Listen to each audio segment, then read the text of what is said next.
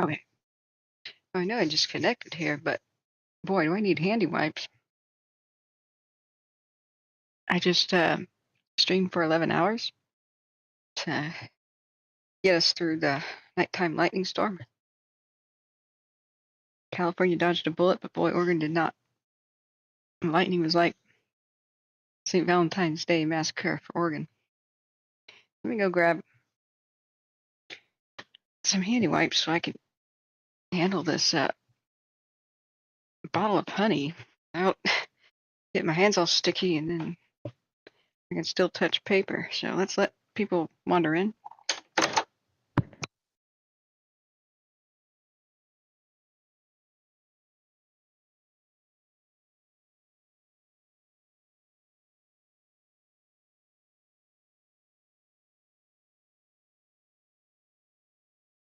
Yeah, some handy wipes, baby wipes, whatever you call these. Super industrial Costco pack.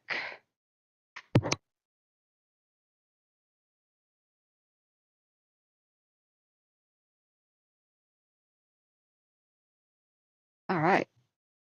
Is anybody here? Sometimes there's like a false connection.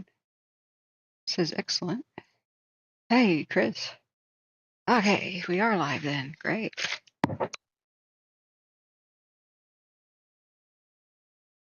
Where's my trash can?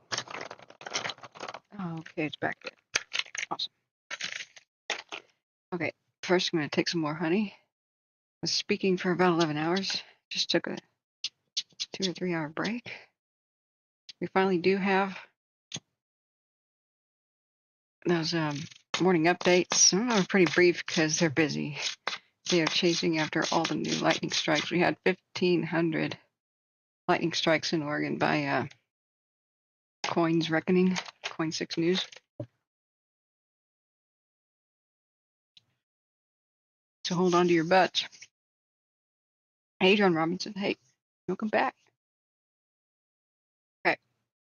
Now, the first thing that's still disturbing is the amount of smoke the lookout is producing.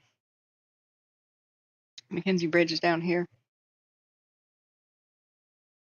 And the lookout is quite active today. Really, really, really active. And it was really, really, really active last night, too. This is what I want to start with because, you know, the Smith River and such, northwestern California, which we feared would get the worst of it, dodged a major bullet. I'm not saying that nothing bad happened last night, but the cameras all looked pretty dang mild. The 40-mile-an-hour wind gust did not materialize. But, oh boy, the lightning strike Oregon all over the place, mostly dry. We got torrential rain in Portland, but we didn't need it here. We needed it on the lookout in the Bedrock, and nothing happened there. The wind just fueled it and fanned it. So that's a live view. Look, it's trying to start its perfect cumulus. It's well on its way to doing so. And do a time lapse, 12 hours. It's quite disturbing. If you know what to look for here, black. Here the ridge top is black. Here is the cool, cold air of the clouds moving into the past 12 hours. And up here is the hot smoke. Even though it was pretty high winds at high elevations, it's punching a hole through the cold cloud layer, and the hot smoke is rising above it before it starts drifting north with the wind. That's pretty incredible. And it went nuts last night. And we're going to watch the morning briefing there real quick. But you could see that as dawn rose, even though there's a blanket of smoke over it, which is usually pretty moderating, well, clouds and stuff dipped down, and look at the insane smoke production. Just wow. So weather quality, air quality is taking a massive hit, and we're seeing it takes a tremendous amount of heat. That's what I'm trying to say, to throw the hot air and the smoke that high into the sky. not have it just be pushed away by the wind, but to breach right through it, punch to the top. That's not what we want to see. Now, it's supposed to be a east wind, but I've seen it all over the place today. Some of the smoke was drifting right back to the camera, and it's coming in from the west now, so it's pretty dang erratic. I'm sorry, I'm totally congested. The smoke is air quality is pretty bad today. I had my window open, and last night the thunder and lightning that hit Portland, I stuck one of my microphones out the window, and it was pretty cool. I had to hear that again, and the rumbles and stuff. But there's fire up here on the hill, which is north. You can see the reflections off the clouds every so often. And this is one of the little spot fires possibly caused by lightning or wind.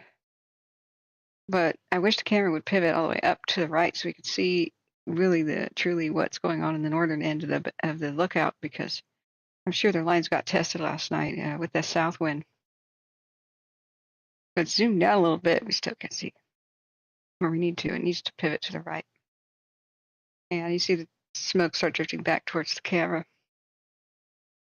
So, man, that amount of smoke production is because it's burning up a lot of the forest. Hey, big dog, thank you. Thank you for tip. Yeah, I've been live for 11 hours. I know about most of these, but do keep telling me, because I found out why Watch Duty wasn't telling me all night about new fires. I started talking randomly about fire history, the Tillamook burn. Finally, I looked back and my mods were like, hey, Watch Duty has this, and this new fire. And I was like, no, it doesn't. They're like, yes, it does. I was like, why am I not getting the notifications? It turns out that even though I have every single county of California, Washington, and Oregon on notify me about everything, notify all, turns out that they added a new button there that says silent to. So I just did the math last night. The combined amount of counties between Oregon, Washington, and California is 143. So if I want to turn on notifications for all the silent, meaning tiny fires, when they first start, if I want to turn on the notifications for all of those 193 counties, I have to click on 100 with my finger, and then that'll take hours. The second problem I have with that is if I am notified like every stupid little grass fire in everybody's backyard, then I won't be notified of anything on Watch Duty. The reason is Watch Duty will fill up my phone with 24 notifications. It might just be updates to the same fire, not even like new ones. And once it does that, I don't get any new notifications for Watch Duty, no matter how critical they are. So I would be touching my phone and swiping away 24 total Watch Duty notifications like every 5 minutes of my life in fire season to try to keep on top of it. So I don't know what to do. I am reliant on you guys to tell me about the really small ones. Because right now, Watch Duty will only tell you about the new small ones in the county that you're in, like located in, or whatever you click those buttons for. So I will write them and ask them to change that a little bit. I think a good solution will be click a button that says update me on everything for the next, say, 24 hours or the next 48, or like during the next red flag the next week, but not forever. So I don't have to constantly go through 143, excuse me, counties, So we've got them all over the place. The one at Sandy, the Camp Creek, we were watching that last night, Big Dog. Good morning. Like I said, had an 11-hour stream. Started around, God, when did we start? 9 p.m., something like that. I took a couple hours off because we weren't having any updates. We were going to wait for the morning ones. So we'll start with the Lookout fire because it's the one that's quite concerning. So I do have that ready to queue up on Facebook, or at least I did till I close it. I don't think I closed it. Oh, there it is. Go put it back in the lookout pile. So let me make it full screen. First, I'll read you this as people trickle in here. I'm sorry, I'm so congested. I got a cough.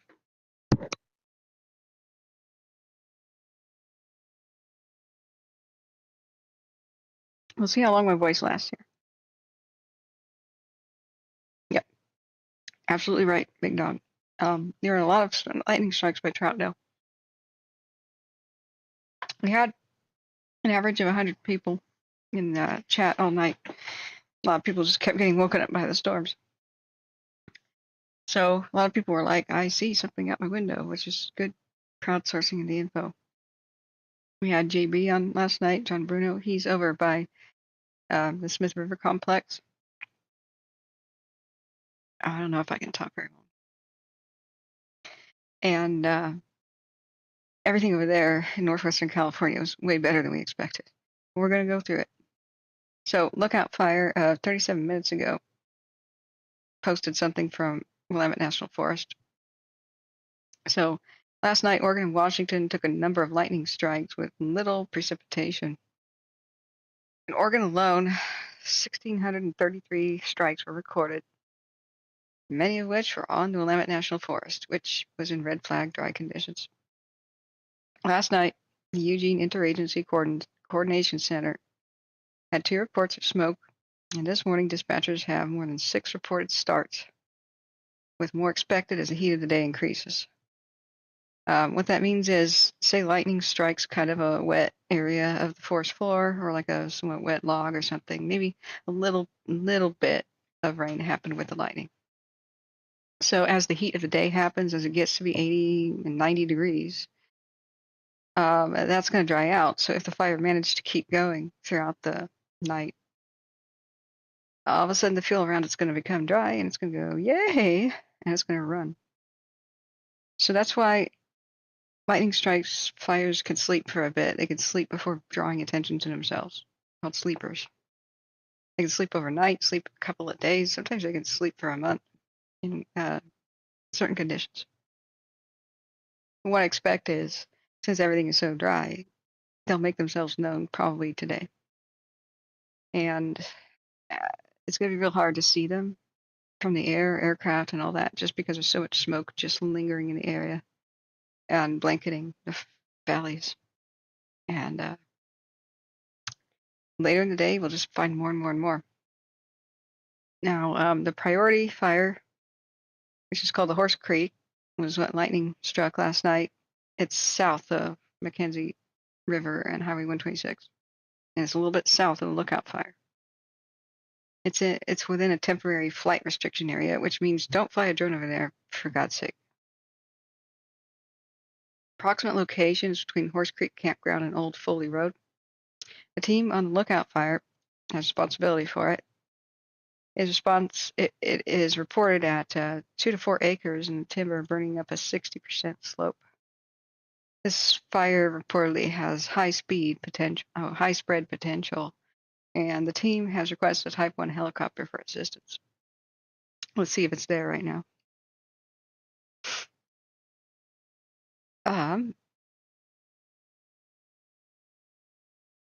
We got a scouting eye in the sky type of plane.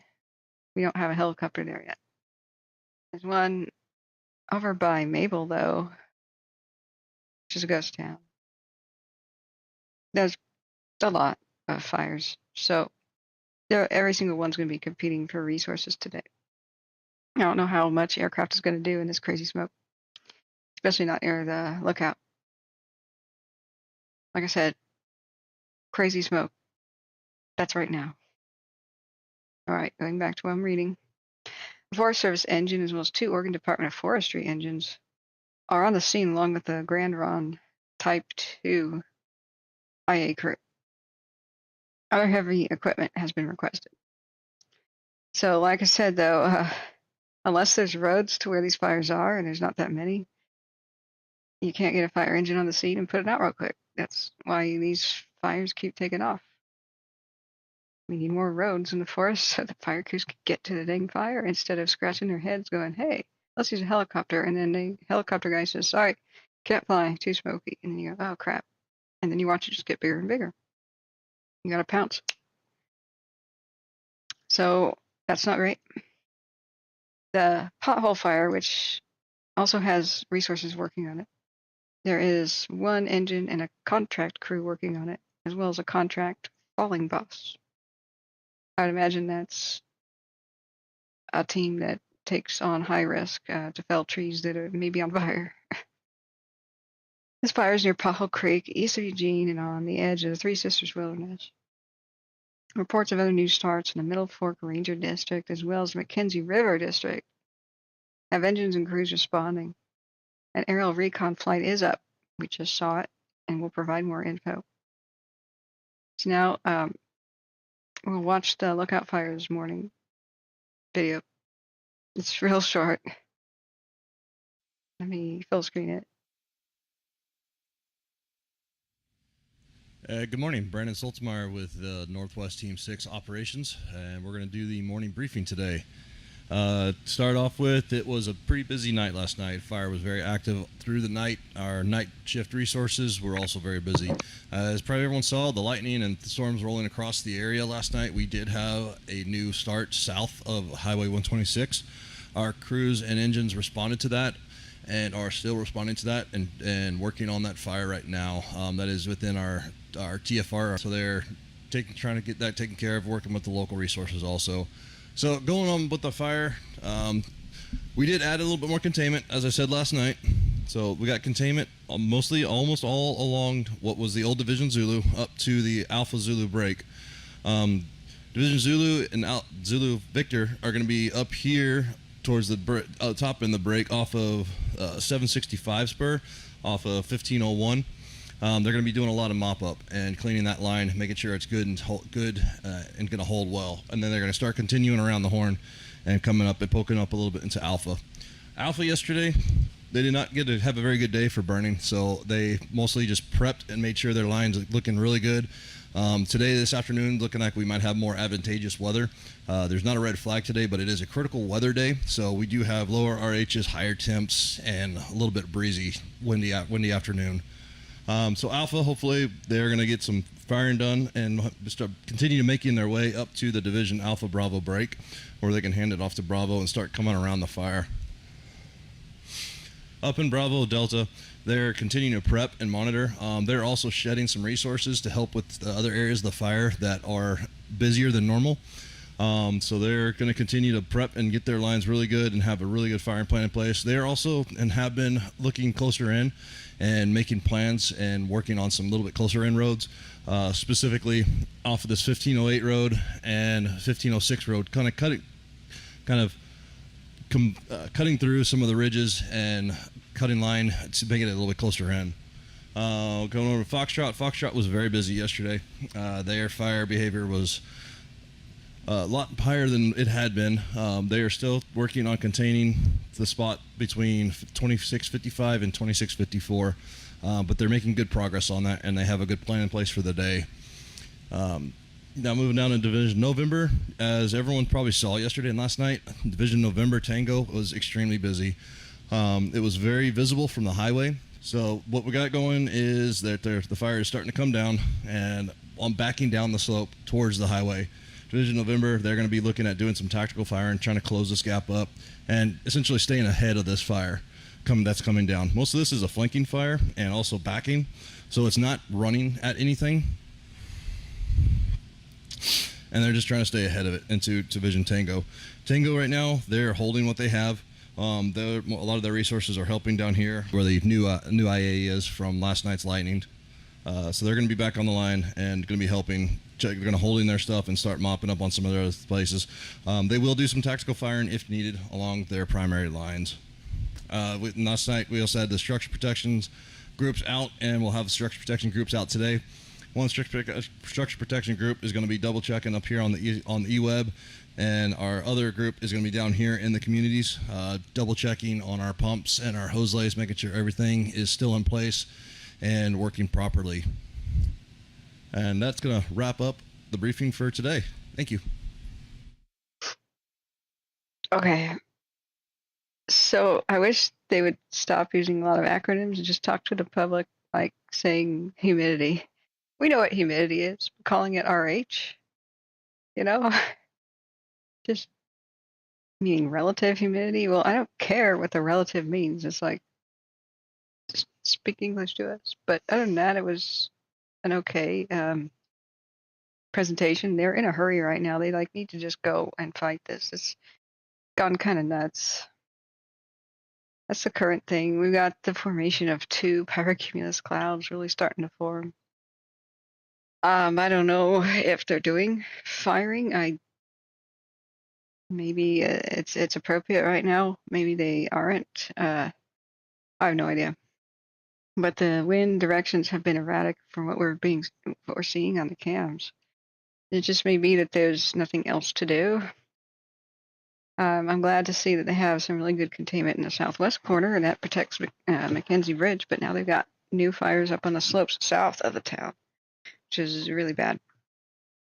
And they're chasing after those. And what we saw on the eastern side, yeah, see how the wind is now coming from the west. It was coming from the east. It was kind of nuts, is all you can really say. And I was correct. The Ness fire moved, but not north. It just moved due east down the slope, backing down it. I still want to know. Oh, I'm sorry, guys. I forgot the window. I have to fix the window to fix my browser setup so I don't do this. Excuse me. Okay. So over here to the right, you occasionally see that there's reflection, and what these flashes are just means flare-ups. Like it's weird if you don't know what you're seeing.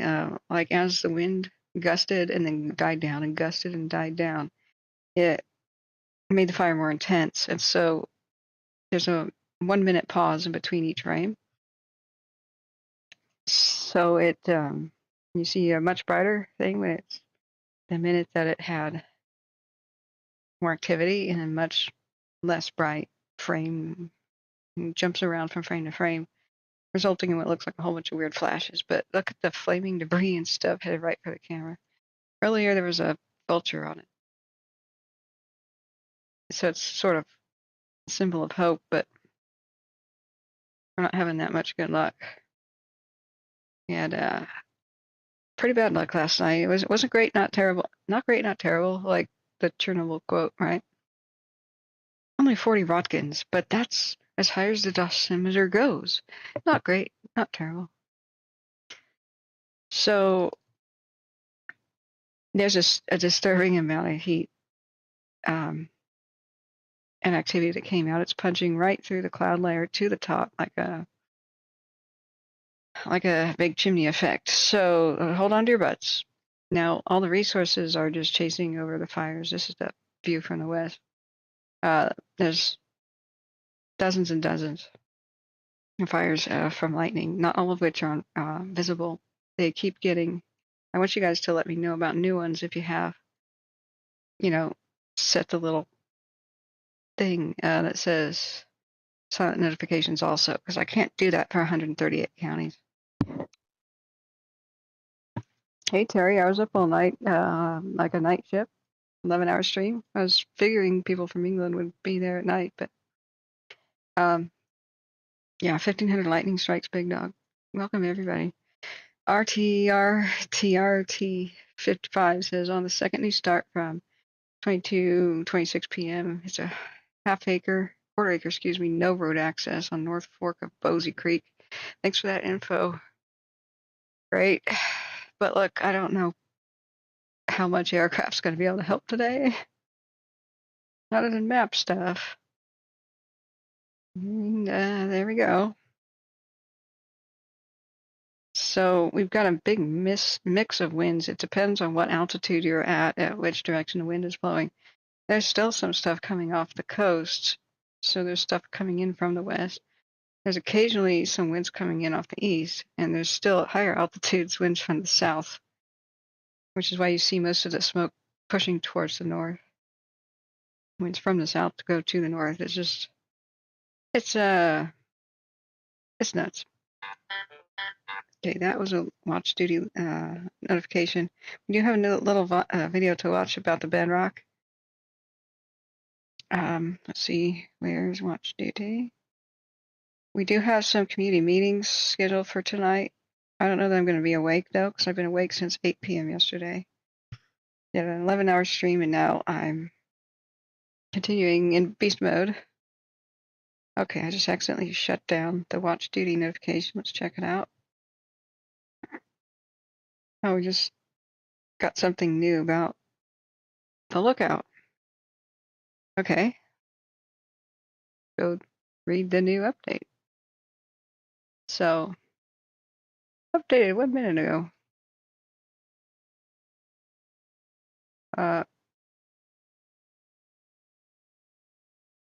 What? There's a new map. Okay, there's a new map. They got 1,066 people on the lookout. Still a 16% containment, like we just saw. About 16,000 acres now. Current situations: gusty winds and hot, dry weather across the region resulted in increased fire behavior. Yeah, we saw. Thunderstorms occurred over the area with lightning and no significant rainfall. Right. Friday's forecast calls for similar conditions with a chance of thunderstorms. Great. Containment on the fire's west, southwest, and southern flanks will grow as crews mop up the hotspots to reduce the risk of additional fire spread. On the west side, crews continue to spot fire across Mill Creek Road and search for additional threats. Firing ops will progress to the north as favorable wind conditions allow. To the north. But that's where the wind's pushing the fire right now. Okay. That's weird. Ahead of the fire's northern flanks, crews, tree fallers, and heavy equipment are prepping roads to be used as control lines. Maybe they're talking about firing way ahead of the fire to the north, so that as it goes to the north, it might hit less fuel. In an orange flag day like today, critical fire weather, it's quasi red flag. Really, it's on the cusp of being red flag. Hail Mary pass, really. Maybe there's nothing to lose. I'm starting to think that only hard rain is going to keep it from getting to the Santan. I don't have a lot of options. Not a lot of east-west roads to stop it at. The fire's northeast flank has backed down to Deer Creek Road, which we saw in the cams. Crews and heavy equipment have contained several small spot fires across it. Drones are flying through the smoke to provide infrared imaging. Yes, new technology. To locate additional threats to the lines. Drones are also supporting firing ops, especially in the areas that are difficult to reach on foot, meaning incendiary ping pong ball action. On the fire's southeast flank, crews are utilizing the power line road above North Bank Road as a control line for the burning ops. That's good. We can look that up. The power line road above the North Bank Road. Okay. Southeast flank. Residents in this area are seeing an increase of smoke. Yeah, we are. And firefighters are patrolling around the clock to detect the spot fires across that power line road. Lightning started a new fire near Horse Creek, south of Highway 126. This is kind of like what we just saw. Crews from Lookout Fire and local resources mobilized to find and contain that 4-acre fire. Detection flights will take place this morning, and the plane is up to look for the new starts. 2 structural protection groups of firefighters are in place to protect the homes affected by the fire. Local agency, firefighters, and law enforcement will maintain a presence in evacuated areas. OSFM resources remain available to return to the incident should the need arise. That was a little bit of an odd decision to release Oregon State Fire Marshal resources, which means all the help from even as far away as Portland that showed up to help right before the red flag and the thunderstorm forecast. They were sent home, which was a bit weird. But I do understand they need to go back to their families. And maybe that's the point. There were thunderstorms coming. There were thunderstorms coming all over Oregon, so they need to be back at their own stations to protect their own backyard.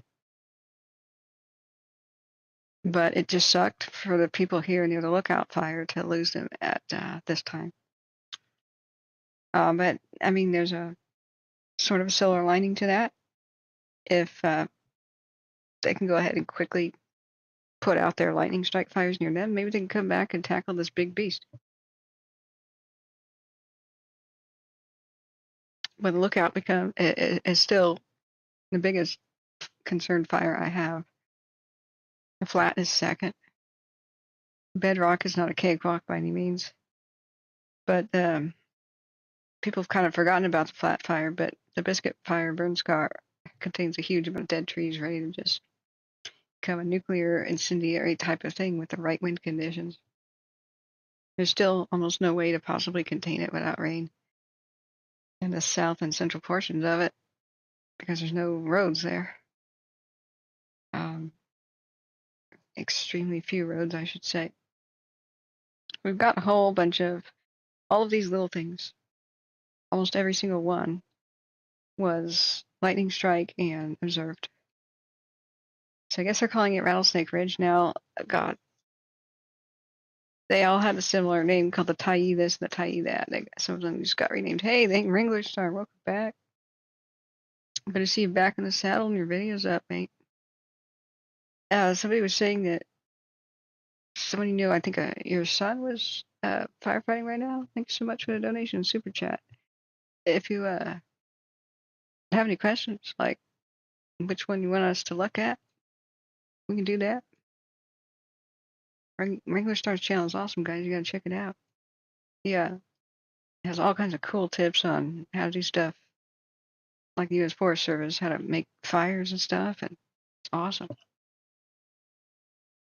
But the current look here, this is quite disturbing. The pyrocumulus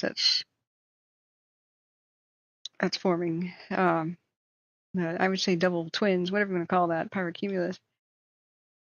A tremendous amount of heat is pumping up there. That's a lot of our old growth burning. I really don't know that anything but rain can really help with this. So let's do the 12-hour time lapse for anybody who's come in and why this is so dang disturbing. Remember, everything dark in infrared is cold, and so right here is where the ridgeline is, and that's where all of the cool, slightly moist thunderstorm areas. And yet, the fire was burning so hot that you see this hot smoke punch a hole right through it up to the top. You would think they would just blend in with the incoming air. That's cool, and it would cool it off a little bit. You wouldn't see much of it on infrared, and it would just be pushed north with the rest of the air. But it was so powerful, and even in pretty fast-moving winds, it went straight up with a tremendous amount of heat, and then the smoke then drifted north. Then here at dawn, it's still just going like crazy. Even though the smoke should be moderating it, the smoke should be kind of depriving it of a little bit of its air. It should be putting a lid on the frying pan. But look at this craziness and the expansiveness of this fire. You can really get a sense of the scale from here to here. Every single part of it was pretty dang active. The east side looked the most crazy. This is the current view of the east side, and this is our 12-hour time lapse. And I really, really wish the camera's over here because I want to know what it's doing. How is the north going to hold on their lines? They just have mostly north and south roads over there. Like I said, the only really good east to west is all the way up to the Santan. And we have a very sobering evacuation route. Map that goes all the way up to Highway 20. So everybody there should be alert and expected it might go there. Wrangler Star says, my son Jack is working at Type 2 hand crew on the Happy complex. We appreciate these updates. Hey, you are very welcome. So yeah, we'll go down and check California. They got super lucky. We did not see the 40 mile an hour wind gust thing develop. The Wild Frontier cams 1 and 2 looked really mild. High Divide looked extremely mild. We had a little bit of activity on one of the forgotten ones. I'll think of the name as soon as I see it. Now, mind you, we couldn't see the entirety of the Kelly or the Coon, but we got glimpses of it. But we got there was a bit of a lucky streak over there by the Smith River complex where the ridgelines burned last night, and most of the fires had gone down into the drainages, but the higher wind gusts were only up at the top peaks, which had already had most of their fuel burned off, at least what we could see in the cams. So the smoke was still lingering and not really moving down in the drainages. It was just another stroke of luck. Dead Mountain camera still has retardant splattered all over it. Otherwise, it would be useful for monitoring some things. And earlier today, it had a crazy morning sunlight reflection, and so we were all looking at it like, it's bespattered, it's red, but is it art? It was a funny moment. So if we go down to California, we're still waiting for all the organ fires to be counted, assessed. With this amount of smoke, I don't think aircraft's going to help much today. Wind is a double-edged sword, right? We need more wind to blow this away, but more wind would fuel them. So this thing is just cooking. So as far as our aircraft go, not all of these are firefighting aircraft, really. I mean, but they're out there checking on things. So we had a tremendous amount of lightning, 1,500 strikes at least, and we watched a huge amount roll up from the Del Norte County, and then it went right up, mostly west of I-5, and went crazy. Drain Oregon just got slammed. Everything east of Coos Bay to I-5, this entire region was just pumping off with insane lightning. We did get it up past Reedsport and Florence, so I would expect around here we're still going to find some. North here, and the big nightmare would be to have another Oregon a Coast Range fire break out, because there's still a lot of rugged, steep terrain where there's not that many roads in the Oregon coast. We had torrential rain in Portland and some pretty intense thunder. This is not one of the lightning fires. This was yesterday's, day before's power line fire that they pounced on, which is great. And I urged the Vernonia Fire Brigade up there, on their Facebook, for them to do a burn ban again, to reinstate it. And I said, look at Predictive Services insane, Happy Campus Neck, but look at Predictive Services insane forecast. Let's see, which one is it? Where that? You don't see that very often. Red for lightning in zones 2, 3, and 4, which is all of Western Oregon, from the Cascades all the way to the coast, from the border of Washington to the border of California. You don't see that. It says high risk. The risk for large fires is very high, greater than 20%, because of two factors. Triggers: 1, significant lightning; 2, critical burn environment. Great. So that's what caused me to reset my sleep schedule and do an all-nighter stream for 11 hours. I took a 2 or 3 hour break, and now I'm back. Because hold on to your butts, strap in. It's going to be bumpy day. Godspeed, all of our firefighters. Now, all right, where's California? Let's go and look at California. This is our Wild Frontier one. So this is looking south whenever you see this road.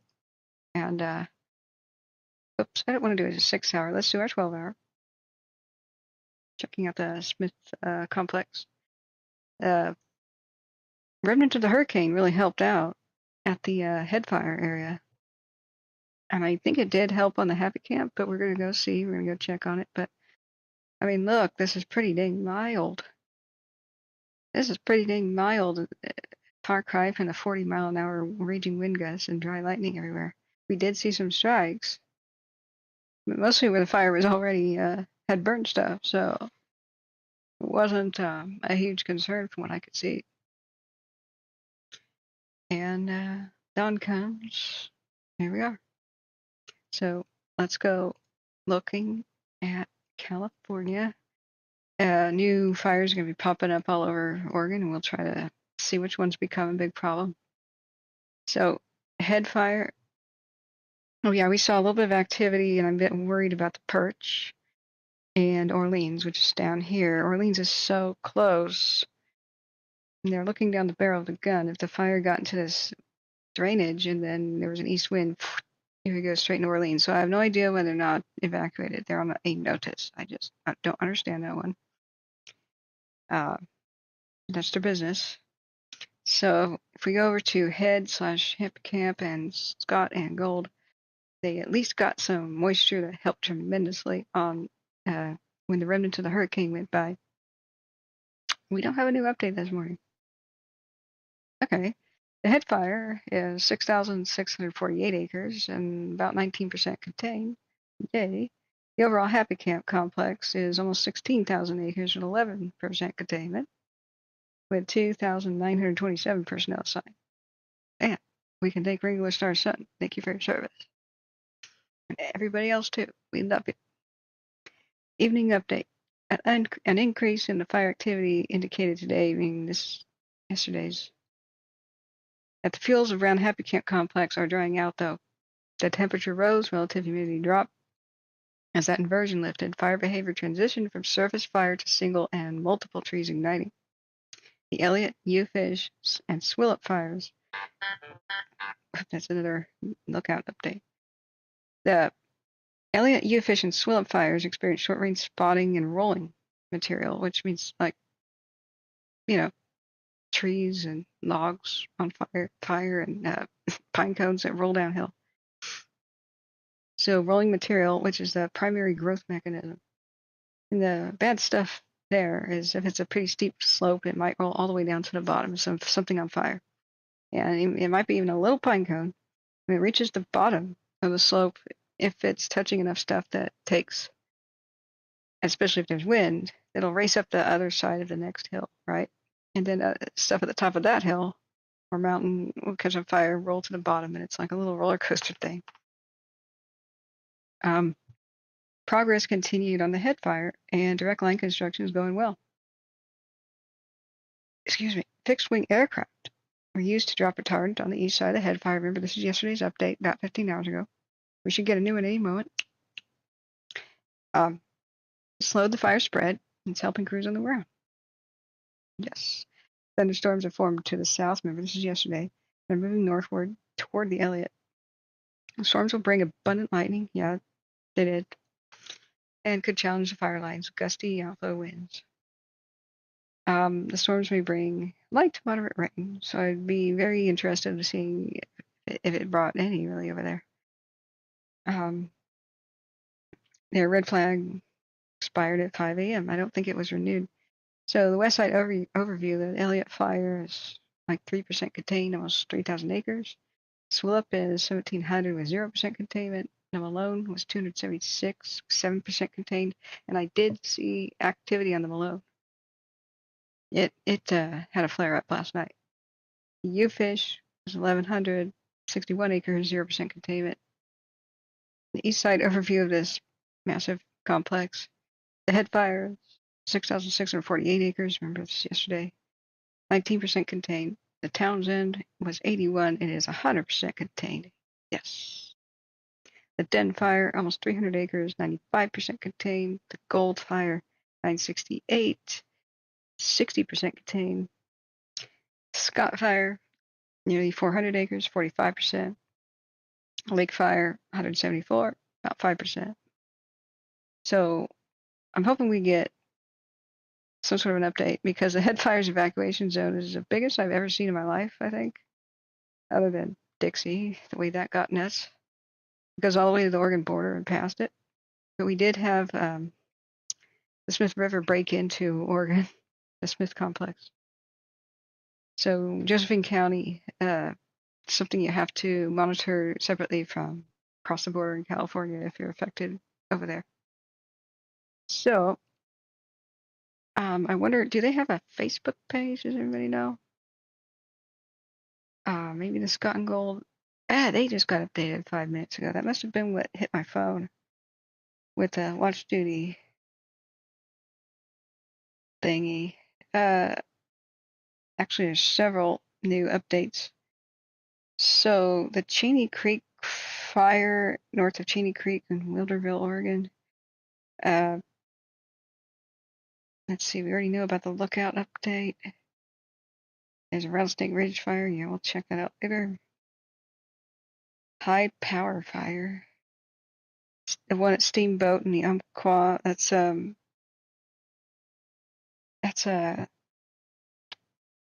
that Boulder Creek Wilderness. Okay. High power fire north 5 miles north of Steamboat. Yeah, this is a lot of stuff, and we have a video on the Bedrock to watch. It's pretty short. Okay, so 5 minutes ago, there was a morning complex update. The Wildfire is still the Happy Camp Head stuff over there by Sayed Valley area. For the morning complex update, the Wildfire is about 968 acres, 65% contained. Scott is 367, 50%. A new lightning fire was observed last night north of the Wildfire.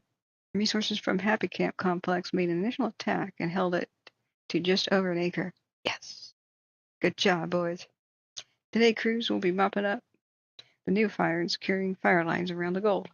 The Gold and the Scott fires are slowly backing down a slope on the west flank towards the Scott River. Okay. So you have to click on a million things to figure out information about the same stuff, but hey. Let's see, what is this Den fire? Yeah, that was 95% containment. Sweet. Now we've got an airplane. As soon as this airplane goes by, I'm hoping. Actually, you know what? They're probably not. Are they mapping? Or are they just looking? Yeah, I think they're doing looky-loo stuff. Looking for the new things. Checking for new spot fires. Now, the difference between a spot fire is when there's like some flaming debris usually flies out of an existing fire, and that thing goes for a while and then lands nearby. And so people run out and chase it to try to get that done and go back to fighting the main fire. So the new lightning strike things, those are called starts. So we could see lightning strikes from space. Let me take some honey. I've been speaking for 11 hours prior. I did an all-nighter shift. And I'm not going to say anything like I plan to go to bed soon, because when I do that, that's bad. Come on, honey. Come out. Come on. Okay. I have to put that bottle upside down. Oh, no. It fell. Shoot.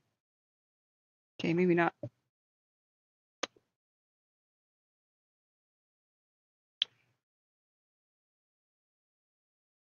Yeah.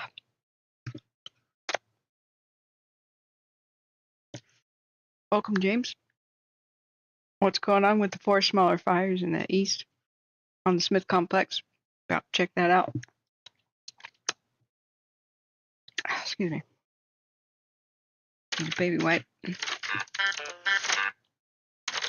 Bear with me. I woke up at 8 p.m. It's my second shift. First stream in 11 hours. Okay. Now, everybody dodged a bullet in California. The 40-mile-an-hour wind gust thing did not materialize. And while there was lightning, it was mostly where fires were already burning. Pretty amazing stroke of luck for that. Now, I'm not saying it hasn't been affected in a bit negative way. You might write down a note here. But, let's see, timestamp 49. Smith. Okay, and prior was the Head and Happy. We're still waiting for an official Happy and Head update, but that ties us over for now.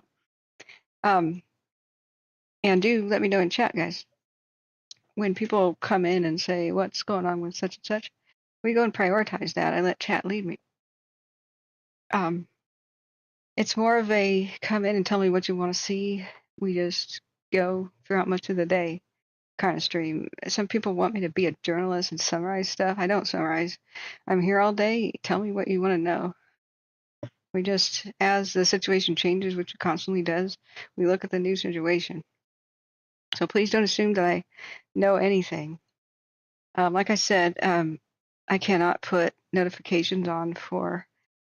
I have it set to all for all of the counties of California, Washington, and Oregon. I cannot hit that button on all of those counties that says, let me know about the tiny ones, the ones that are 1 acre. Those are by default silent, so I don't really get a phone notification. If I did, it would fill it up, and then I would stop getting them at all. You can get a maximum of 24 notifications on my phone on watch duty, and then it stops. I think it's an Android thing, but it sucks. Even if there's something critical and crazy going, even if I have a stupid update from 15 hours ago about a containment percentage, I can't get the new critical updates. So you guys, especially if you use watch duty and put it for where you live and click that button for all notifications plus silent ones, tell me what just developed in your community, and that will let me know. James Mosher says no out in the Siskiyous by Island Lake and Devil's Punch Bowl. That's where backpack. Okay. That's from response to somebody else's question. Sometimes it takes a while to manifest. Yeah. Um, that's what makes a lot of people believe in conspiracies. They're like, look, there's no lightning right now. Why are there 16 new fires? Well, that's because they got the lightning struck yesterday or the day before, or the night before. And usually when lightning strikes, it's kind of wet, so the fires kind of smolder like a cigarette. And then as the day wears on and it gets heated up, all the vegetation around it dries out, and then it can take off, especially if wind hits it. So which specific one did you want to know about the Smith? We have a general warning update. I was hoping for a video, but like I said, this is the biggest evacuation other than the head fire zone I've seen. It stretches across 2 states. All the way to Cave Junction, which is on notice. So hold on to your butts. It's in Del Norte County, Siskiyou, Josephine, and Curry. Yeah. It's like, okay. So there's so many different parts and pieces, but all the cams looked good. It was relatively minor activity. Like I said, the winds were up on the ridges, and most of the fires had burned the ridge top vegetation the day before. And the fires were mostly down in the gullies, and you could see that the wind wasn't really hitting them much because the smoke wasn't going up and over the hills. So there's a lot of fortune. I think the very, very best scenario happened last night for Northern California, just not for Oregon. So Grants Pass, Oregon update 5 hours ago. There's watch duty again. She said it was one is Island and hurdy-gurdy. Okay, we'll click on that separately. Overnight thunderstorms brought abundant lightning, gusty winds, scattered showers, and possibility of new fires to southwest Oregon and Northern California. Well, all of Oregon got lightning everywhere. Fire managers prepared for these storms and have plans to address the new fires in cooperation with agencies, blah, blah, blah, blah, blah. On Thursday, the smoke prohibited the aerial ops on the north end of the Kelly. Fire personnel worked those fire lines west of 199, developing fire lines in the Gillian Butte and Blue Creek to the Lost Mountain Road. Masticators, take a shot. And crews worked at clearing fire lines east of 199. Other fire personnel began setting up the sprinklers to provide further protection to structures near the 4402 road, working from south to north. Winds pushed the Kelly Fire north into Josephine County, triggering a level 3 go now. Yesterday, before I got on, for the Highway 199 area south of O'Brien and milepost 38 to the California border. Then they put a level 2 get set for O'Brien and Takilma area, which is further north. Then they set a level 1 get ready up to Cave Junction. Had a lot of Cave Junction people last night going, So there's a Grants Pass Red Cross shelter at Rogue Community College there. Due to increased activity, the public is encouraged to monitor the Josephine County Emergency Management Facebook page and the Rogue Valley Emergency Facebook Management page for updates. This, I'm going to put a link in the chat real quick so you guys can see that, because I don't think I have that in the description of my video. I think it got deleted on accident. Now, 6 hours ago, they reported that the fire was at 57,000 acres and some change with 0% containment. I don't think the Smith River complex can be encircled or can be contained. I think they could try to stop it at Cave Junction from affecting them too much, but it's still pretty hilly and mountainous. But I think you gotta wait for some rain. It's just impossible terrain to build roads on, even if there isn't a fire. If you just turn on the terrain mode and look at a map, it's just hill, up, down, up, down, up, down, up, down. They kind of look like hills, but they're technically small mountains. Excuse me, I'm congested. We got smoke here in Portland. Hurdy-gurdy. I don't think we've ever had a camera on this one. Got 1,333 acres, and it hasn't had an update since 4 days ago. But we could check. I think the Smith River complex has a Facebook, right? Sometimes you get extra look out there.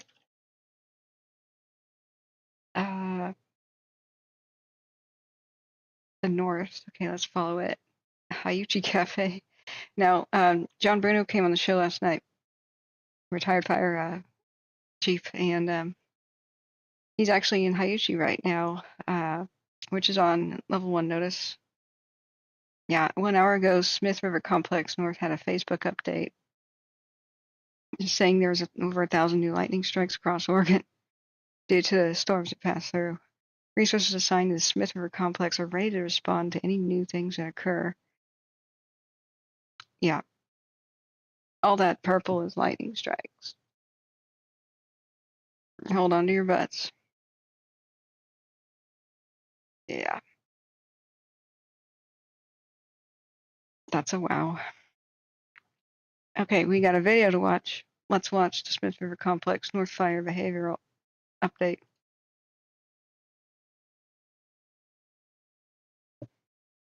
Hello, I'm Dean Warner, Fire Behavior Analyst for Incident Management Team 13.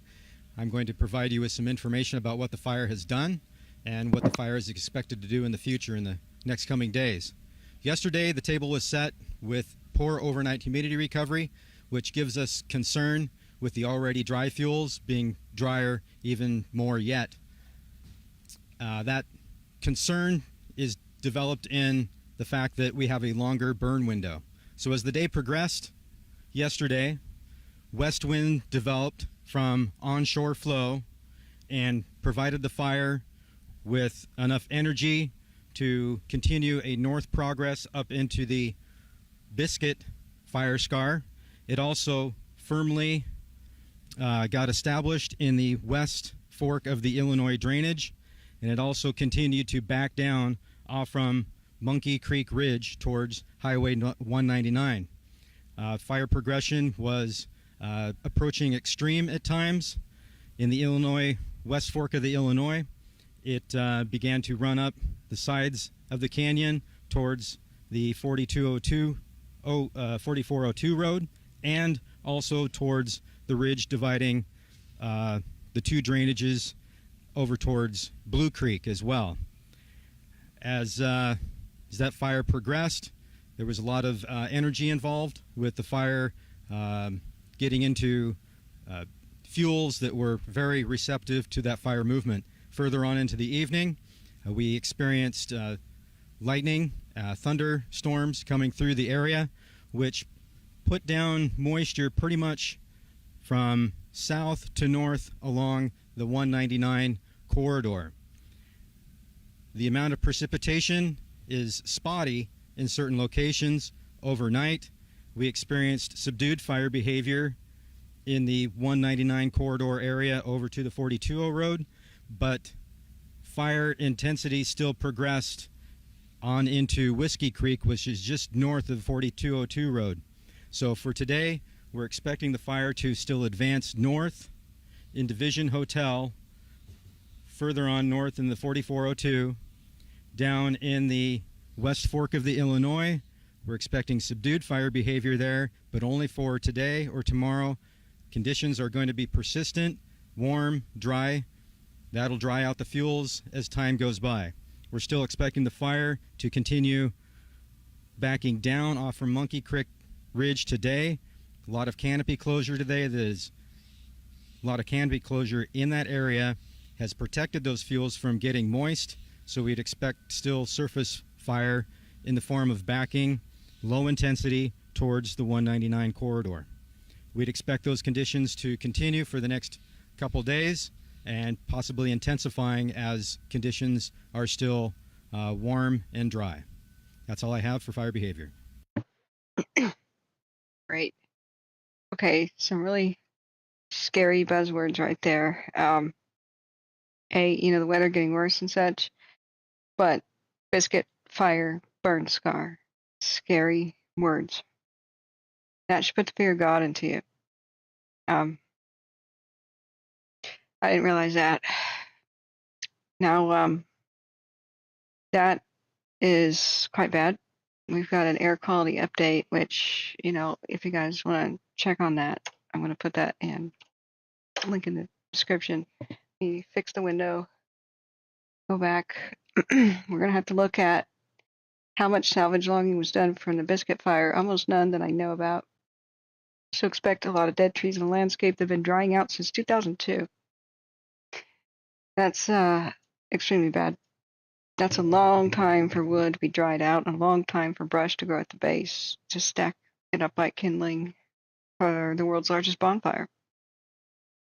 One of the things that JV and I and Broken Fish, who worked at Biscuit Fire when he was firefighter, was just how dang bad that was. It was Oregon's largest fire ever, past the year 1900. Let's look back at the lookout real quick. Still cooking up huge.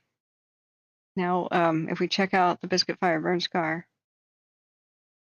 it was gigantic. It takes up this entire area. So all you have to do is click on fire history. It's all of this.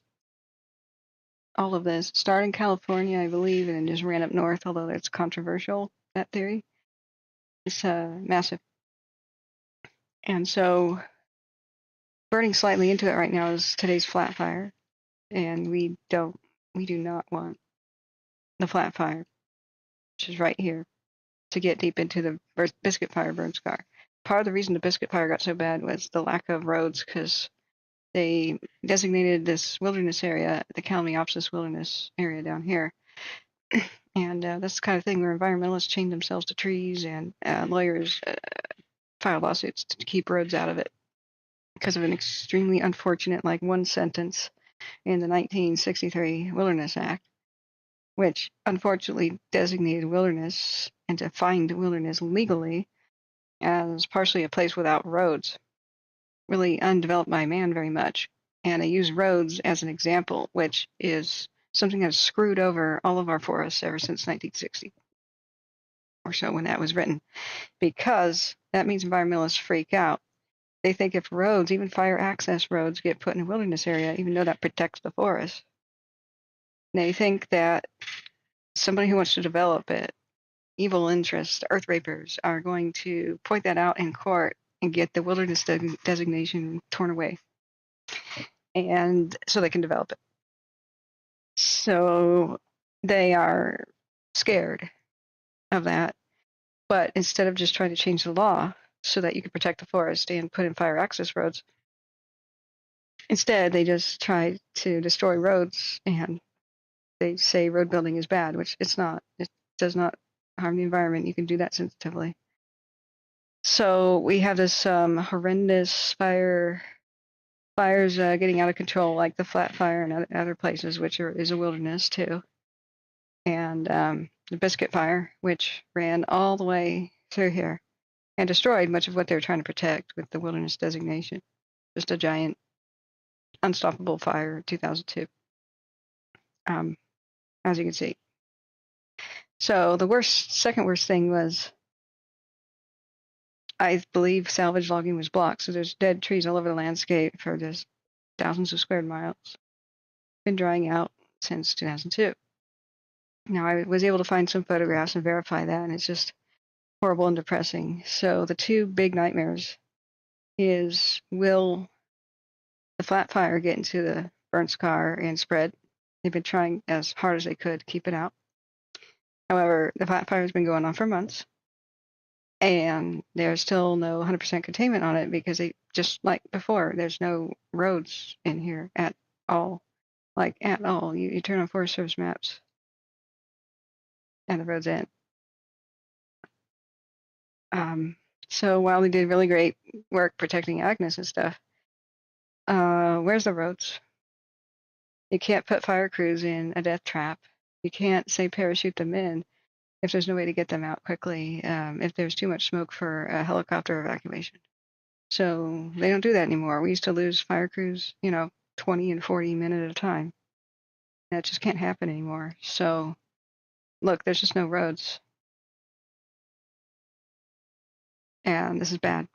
This is horrifically bad. Same thing, very few roads north of the Lookout fire. So we're losing tremendously important and very sensitive environmental areas and things with habitats for critically endangered species. So when I first saw the Smith River complex break out, me and JB and Broken Fish were also very concerned that since the see all this yellow stuff, that's Biscuit. Started in California, went roaring up past Oregon. We were very concerned that the Smith River would get into that burn scar. Now, we'd have to find some photos to try to see just how bad, how much fuel it's going to find, but probably a tremendous amount. It's a very sobering and pretty sad admission. What we could not see on cameras was it breaking out and moving towards Cave Junction. So this big red thing here is a different burn scar, and I can't figure out which fire it was.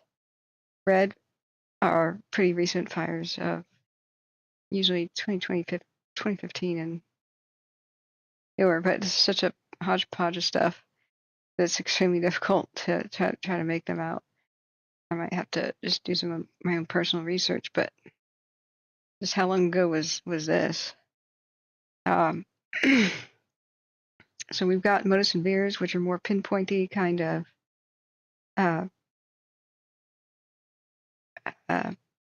heat mapping.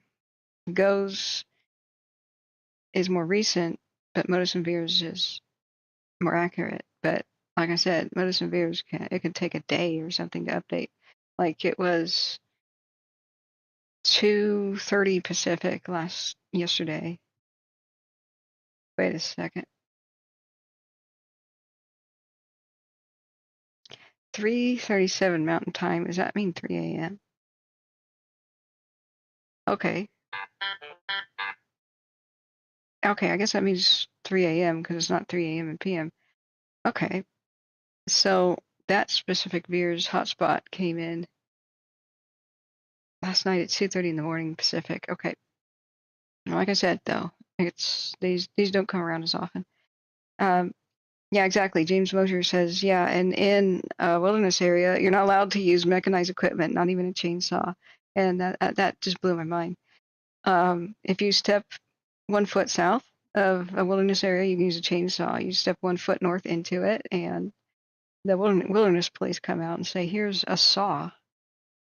Go at it like it's let's party like it's 1899." Like seriously, the old Paul Bunyan crosscut saws. Now, when speed is the difference between life and death for the forest, yeah, let's go back to 1899 technology. Devers, good morning. Hello, I smell the fires here in Port Orford. Well, the entire Willamette Valley is filled up with smoke, and much of Oregon. So we're gonna have to watch this little arm that crossed into Oregon. Like I said, California's not looking so bad. Oregon is. Oregon just got screwed. Um, just hold on to your butts. We're gonna have to come back and look at this and what this means. I'm gonna have to talk to Broken Fish and JB. Worst case scenario is the Flat and Smith complex just merge and rampage through the burn scar of the biscuit. It's a possibility. It's also the worst case scenario might come true for the lookout that eventually reaches the Santiam. It's still remotely possible that the Bedrock could meet the lookout because they're still working on some fingers that escaped them on the northeast side, but this morning's update talks about it and how that's a number one priority to capture that finger. From the get-go, the Bedrock's been trying to go towards a lookout as if it's a stalker, you know. So let's get out of watch duty. My phone just blew up with a bunch of lookout updates. So let me write down a timestamp of what we just talked about so I can organize the stream later. So at 1 hour-ish something, the Smith and Biscuit. Now, we had thunderstorms last night, so those are never good. You know, unless they dump torrential rain and have no lightning, right? Well, we had dry thunderstorms primarily last night in Northwest California and all across Oregon. And considering that the forecast had 40+ mile an hour wind gusts in it and all those, considering that, we got extremely lucky. California did, at least. And Oregon did with the fact that there wasn't any super high winds. So considering the bad situation, we still got somewhat lucky. We got to count our blessings here. So let's look at a current look at,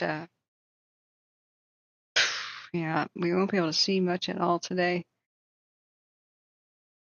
of the lookout.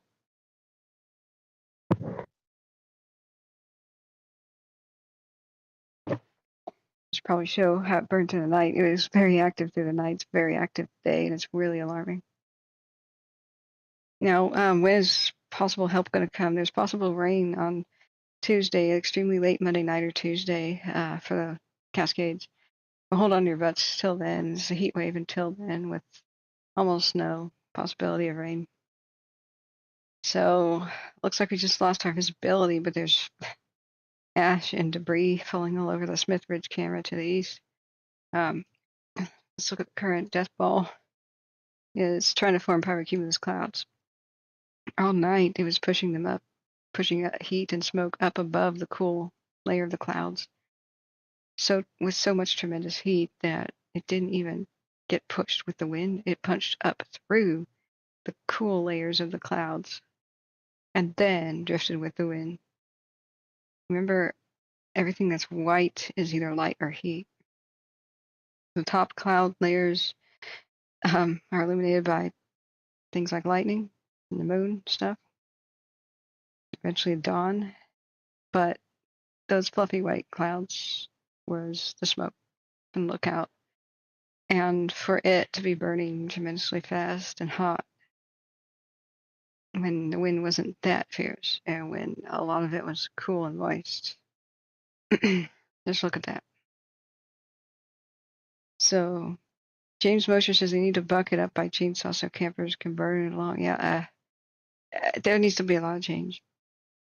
David says, hey, you're back. Hope you had a nap. No, I didn't. So, but I'm not going to talk about needing a nap either because that just means all hell will break loose. So I'm not going to do it. In fact, I'm just going to declare to the world I'm going strong. I can do this all day. Then maybe the devil will give up, right? That's good. Big Dog says at least one spot. Nice. The Camp Creek fire near Bull Run does have at least one Forest Service road nearby. Yeah, they do. The Bull Run watershed is Portland's water supply, so it's got some access roads to deal with it. That's a really good bright spot. But a lot of the fires in, especially everything called the Willamette National Forest and stuff. No, a lot of roads. Everything called wilderness has almost none. So the Lookout fire is burning in a wilderness / experimental forest. Usually experimental forest means we're just going to be hands off and observe what nature does by herself. We already know that.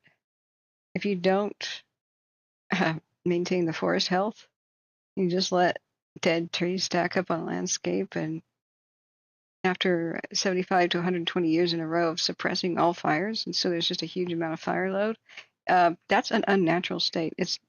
I'm sorry, your experiment is already not studying natural. Okay. And usually these experimental forests just boom, blow up with the first fire and incinerate everything in sight. Well, experiment over. Because there was no way to put it out. They had like 64 lightning strikes in this area when the lookout started. The lookout was the only one they couldn't catch because it was in a random steep roadless area. So the Horse Creek is hopefully it's threatening McKenzie Bridge, and it's threatening Belknap and all that. Anything along 126, honestly, because it's a mountain pass, also known as a wind tunnel. So containment not provided, but they're on it. Now let me see what kind of new watch duty update I just had. I got 10 since I was just speaking. Okay, so a new fire is called the 394 SUF, which was just reported. So let's see where that is on watch duty on my phone, then I'll find it. That's Benton County, west of Corvallis. That saw a tremendous amount of lightning strikes. So let's just check it out. If you're wondering why my watch duty looks weird, it's in dark mode.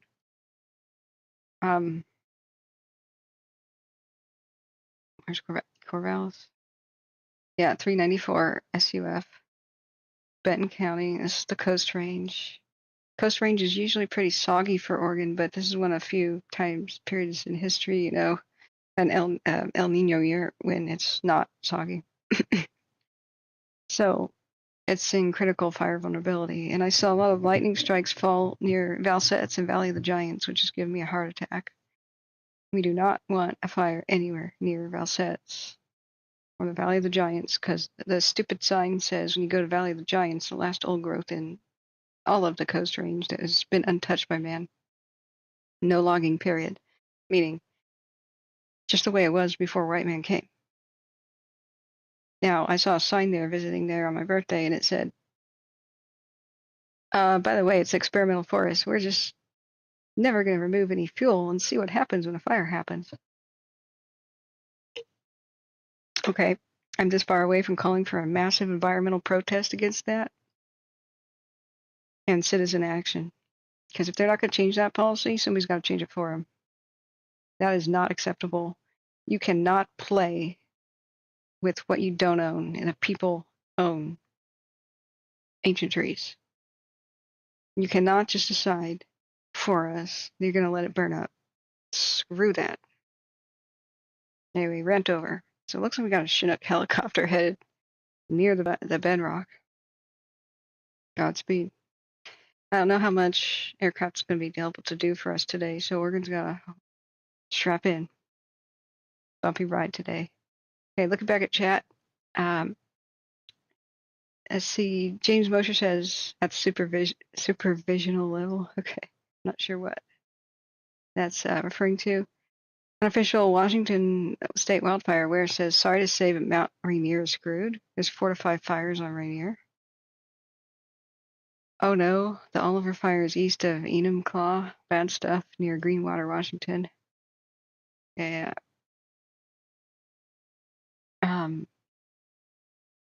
Hang on a sec. Yeah, did something.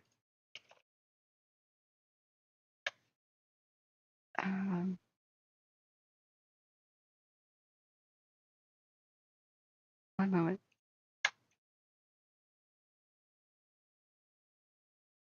Hang on.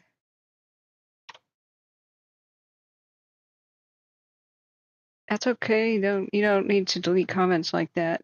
He's saying in Spanish. In Puerto Rico, it's raining quite hard. An electrical storm in Geraldo, and there are several maritime things off the coast of Puerto Rico, and we are watching one of two. This is not a very good translation. One or two of those. I think it's tropical storms and stuff headed towards Puerto Rico. That's okay to talk about things that are going on in the rest of the country. So, so James Mosher says the no PCT through hikers are screwed. They're close to it. What's that? The Pacific Crest Trail? Yeah. Unofficial Washington State says 2 U.S. Army copters are headed possibly towards the new fire near Greenwater. Maybe they're going to pick them up.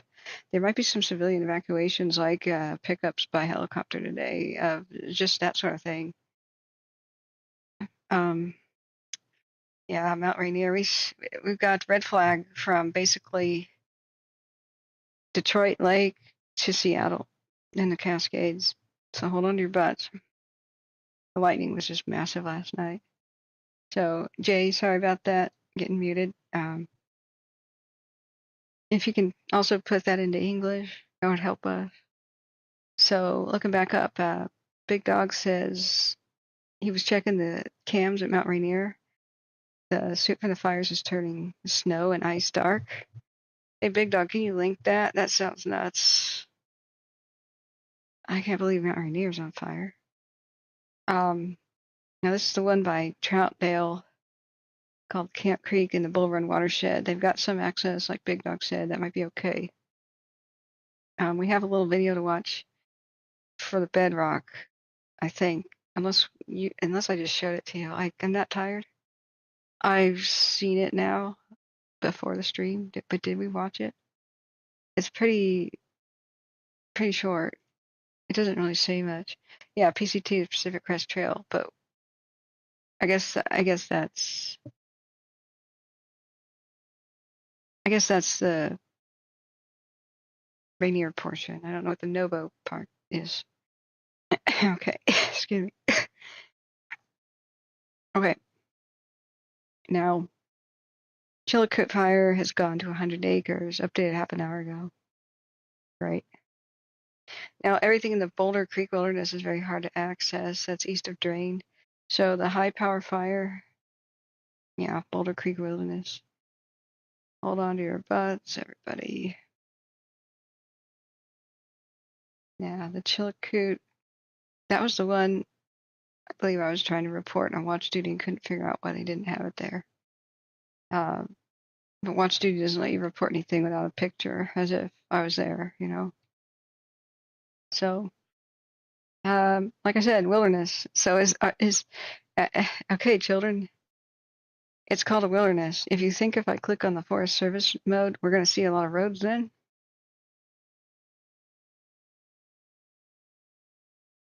What do you want to bet? It's a sad reality, but we could change this. You know, we just got to make people more aware that change the wording in the Wilderness Act. That's it. Do not vote for the stupid thing. Or, you know, please write your congressman, especially in Oregon and Washington. They're trying to push a crazy bill forward that says let's keep roads out of wilderness areas. Let's make more wilderness areas without roads. That's just retarded. I'm sorry. It's absolutely retarded. That's the most anti-forest thing I've ever heard. So just remind your environmental groups and your senators, this is not going to save the forest. This is going to mean we lose more. Just like we lost the Beachy Creek to this. Just like we're losing the Willamette National Forest to the Bedrock and a lookout for a lack of roads. Wake up. You can protect the forest by saying cannot be developed. Just remove the road part from defining it as a wilderness, and there, it's safe. It won't be developed. Oh my God. Oh, yeah. High power fire is in the Steamboat Canton Creek area, east of Glide, Oregon. The fire is estimated to be 40 to 50 acres. It's in the Umpqua National Forest, in a mutually shared area of mutually shared protection. Oh God, when there's a million agencies, there's too many Indians, you know. No, too many chiefs, not enough Indians. Currently, the fire is staffed by DFPA, UNF, and Landowner Resources. The Douglas Forest Protective Association, Umpqua National Forest, and private landowners too. Oh my God. I hope they work together. These agencies do not, in general, work very well together. They tend to say, that's my fire. No, that's my fire. No, that's my fire, because whoever claims it gets the money. And that's part of how the Caldor got started. Cal Fire says, it's my fire. The Forest Service goes, El Dorado National Forest goes, it's our fire. And so Colson Aviation shows up, even with nighttime helicopters, ready to put out the Caldor. And Cal Fire says, no, you can't do it because it's our fire. And then Forest Service goes, no, you can't do it because it's our fire. Only when we tell you. And so they went home. And we lost pretty much all of El Dorado National Forest that way, partially because of an argument between agencies. I think we just need to kind of nationalize it. Just turn the National Guard into a huge firefighting thing and pump it full of money and militarize it. Swear to God. So let's see what we got. We got some scouting planes, Cal Fire Air Attack, Beach King, excuse me. That's a looking plane. It's not really that much of a mapper, but they'll report and radio what's going on. Let's look at the smoke levels.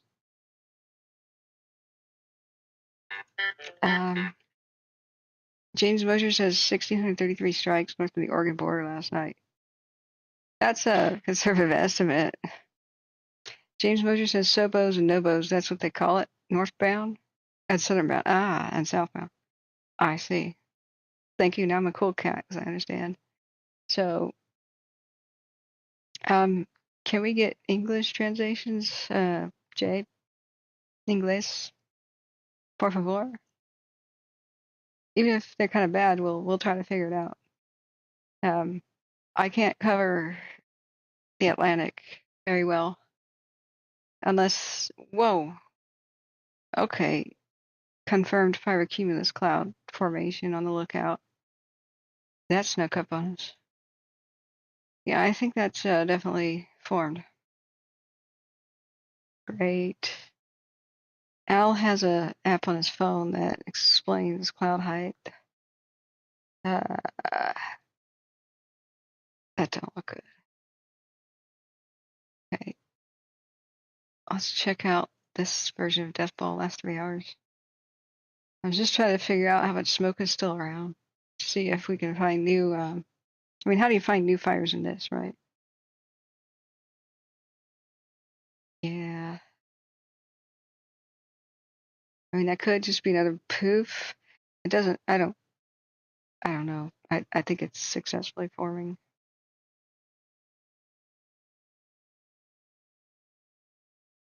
Could die back down, but as we get hotter and hotter today, it'll likely successfully form and stay formed.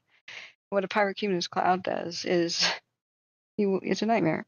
You don't want it at all anywhere, but when you have it at high altitude, this is the triple threat nightmare of extreme long range spotting. Like 5 miles, like flaming debris flying like 5, 6 miles, sometimes more, and starting fires ahead of itself downwind. Okay, you need 3 things that are maximum for long range spotting: high elevation, check; standing tall dead trees on top of the tallest peaks, check; and really dry fuels and some wind, check. Pyrocumulus cloud, what it does is it's formed by there's so much burning, that so much heat is made, that it's trying to be pushed up into the sky at high speed, because there's more and more heat being formed. So all that air is just rising to the point where it can't rise fast enough in a way that it's going up.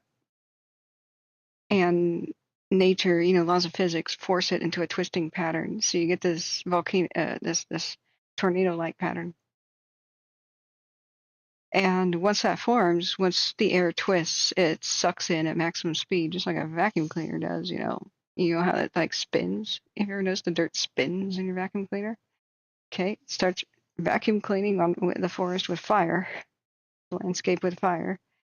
And that's maximum efficiency for heat rising. So as a tremendous amount of air goes up into the sky, new air, fresh oxygen for the fire is sucked in around the bottom. And so you just have incineration temperatures where it doesn't matter if a tree or anything is living or dead, it's gonna be gone. So because these go so high up in the sky, flaming debris gets sucked up into that vortex. Could be anything from moss, lichen, and sticks. And since they're already in high elevation, top of a tree, and then sucked up into the top of these clouds, it'll run around. Takes a long time to fall from that height, and so the winds can push it long distance.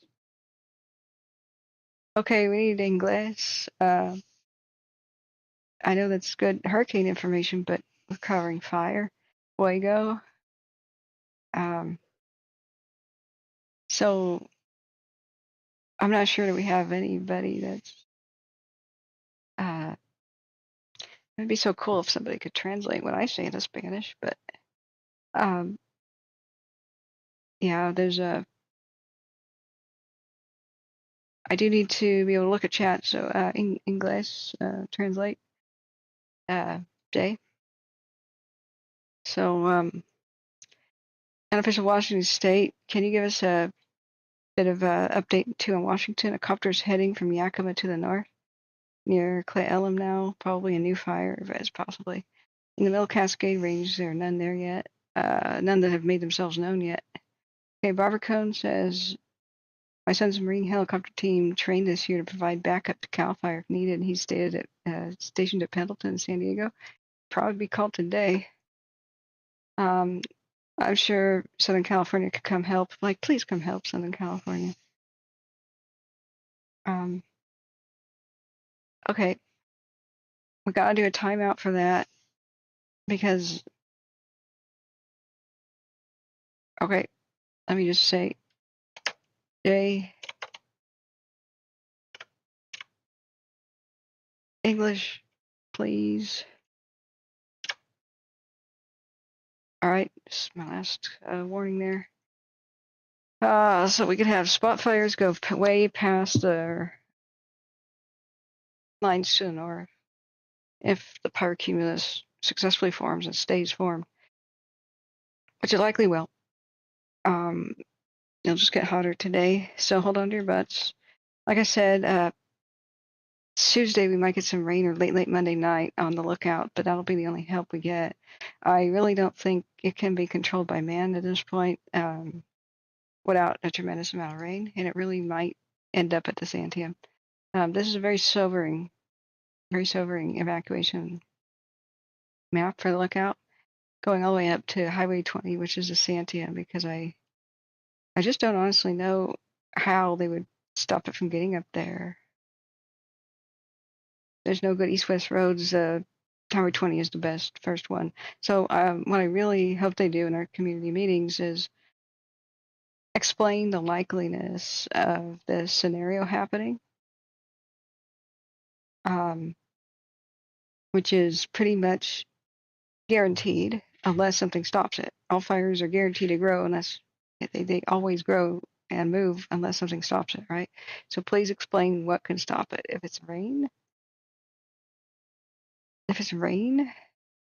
just tell the public that they can get a handle on if it's rain or whatever. But it might be that we have an Indian summer.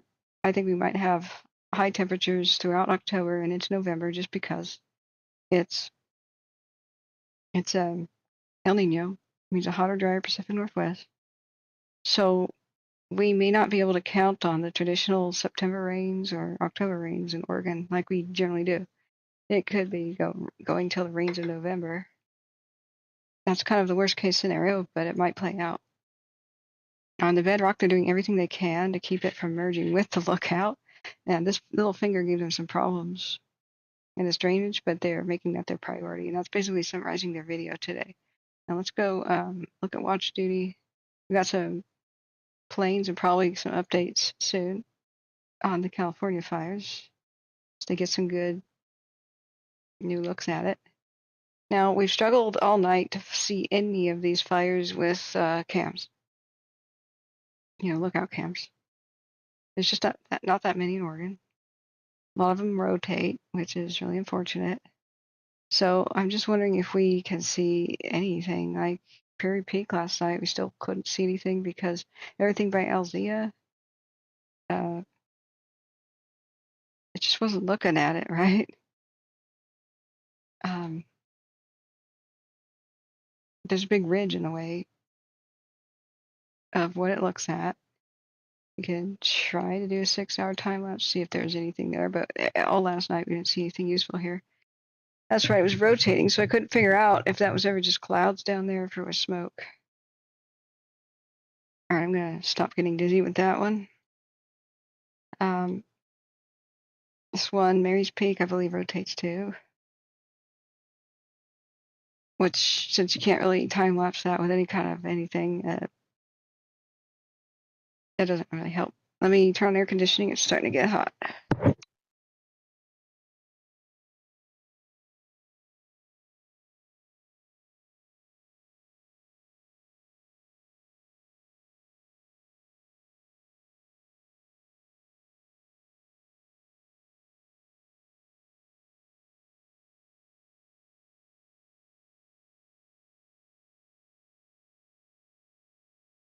Ooh, the sacrifices I make.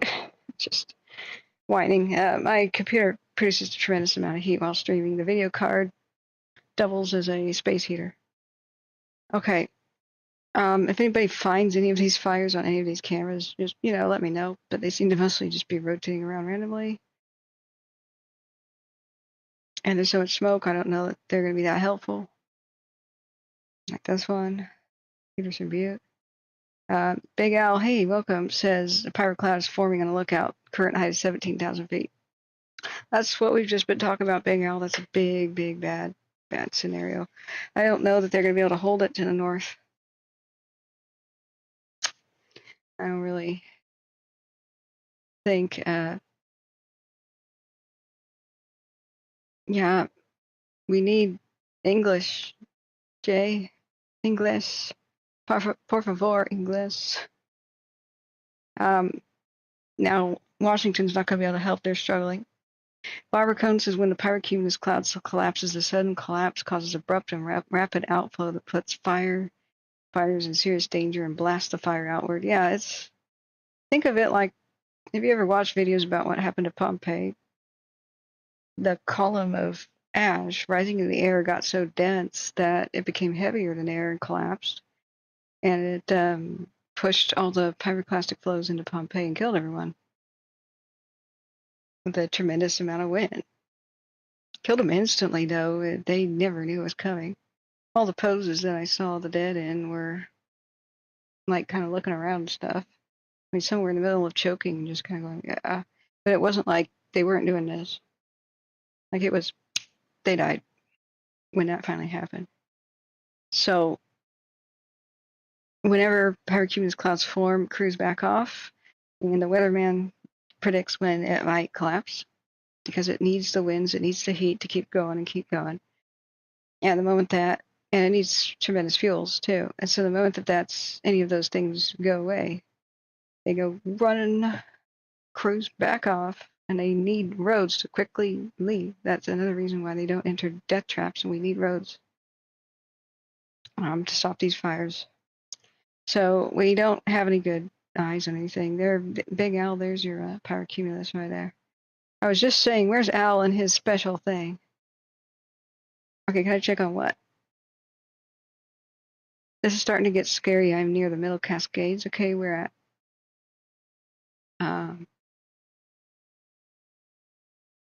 you're right, Barbara. Thanks for the contribution. The copter is near Cleellum Lake. Cleellum Lake sounds Native American. Okay, all right. Let's head to Washington now. I'm guided by whoever's in the chat asking the questions. Like Jay.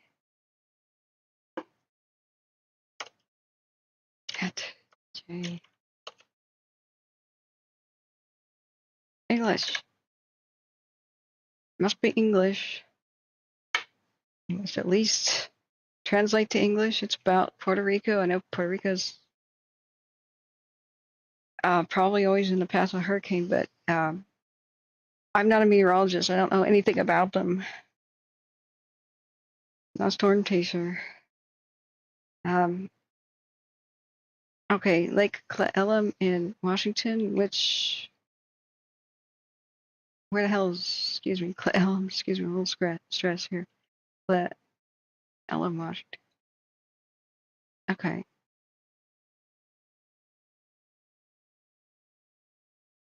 There's a helicopter, or excuse me, Rockwell, which is an air attack or air tactical command, taking a look-see. So there's a bunch of fires sort of near Mount Rainier. Pacific Crest Trail is somewhere around it, right? Okay, so that's it. It must be English. Sorry, we gotta be in a timeout for a bit. I hope he understands. I'm not trying to be a jerk. English, please. Sorry. Okay, what did you want me to look at? Unofficial? It's not on WatchG. Oh, okay. We'll look at it on Caltopo then. Whoops, excuse me. Screwed up the thing there. Now, bear with me. I've been awake a long time. How many hours of stream? This is my 13th hour of streaming. I had to restart the stream. YouTube doesn't save streams that go longer than 12 hours. Let's get the Forest Service maps off of here. So Cleellum, Cleton. This is how okay, Cleellum.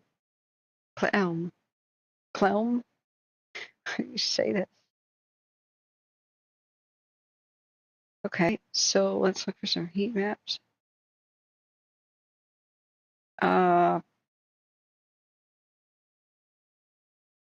Yeah, thanks, Jack. I hate to be a jerk, but it's on FlightAware. Okay, so Flight Radar 24 is very similar. Cleellum. An Iroquois. And it might be there to dip. Bell UH1 Iroquois. Now, okay, do you know how to use Broadcastify Unofficial? Maybe you can hear the pilot chatter. That would be something that would be good for me to turn on if we had a place to focus on. We're focusing on everything right now. Cleellum. Cleellum? Cleellum? Cleellum. Cleellum. Cleellum. Cleellum. I don't know how to say that. Okay, the helicopter is scary. Okay, is there any chatter in this county from the pilots? Also check just Washington in general on the Washington General page. See if there's a fire special. Yeah, check that out. A lot of times you can hear the pilots talking. So, Bill Iroquois. So took off from Yakima. Now, a lot of times you can find out where are the helibases for firefighting in Washington. They'll usually set up a few airports where most of the craft take off. And so you'll have them, like, for example, the Moses Lake, I think in Washington. Yeah, Moses Lake has the retardant.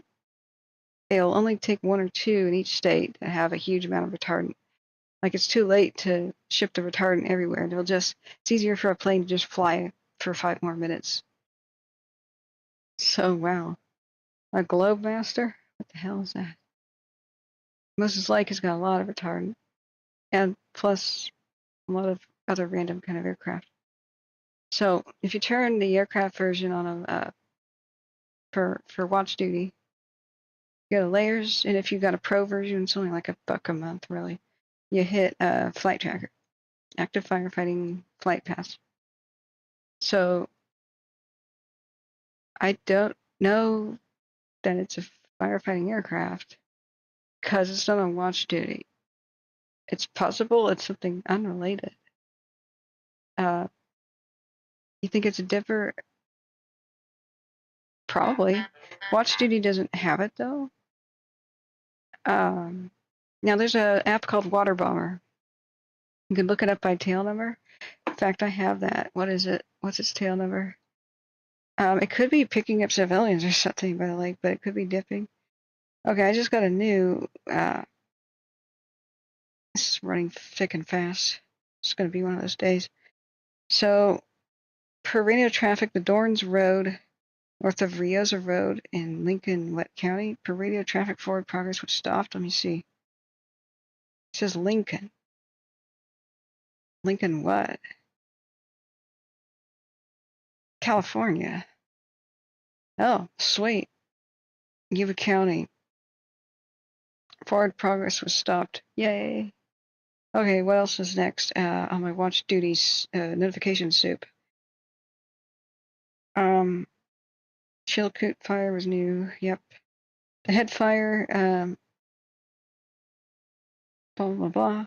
Today, direct line construction will continue around the perimeter of the head fire. I think I already read that. That was at 12:03 p.m. Cheney Creek fire, north of Cheney Creek in Wilderville, Oregon. 1 acre up 2 hours ago. Request for a 20-man crew and 4 Type 6 engines. That is next to Wonder, Oregon. On the Redwood Highway. Okay, west of Grants Pass, southwest of Grants Pass. Okay, so that's what watch duty is saying there. Live community meeting. Excuse me. That was yesterday. Okay, I think I'm caught up. Nope, I've got 6 more watch duties. Cougar Creek fire. Millwood near Cougar Creek, Douglas County, Oregon. Rattlesnake Ridge and Cougar Creek fires in the Umpqua area nearest to Hubbard Creek, with the largest estimated to be 20 acres. Fires are heavily staffed. Just keep reading these updates with the FPA and contract crews. Okay, I gotta keep clearing these, otherwise watch duty will stop updating me. Okay, got that one, got that one, got that one. The Camp Creek fires in Mount Hood National Forest area, Ranger District, excuse me. Okay, the red flag warning in Portland has been canceled. Yep, saw that. Air quality alert for the Portland area. Yeah, all of Oregon is choking on smoke. Okay, let's go back to, Water Bomber on Android is a really awesome airplane tracker and aircraft tracker for fires. So it'll notify you when they take off. Okay, I don't need to know about earthquakes. Hey, sister, good morning. Unofficial, it's okay. It's a helicopter. Do you have helicopter phobia? I could hypnotize you. It's $75 an hour. Yeah, I've been saying English. I've been timing them out. It could be a bot. Let me go to his page. Is there a way for me to go to his page? I don't think so. Could be a bot. Helpful. I mean, not all bots are evil. Some of them are very helpful. Clealium. Clealium. Clealium. Okay, I'm just going to practice saying that. Okay. I'm glad you got some sleep, Sister Golden Hair. I may put you guys on day shift if I have to take a nap. I may leave this running if any of you guys want to do some. We might have to keep this 24 hours. So let's check back and look at the pyrocumulus at the lookout. Yeah, I think it's successfully formed. You like the helicopters? They make you feel safer, but it scares me that there may be a fire near me. Don't be scared. Be prepared. You got to be a leader through this. You can express your fear, but you got to explain how you're going to conquer it. And how you conquer it is have plans and drill your plans. So you do have your evacuation plan, right? 3 main roads, 3 different directions that are paved. And then you drive them and you drill by making your go bag and everything, and then time yourself. Click a timer, drill, and see how fast it takes you to A, get to the vehicle, B, get in it, start it up, go. And as you pass certain mile markers and stuff, time yourself, and then you drill again and see if you could shave off 30 seconds. And you drill again. Can you shave off 30 more seconds? Every time you shave off 5 minutes, hand yourself a victory pizza. Like order a victory pizza because you did awesome. God, I got honey on my notebook. Shoot, those are important notes. Gotta get more baby wipes. And you go and examine your culverts and your bridges and your satellite images for good shelter-in-place options if you have to pull over. Your baseball diamonds, your big store parking lots, your recently plowed fields, your golf courses, high school lawns, those things. And so you know that even if you don't have a vehicle or it doesn't start, where's your walking distance escape shelter-in-place option? You prep your house, prep your wherever you live as best you can. You can get your notifications set up, you get your radios, get your wool blanket in your car, and then you can feel much better. Adrenaline won't surge for you, and fear won't surge for you like it will for other people when you've got the plan and you've known it and you've done it a bunch of times. That's why fire drills at school happened, even though there wasn't a fire. I always hated those. I'm like, this is stupid. We do this all the time. There's a reason you do it all the time, because when you, in the heat of the moment, you can't think very well. But you can remember what you did, and so you just repeat what you did. Yeah, know your culverts and your bridges and your bodies of water, your ponds and your lakes. Almost everybody in a fire panics and gets in their car and just realize the window of opportunity to leave by vehicle closes, and much quicker than people think. So have a good place within walking distance or in short driving distance where if you get stuck in traffic, you just walk out of the car and you go to the shelter in place option. So let's go back and look at the lookout. Yeah, look at that pirate cumulus. Yeah, there's a fire south of McKenzie Ridge. Let's look at our Zoom Earth stuff. But that's quite interesting. So starting from 5 a.m., let's see where the smoke and stuff is going. Let's look out right there. That's the Bedrock down here. Bedrock has bigger acreage, but it's been producing a lot less smoke.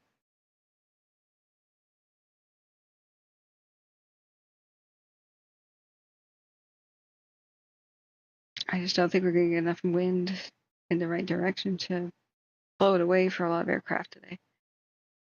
Yay, the copter is gone. Okay. Yeah. So once you do all this drill and stuff, you magically disappear across the map. That just means that it's too low or in mountainous terrain where the transponder, which is a radio signal, is not in contact with the world anymore. As soon as it gets up higher, it'll magically reappear. Okay, guys, I gotta get a drink for the kitchen, use the bathroom, and I'll be right back.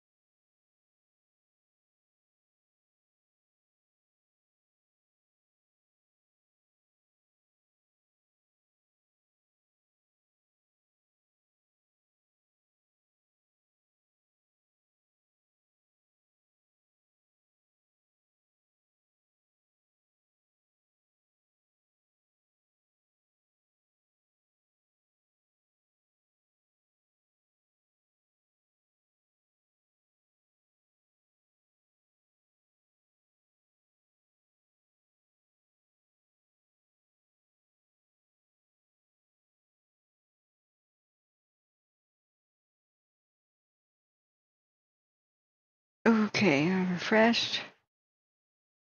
I'm gonna put the most compelling image back on while I go in and make another round of coffee. Oh, okay. Been doing this since what? 9 or 10 o'clock. I've lost track. All right. This is my 13th hour of streaming. Like a boss. We're going strong. We're going to do what it takes. Okay. Unofficial Washington State wildfire. And I'll go back to the lookout. Says, yeah, Sister Golden Hairs is coffee time. Guessing the fire is near Easton since there is a power outage there. Ah, could possibly be. Now, you know how to look for the heat maps, right?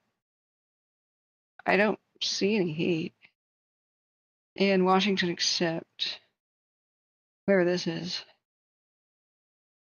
Doesn't mean the fire isn't there, but we're talking significant size usually will show up on the heat map. Northwest of Moses Lake and southeast of Ephrata. Is there something there like a aluminum smelter or something that makes a lot of heat in general, or is it a fire, you know?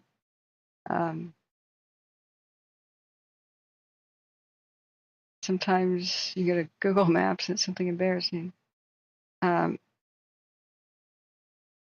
high tension power lines. So is that something in watch duty northwest of Moses Lake? The Elm? There's Moses Lake.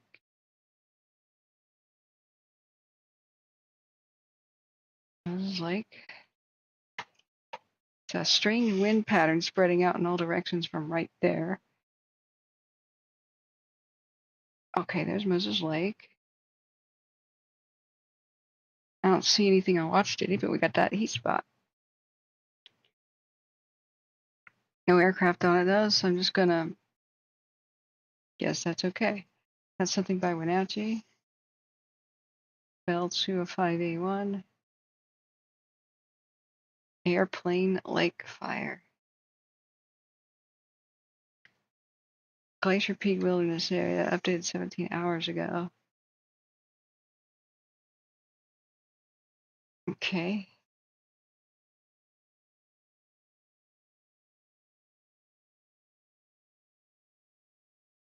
Okay.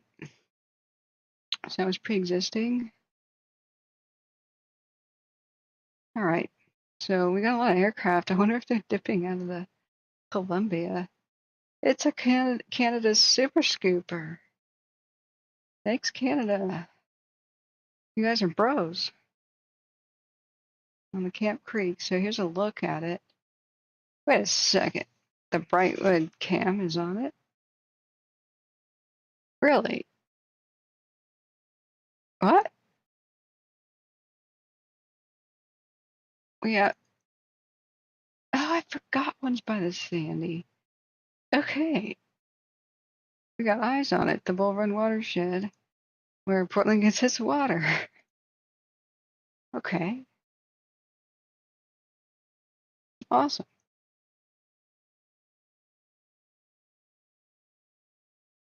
All right. There's a lot of people who are living in Troutdale who said good night. I'm like, good night. And they came back 2 hours later. Yeah, the thunder woke me up. Yeah, the consistent 79 to 120 people in the chat last night. That's pretty unusual overnight. Oh God, it was rotating most of the night. Sorry, seizure, flashing light warning. No wonder I didn't see it. I checked it a few times. It's just rotating around. When they see a fire, they're supposed to just stop on one. I guess with so much lightning that they just kept it in rotate mode. Yeah, we saw this happen before dawn. Oh dear God. Please stop any moment now, please. I beg you, please stop. Let me off this ride. It's like being at the fair, about to puke. No. No. Stop this ride. Make it stop. You know that it does any day now. There we go. Blah. All right. It's basically what we've been seeing already. All right. So we can see some aircraft, and I believe if they're scooping out of Columbia, maybe there's a way to see that. Whoa, the lookout fires is taking off. Oh boy. Now we were looking at beach cams and seeing the lightning. That's the seaside one. We saw the lightning in Portland. Whoa, there's an insect on the Portland cam, like a meat bee, trying to get on the lens. Maybe it's a bunch of bees. Like, we must destroy this camera. Hive, attack. Alright, so Coin's got some other things. Wouldn't that be amazing? Like, this is at Kalama to see super scoopers come. Let's go look at the Vancouver cam. Saw McMinnville have 1 million lightning strikes.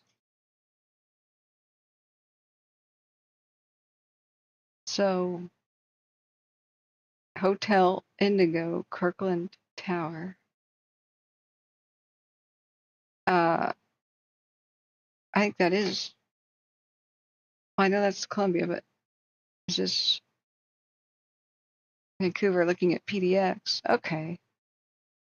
Is that PDX's airport tower? I don't remember it being that ugly. And again, they just uglified the airport by doing an unnecessary remodel to just waste $1 billion because, you know.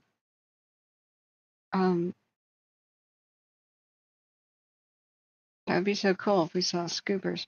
Let's see where they're going.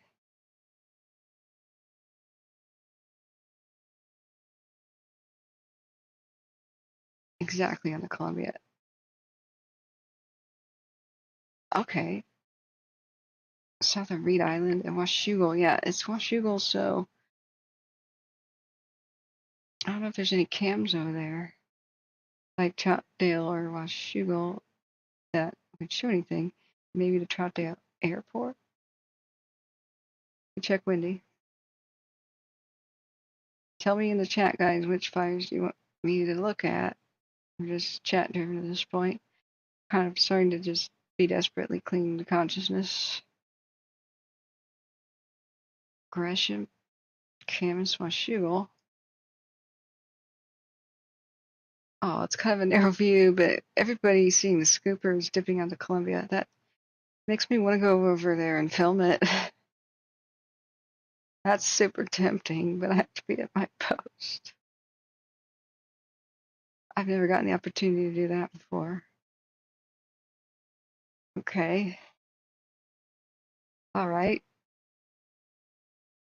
I guess this takes a while to update. And the Washougal traffic cam doesn't have that. Okay, well, that looks bad. Maybe that's smoke.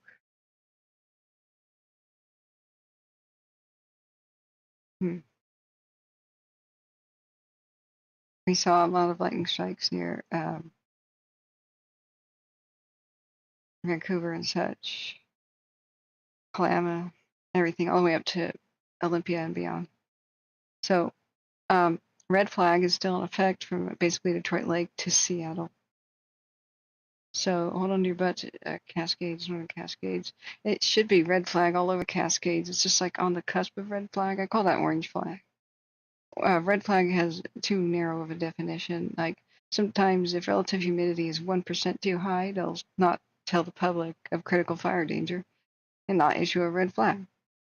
I really hate that. Just be a little more lenient. Yeah, it's showing yellow wildfire cam. Okay. All right.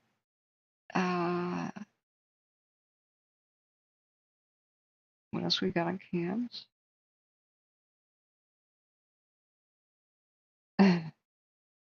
Yeah.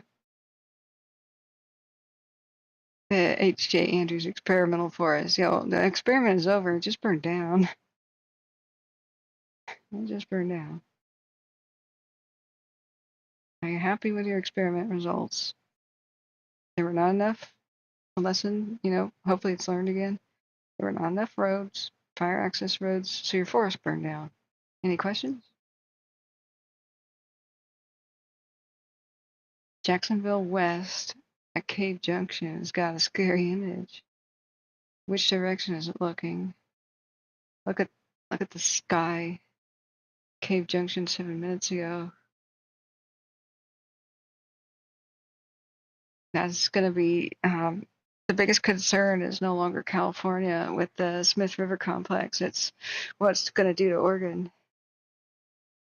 I didn't pin the post. Remember to pin the post. Well, where'd it come from? Hey, Lazy Blaze, what's up? It's because Strange Reverend isn't here. Oh, I need to pin the post. Okay. Do you have the link? Because I have to get coffee. I'm needing it. 24-hour time lapse of Jacksonville West, sort of by Cave Junction. Oh, you could see a fire start. Wow. Look over here. See it? Look. Let me see if I can pause it.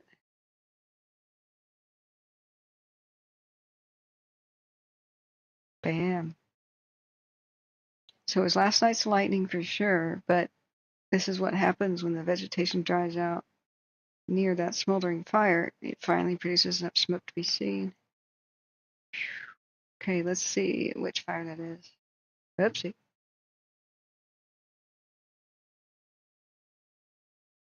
Man, that would be cool to see the scoopers of Canada scooping out of Columbia to help out Portland. That's just awesome.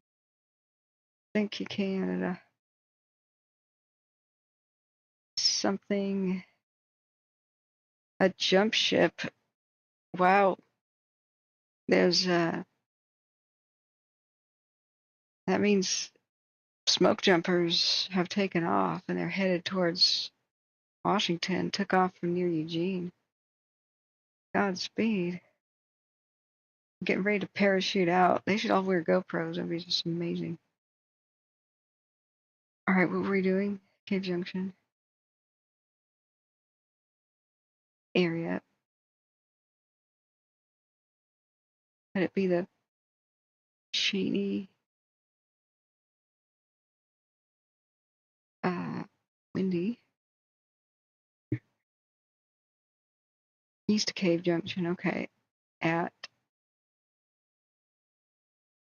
Wood Rat Mountain, next to, where's this? What is this town? Rutch. The Applegate Road. The Applegate Trail was one of the pioneer trails. Rutch? I've never heard of Rutch. The hell is that? Sorry if that's your town. Like, what do you call it, my town? I'm sorry, I've just never heard of it. Squires Peak. Alright, getting myself oriented. So, searching for Rutch. Guess it exists. Watch Duty doesn't have it, but we could see it on the cam.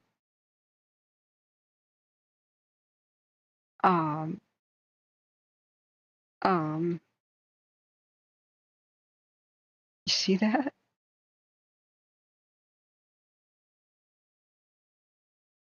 Okay. Did I find a new one?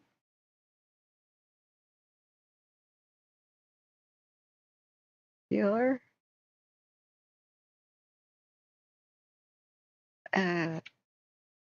444 views.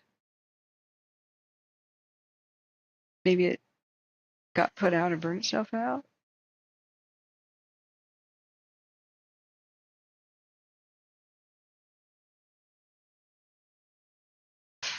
$21 ago.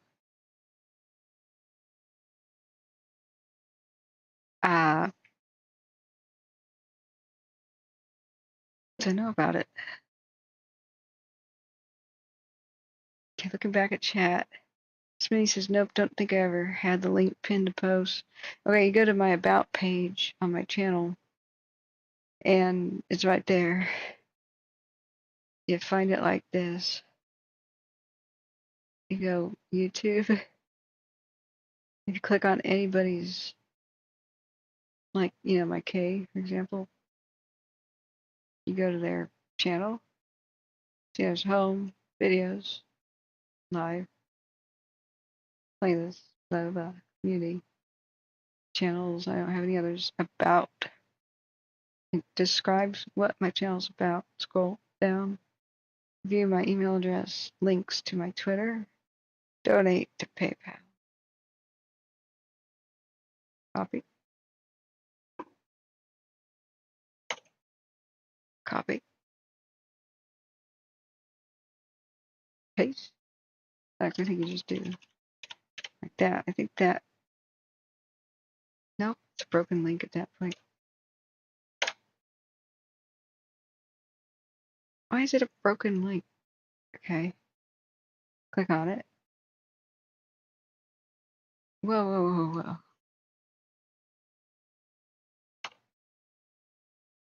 Okay. Let's try this again. There, it's a link. Pin. Ta-da!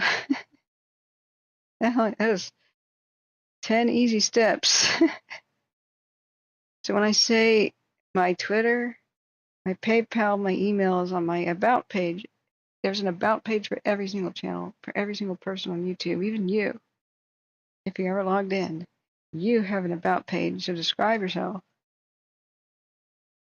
One of the Catherine's World channels, Wildfire Analysis and Survival and Education. It's unofficial public service, covering Oregon, California, and other western states when able. Covering often 24/7 during a crisis. Click on the ringing bell, subscribe option to be notified of live broadcasts. Volunteers and often real firefighters in the chat. Maps, scanner radios, satellite, evacuation orders, citizens reporting, practical advice and support. The facts only. Resource from the fires. We tell you what firefighters want the public to know. Be prepared instead of scared.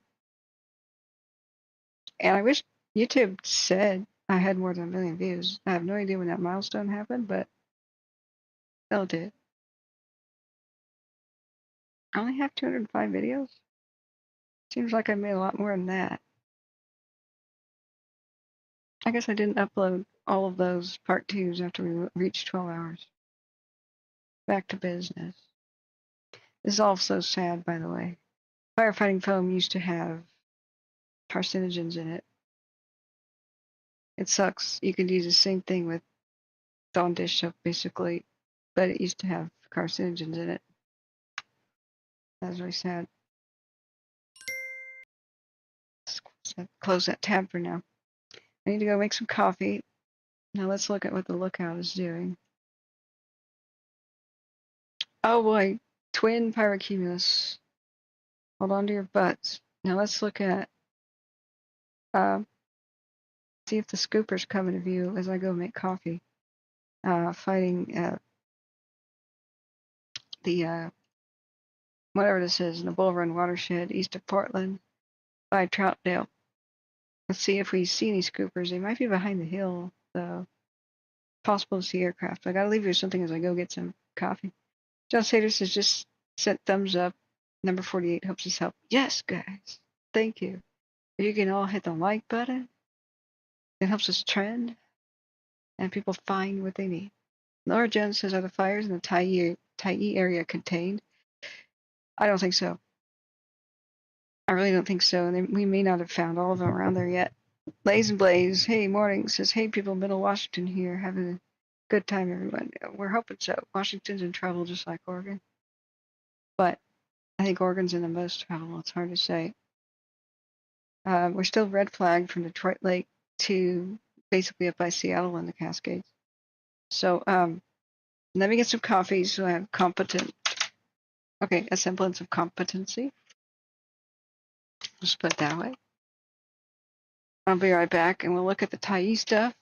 East of, what is that, Coos Bay, right? Almost Well, it's on the east side of the Coast Range.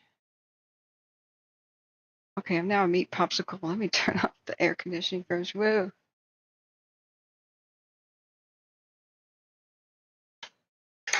Okay. This coffee will keep me warm. All right. Coffee, coffee, coffee. Coffee, coffee, coffee. Well, I found out why I may have been getting sick. Whenever I was back to back sick, especially in the spring, it was like, what the hell's going on? I really thought I was getting food poisoning. But I would have people over for dinner, like my mom, C Probe, and others, and they wouldn't get sick. And then I'd be alone for some days, and I'd eat food that I know is kind of safe, and I do okay. I eat the same leftover, and then I'm not okay. And so then I just had like cereal and milk, and I was totally fine, because I know gluten-free cereals are totally safe. Cool with lactose, all that. And then I go back to drinking coffee or something else, and suddenly get sick. And I thought, it's the damn water. Switched to bottled water, I'm fine. I'm like, but I've got a filter, it's city water. It's treated. How can this be bad? Well, scandal just broke. You know that fire we're looking at right now, the Bull Run watershed, east of Portland, by Troutdale? Well, Portland's legally required to treat for a variety of possible bacteria in it, including cryptosporidium, which for a lot of people won't be anything but a mild bad time illness. Some immunocompromised, aka me, bad stomach problems. Oh, it can be really bad. So I've been rolling in fever and sweating all night like I had food poisoning after meals. That's because everybody else was drinking wine around me when I have them over for dinner, and I don't drink. So I was the one having the coffee and the water and stuff, the tea. Oh God. So it's been detected since at least May, probably further back, in Portland's water supply, but they didn't think it mattered because I thought Portland was also treating for it. I don't know if the right hand was not talking to the left or what. They're saying that the citizens don't need to do any special treatment of the water at this time. Are you kidding me? We don't trust you anymore. Why are you not issuing a boil alert? What the hell is going on? So it can kill immunocompromised people that are like seriously immunocompromised, like people in the hospital recovering from surgery and transplants and on anti-rejection drugs, people with rheumatoid arthritis and stuff. Suppresses the immune system. People on steroids like that. Just wonder how many people this has hurt and killed. I wasn't having a good time.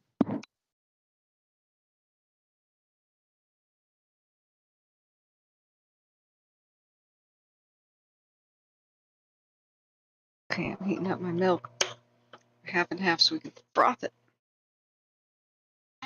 You guys see any planes yet?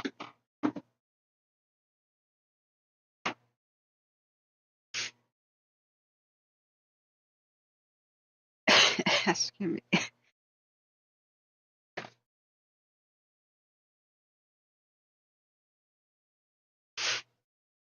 Be right back. I gotta blow my nose.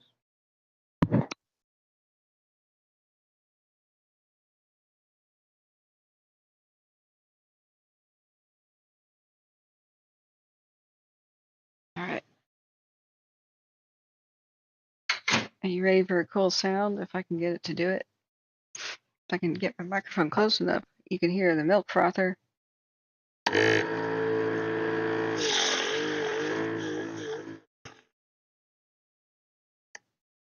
Oh yeah. Frothed up hot. half and half.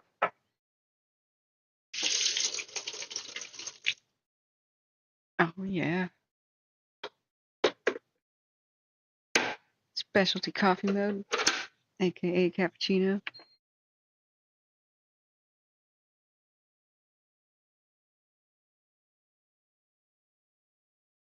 Come on, do it. Do it. Make that sound.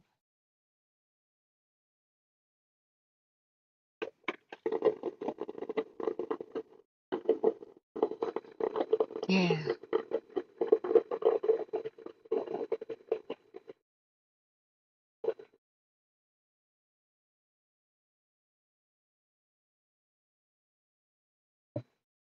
All right, coffee is on. I'm saved.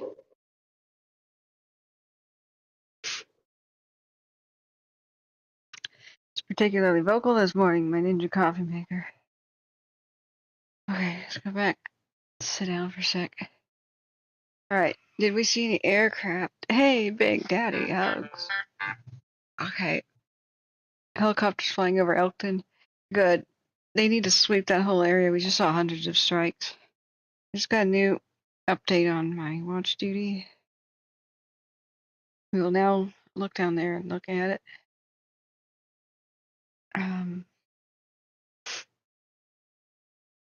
McKenzie Bridge, the area of, this is about the lookout fire.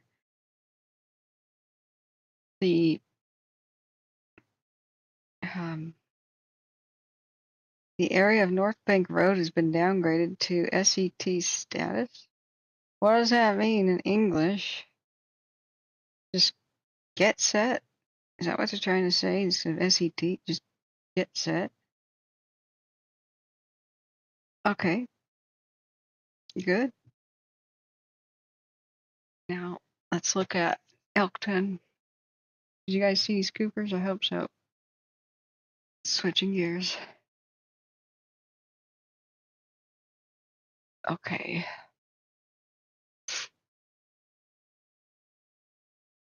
All right.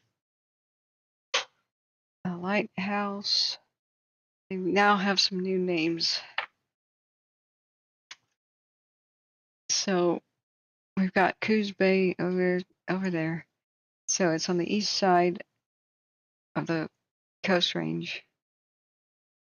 They were just called vegetation fires and Tyee this, Tyee that.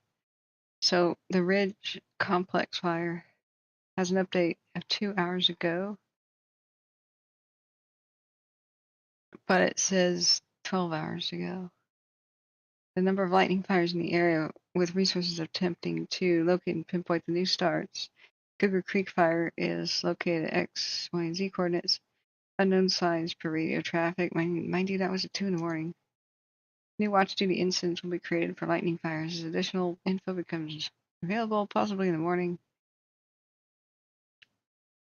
The FPA Facebook update. Let's add that to our Facebook list. Active lightning recon by multiple fire agencies. They will be the ones reporting starts on protected lands once all information is solidified for an early morning recap. Yeah, that's what we've been waiting for.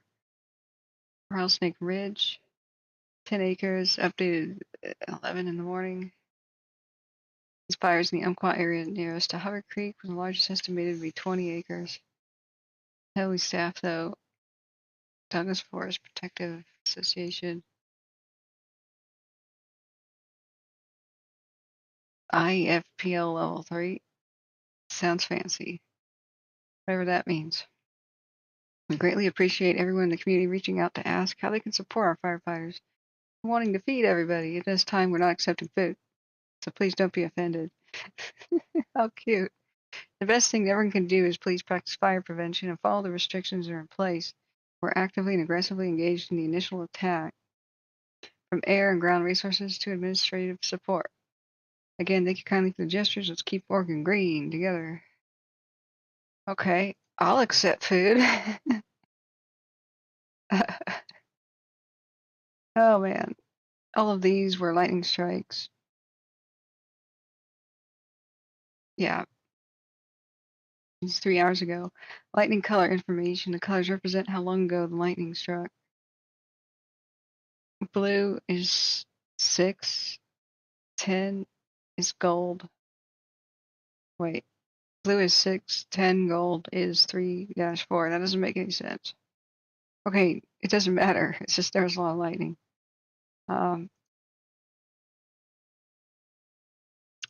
Yeah, aggressive initial attack. So they're talking about Douglas County so far east and west. It straddles I-5. They were saying at this time, no structures are threatened, but an afternoon update will be shared. I don't know. Some stuff was near Alzea. So we'll keep looking at that. I want to give you this link. Laura Jones says we live on Clear Creek Road. Well, let's go look at some hot spots. Tyee and Elkton. Okay. Let's go see what we've got on the cams. Go to Tyee, Oregon. Let's look at goes. Now, just because there's no detections doesn't mean they're not there. So, do we have any cams in that area? It's good news is I don't see anything big enough to be detected from space here. Laura Jones says, is there a fire on Cougar Creek Road? Right, let's see. We just have to check out what they're saying. What's the intersection? Cougar Creek Road and, because it's actually hard to look at street names. It says Cougar. Now, usually fires are named after the road that's closest to them. It doesn't mean they're actually like on the road, but it's showing the hot spots or lightning at least detected spots on Cougar Creek right here.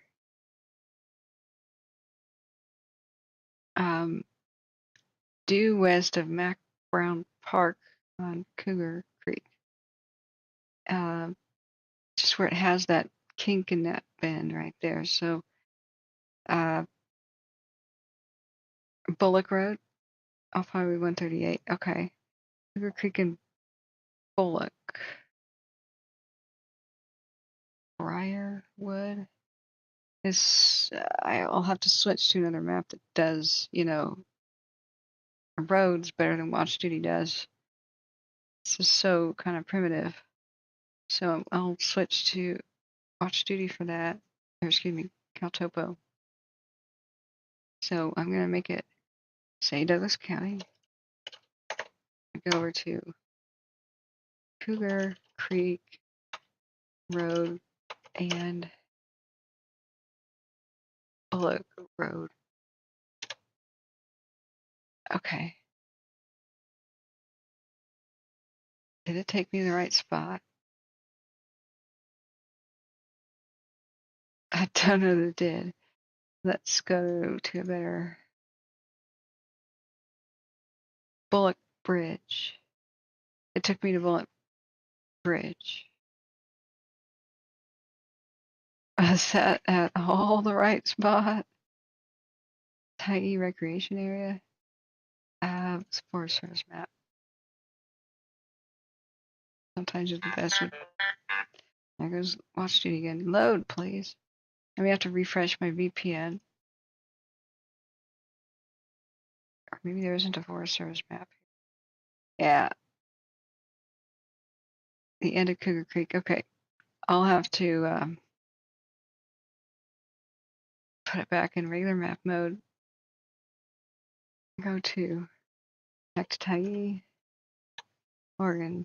So there's a Leonard Creek, Powell, Steve. If I was a lot more awake, this would be easier. This is my 14th hour of being on the job. So Tyee Mountain, Sutherland, Cougar Creek. Okay, yeah, orientation. Tye Road follows the Umpqua.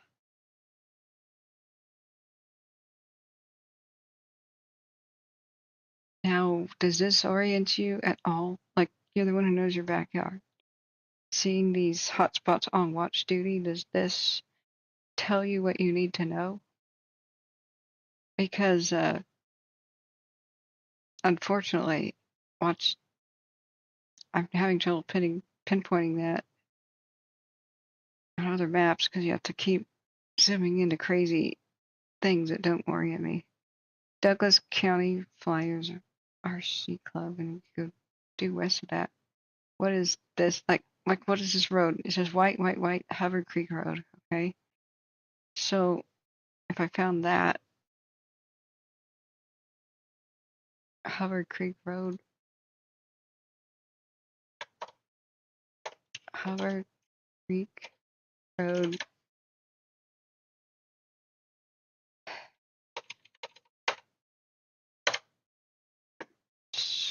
Okay.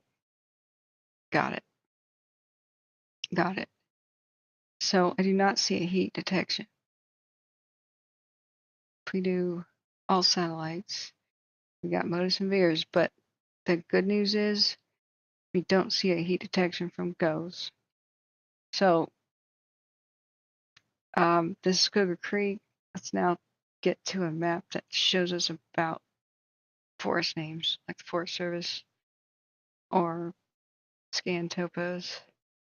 Okay, yes, Cougar Creek is the other side of the river from Tye Road. Okay, we got it. So these are our hotspots. Hubbard, so you're at where Hubbard meets Cougar Creek Road. I can't find that road, honestly. Bullock Bridge is how you get to it. Okay, which is up there, right? I don't know where it is. There's Millwood. Hubbard Creek.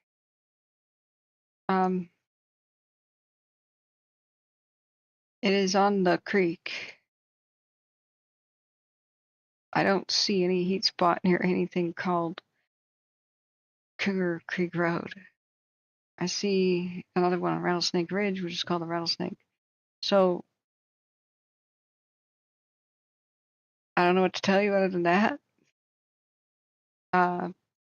There's another watch duty hotspot in the north side of the Umpqua, right practically on the banks, which has some structures nearby. Based on scanned topos, not a whole lot of road access and steep terrain.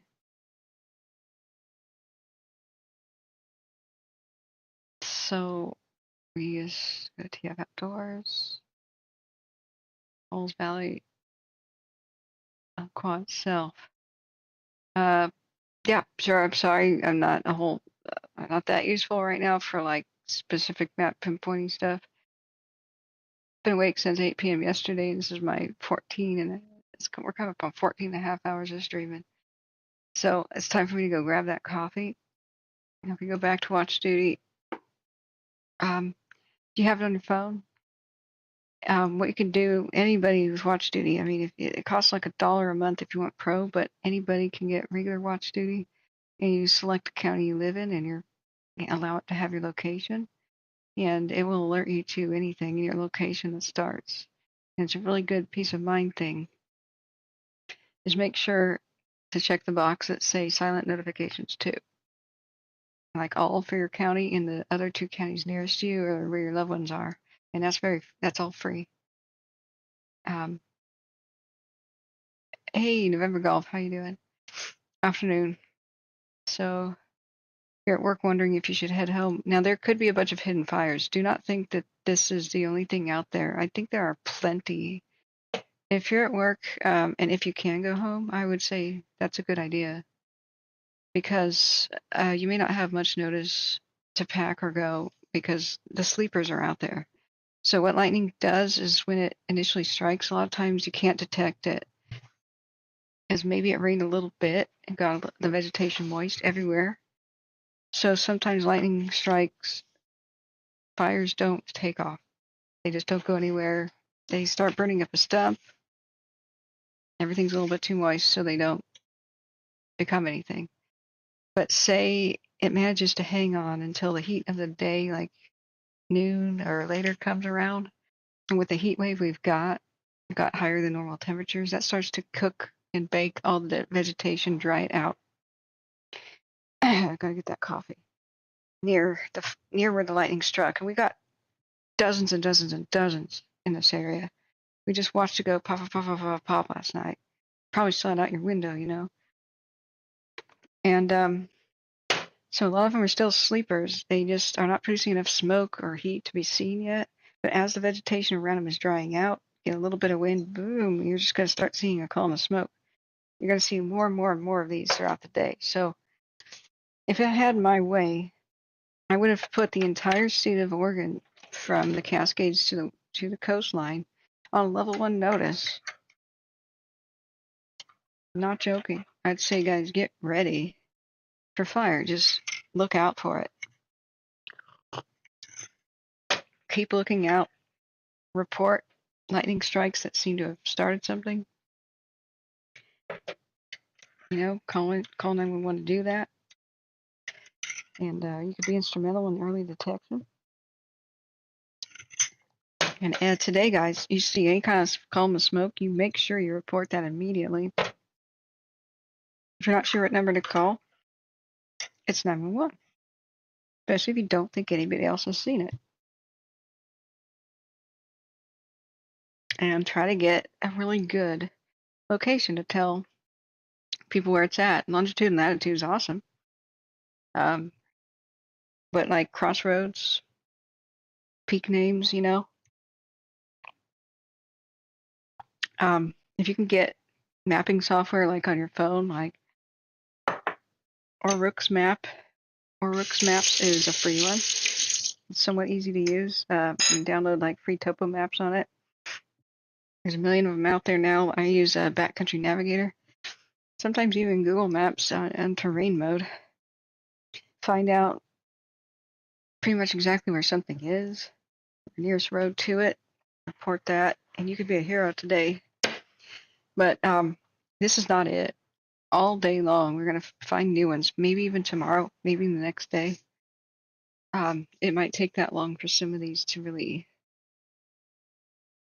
be detected. It's a problem with lightning strike fires, and that's the problem with the public not knowing that, is sometimes they could sleep a month. Just depends on the conditions. Say lightning strikes a half-dead tree, or a tree that's been damaged before. So it has part of its bark missing and it's exposed. Well, a fire can smolder inside of the tree. Maybe there's some example out there of a video example. Tree smoldering fire. Yeah, it's like that. See how little smoke? Or that's a perfect one. I tried to film one of these. You see how you can walk right past that and have no idea that tree's on fire? Yeah, that's a perfect example. That's amazing right there. So right there, there's actual flames inside. Now, wherever a tree has a hollow in it or bark missing, it's a really big chink in the armor. See how there's no detectable smoke or anything? So that's a super hollowed out tree. Now, a tree that, say, just has a small branch missing and the lightning strikes it and it gets up in there, well, it could be smoldering without flames, right? Like a cigarette, slowly, slowly, slowly working its way through the bark. Well, what if it goes to the top of the tree and it finds a little weak spot, like a knot hole where a branch is missing, and it starts slowly, slowly, slowly burning it? It's like a backdraft the moment the knot hole collapses. Now you have a chimney effect of smoke coming in at the base of the trunk, leaving out the top. Air going, at the base, leaving out the top. Now that new air can reach the fire, you would just torch that tree up. Then it would shatter, as all trees do after they burn for a bit. The leaving pieces are all over the ground. This can take a month So Cougar Creek is a dead end and you live on it. So consider yourself extra vulnerable if you live on a dead end. Um, I would be concerned if you were quite near any of these lightning strike fires. They'll be discovered throughout the day. Now, if you have animals or anything like that, you might want to, be around to potentially evacuate them. This would be a good time to take a day off if you can. If you've got super vulnerabilities or kids or anybody with special needs or neighbors to check on, because Oregon has plenty of these happening right now. I can guarantee it. Fires invisible inside of trees, inside of logs on the ground. So sorry, I should just pause that because it gets a little car sick. That's one of the best examples I've ever seen. I'm just gonna copy paste and share that. Hey SP, good morning. How you doing? So this is what I mean, where conspiracy theorists will be like, the wind just picked up and 39 fires just erupted in Canada. Oh my God, space lasers and lava, and because lightning didn't happen right now. Well, it probably happened a few days ago. Probably a bunch of trees are on fire like this, or maybe just a couple of acres of grass, but only when the high winds pick up and the high temperatures of the windstorm do they all produce big columns of smoke, which are seen from space. And it'll all happen at the same time, because they're all burning. Now the wind's hitting all of them. So you'll see the smoke columns go in the same direction. And it's not space lasers, it's sleepers. Sometimes they sleep for a month. So I hope that's a good enough illustration. I never understood this until I saw it myself. I was at a friend's house, and God, felling burning trees, that's super insanely dangerous job. I hope the Banya tree survives. You see, it's really subtle when trees are burning too. Unless you're really, really close to them, and you could see through the knot holes. It's totally invisible. There's no smell of smoke. I was at a friend's house. Firefighters showed up. I heard the air brake sound of a fire engine stopping. So I looked out my friend's window. I said, "Hey, maybe the neighbors in that apartment complex over there lit their deck on fire or something." So I walked past the grassy area. Good, Josh. I suspect it's not straight up arson. I suspect in Greece it's what you call being stupid with fire arson. Was that called? Welcome, Batman, by the way. I suspect it's reckless arson. I mean, people being dumb with fire. Like, you know. Yeah, SP, smoldering fires are the weirdest things. It's like a backdraft. It has the fuel. It's got the heat. It does not have the air, right? So as soon as something happens to give it the air, boom. I walked over towards that apartment complex thinking the deck is on fire or something, and all of a sudden the firefighters and the complex manager turned to me and goes, "Stop! Get away from that tree!" And I went, "What the hell are you talking about?" And fireman almost shoves me aside because I was getting away from it, but he was approaching it with a huge fire axe. He smacks the tree, and it just red sparks just flew everywhere. I could not believe it. And so what he did was, the fire had a kid was playing with matches and lit leaves on fire at the base of the tree. And even though an adult came by and said, "Kid, don't do that," and kind of stamped it out, it was smoldering in the leaves. And so it slowly crept up in the hollow of the tree in between the bark and the wood. A firefighter hit it, the top of the trunk with his axe and exposed the bark. It's peeled it off. Suddenly it got wind and flames ripped out of it. I have a nose like a foxhound, I smelled no smoke. I saw nothing. But I can guarantee you that there's going to be more and more and more of these fires discovered today, probably some tomorrow. The heat wave is here. We have no rain in sight or moisture till Tuesday. Hold on to your butts. So if you live rurally, I think it might be a good idea to stick around home and watch out. Yeah, you're very welcome. So Josh says Greece just arrested 79 people for arson. I mean, some might be true arson, like I want to burn things down, but in Greece, a lot of that is a crackdown on people with their slash and burn agriculture when there's been burn bans. That's people's traditions of what to do this time of year. Harvest, burn the stubble, fertilize the land, those things. And so the authorities told them not to, and they went ahead and did it. And now people are dead. And so when people die, they're being reckless with fire is going to be a much higher charge when there's fatalities, such as reckless arson. Now, PG&E should have had a reckless arson charge with killing 85 plus people in Paradise. I have a feeling it was a bit of a plea bargain thing where they pled guilty, but it was manslaughter, right? But that's the way it is. Billionaire corporations have a tendency to buy their way out of, jail.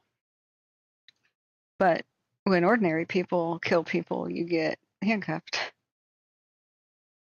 Josh says 140 wildfire-related arrests so far, including 117 for negligence and 23 for deliberate arson. That's a bit strange. I don't know. It's the entire country of Greece, though. That just sounds like a lot.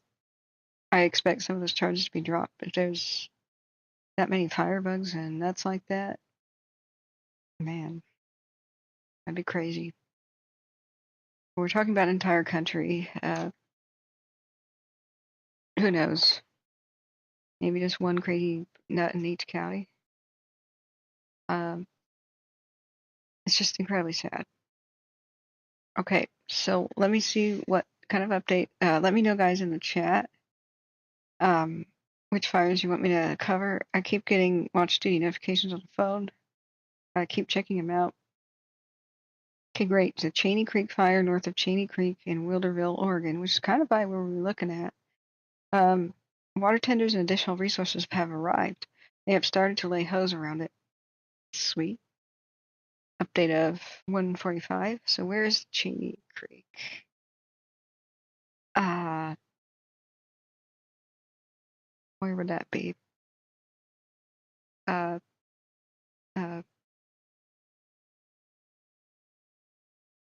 Wilderville. Yeah, there it is, southwest of Grants Pass. Nice. Cool. Yeah, they requested earlier a 20-man crew and 4 Type 6 engines. Okay. Go get them, boys. Godspeed, heroes. So that one's looking a little bit better. Slick Rock Fire, that's a new one. Kanaka Fire was pre-existing. Let's see how much it got affected. The acreage was adjusted up to 28, but it'll be the final update. That's right. They completed a hand line around the Kanaka Fire 3 days ago. Sweet. This was a monumental achievement by all those involved, which is a testament to their hard work and dedication to aggressive initial attack. Good job. You did it in the nick of time. I'm hoping that's holding, and that's awesome. Now they've got others near them. The Palmer Creek fire, which is the lightning from last night. No, it's not. Excuse me. Wait, it's old. It's 5 days old. Okay. I wonder if it was one of the Kanaka fire things. Mop-up will continue today, is what they said yesterday. But it was an update of 3 hours ago. Containment says forward progress was stopped. Okay, hopefully that holds. Slick Rock. 1 acre lightning fire and heavy timber, smoldering and creeping behavior on a 30% grade slope. Large trees and burning internally. Speak of the devil, what I just show. And a tree faller has been requested. That is such a dangerous job. Imagine you can't tell how much the fire has weakened the tree, so you could be vibrating it with your chainsaw and it could just fall apart all over you. Can you imagine A, being pinned down by a 300-pound branch, and how much that would hurt if it crushed your ribs or something. But now it's a 300-pound branch on fire, pinning you. We have to respect their risk. A ground cruiser en route will need to hike into the location. West of Steamboat, Oregon. Okay. Helicopter is en route. That was 2 days ago. That's the last time we heard about that.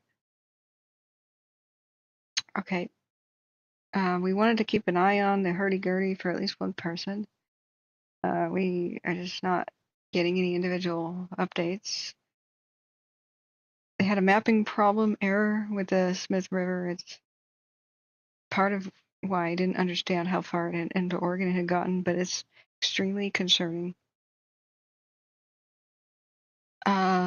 Yeah, we watched that video. It was very sobering. The California portion of it is not as bad. They can protect the communities pretty well and on an individual level.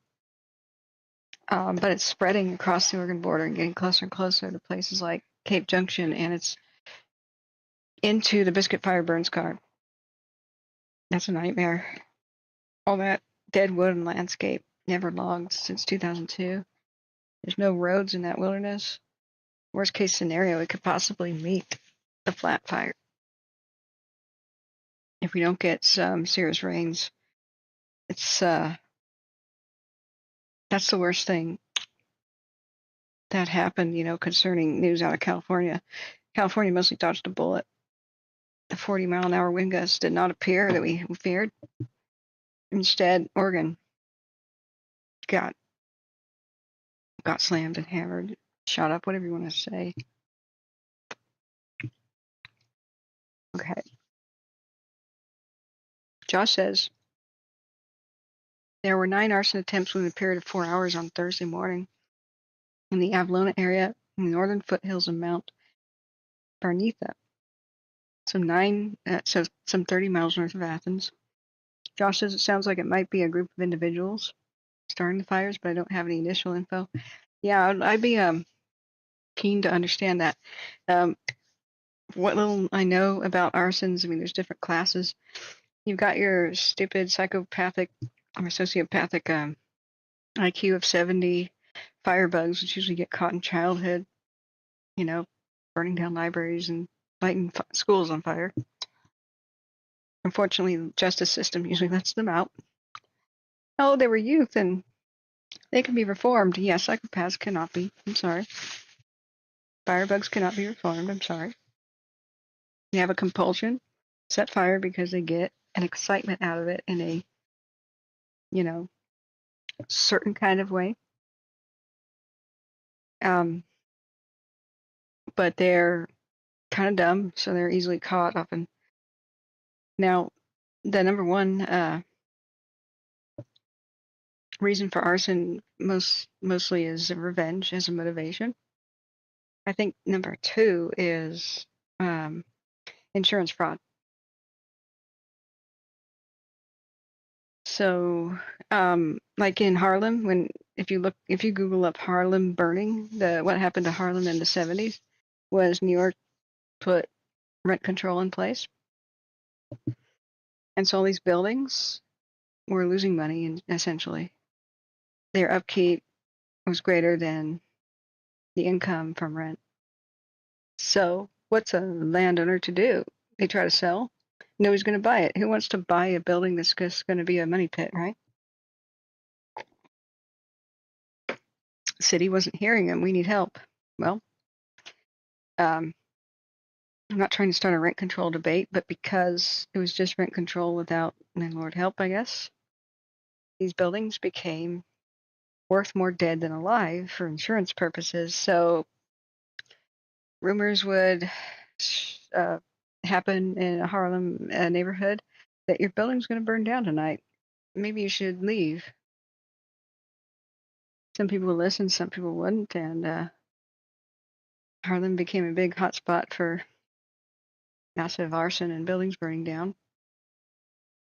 And I watched a couple of videos on that. It was just incredible. That's one of the biggest dangers for, say, rent control situations. But that's a type of insurance fraud, arson. Another type is, your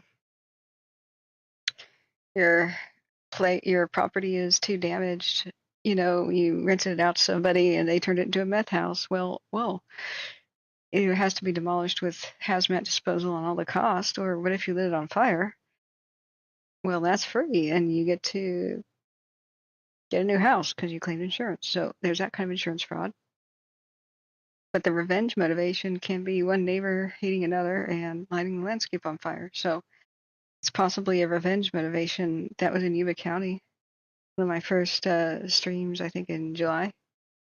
And people told me who they really suspected, certain people that were in the area. We saw tons of suspicious fires.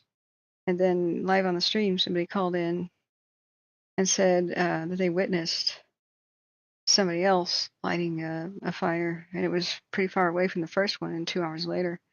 That's why I was so upset when the next day the public information officer person said, "Oh yeah, there was rumors going around that there was another start, but it was on the same road. It's probably somebody dragging a chain." BS. Yeah, you didn't know we were recording, did you? You hear it on the scanner radio, an active manhunt, a police manhunt for the arsonist, and then the cameras pivoted over, and there was a brand new start right next to the road. Had nothing to do with the first start. And it turns out there was even an earlier one. Total lie to the public. This is why people are not having confidence in the authorities anymore. You can't lie to public, and especially not bald-faced like that. Josh says there's more than one person involved might indicate it's ideological or a financial related motivation. Yeah, insurance fraud would be my best guess. There's also other motivations such as burning somebody out to seize their land. Jesse James kind of thing, the train wants to go through your land, and then no is not an answer. Kind of terrorize people. Hey, your neighbors just got burned out. Are you going to sell out? It's a whole lot of corruption in Greece and Italy. That's even movies don't explain how bad it is. Mafia stuff. I wouldn't think ideological. Those are typically like what we saw in Oregon and stuff. Logging companies with their equipment torched. Urban, I was trying to dance around that word, but yes, that's what a firebug is generally. They get off on fire and such, and oftentimes, sociopaths and psychopaths delight in suffering as sadists. Some of them just like the flame. Some of them just get excited about the prospect of, they see a building, it's like, say, wood, like a wooden shed or a barn, and they imagine it on fire, and then they can't stop thinking about it, and they just want to make that happen. They're like, well, oh, would it look like that? Would it look like that? And that's enough to make them excited. The worst of them, whether or not people die, excites them. Maybe these people make it out, maybe they won't. That's the worst of them. That's, backdraft movie kind of psychological profile stuff, but I don't want to get on that topic too much. It's too dark. So that's Greece, but if I do suspect it, I will tell the public, even if the government's lying. The other motivation, like possibly for the guy who turned out to be a professor who possibly lit those, well, because he's a suspect, lit the fires behind the fire crews in the Dixie Fire. Possible motivation is to feel important. If you study the subway fire in South Korea, don't study that unless you want to cry your eyes out, by the way. That guy had a botched surgery in South Korea, and he kept going to different doctors for help and thought that they weren't helping him. Society wasn't helping him, and he was finding it hard to live. And so it was almost like a cry for help thing to go do a public stunt like that.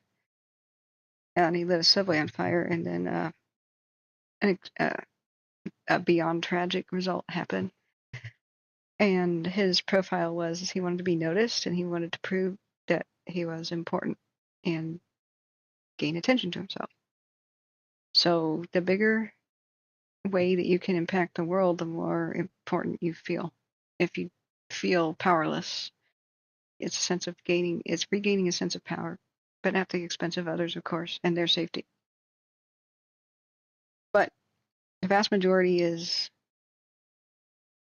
I mean, they say revenge is one of the biggest things, but I mean, you think about the amount of times when people repeat arson, it's some dude doing it for the insurance fraud. And that's like their job, you know, like a hitman for hire, what he does. Now, let's check out Watch Duty. It's going to be whack-a-mole, yeah, compulsion type personality, exactly. But you're totally spot on, Josh. It's hard to understand the dynamics of a different culture. Like, there's a motivation for the mafia in, I think it was wherever they create the most mozzarella in Italy. Like, some of the best mozzarella cheese comes from water buffalo, actually not cows. And the local mafia owned, basically did a shakedown and was like the garbage disposal, right? What do we got here? We got a dipper, a super puma in Lane County. Is that by Lowell? Yeah, it's dipping out of Lowell, the Lookout Point Lake there. Where I wonder what it's going to do. Let's see if it goes to the Windy Pass here. Anyway, the mafia basically got control of garbage disposal for the town, right? Now, there's so much corruption in Italy that sometimes people prefer it when the mafia takes over something because the government will like take the money you have for your garbage, but only pick it up every other week, if that. So at least the mafia is dependable and starts picking up the garbage every day, right? But the mafia doesn't care. They just want their money. So if they can not pay a disposal fee, well, that suits them just fine. So they were taking the garbage out to farmers' fields. The farmers, some of them knew about it, some of them didn't. I'm sure they couldn't really say no, right? And they took them out to these fields and started burning the garbage with all the plastic. They did this and did this and did this, and the smoke drifted downwind, and the fallout went all over the fields, and the cattle grazed on it. The water buffalo, honestly. And nobody knew this was happening until they tried to export the food to places like America, the mozzarella cheese, and red flags like, whoa, high levels of cancer-causing dioxins in the milk. And so it was very easy to trace the origin. They went right back to where the buffalo were grazing. And it was from burning plastic. You burn plastic, and all the soil nearby is contaminated with cancer-causing dioxins. And so all plants suck that up into them, and then anything that eats the plants gets the dioxins. It's really serious hazmat stuff. It's why Paradise had to have soil disposal down to 3 feet deep, the entire town. It's part of the whole $1 billion cleanup thing. So many vinyl, which is plastic, vinyl siding, vinyl windows, ABS plastic in the cars, vinyl floors, and other plastic type stuff, furniture in the homes. So many homes burning, massively polluted soil. So that's the way it was found out. And technically, this is a type of arson. It's an illegal fire, but for a weird motivation, right? It's hard to kind of wrap your head around what's going on in other countries until you study it a bit. But all because it was slightly cheaper than using the dump, and the mafia was involved. The mafia can, like the Beaver Mafia of Oregon, you know, if you mess with them, you'll get a fire. They'll Like in Corbett, somebody didn't pay for protection and beavers put that tree down right on the power lines. You just have to pay your protection money to the beaver mafia. It's that simple. I write them a check every single month, and that's why I need extra donations. But, the muskrat mafia can no longer protect me. You got to go with the big guys. Okay. Let's look at watch duty. We do have eyes on that one fire. Let's see if it's looking better. This is up by the Bull Run watershed east of Portland. What are my newest watch duty things? Okay. All right, that was that Cheney Creek fire update, which is positive. They're laying hose. Oh, what's PayPal? Yay! Thank you so much.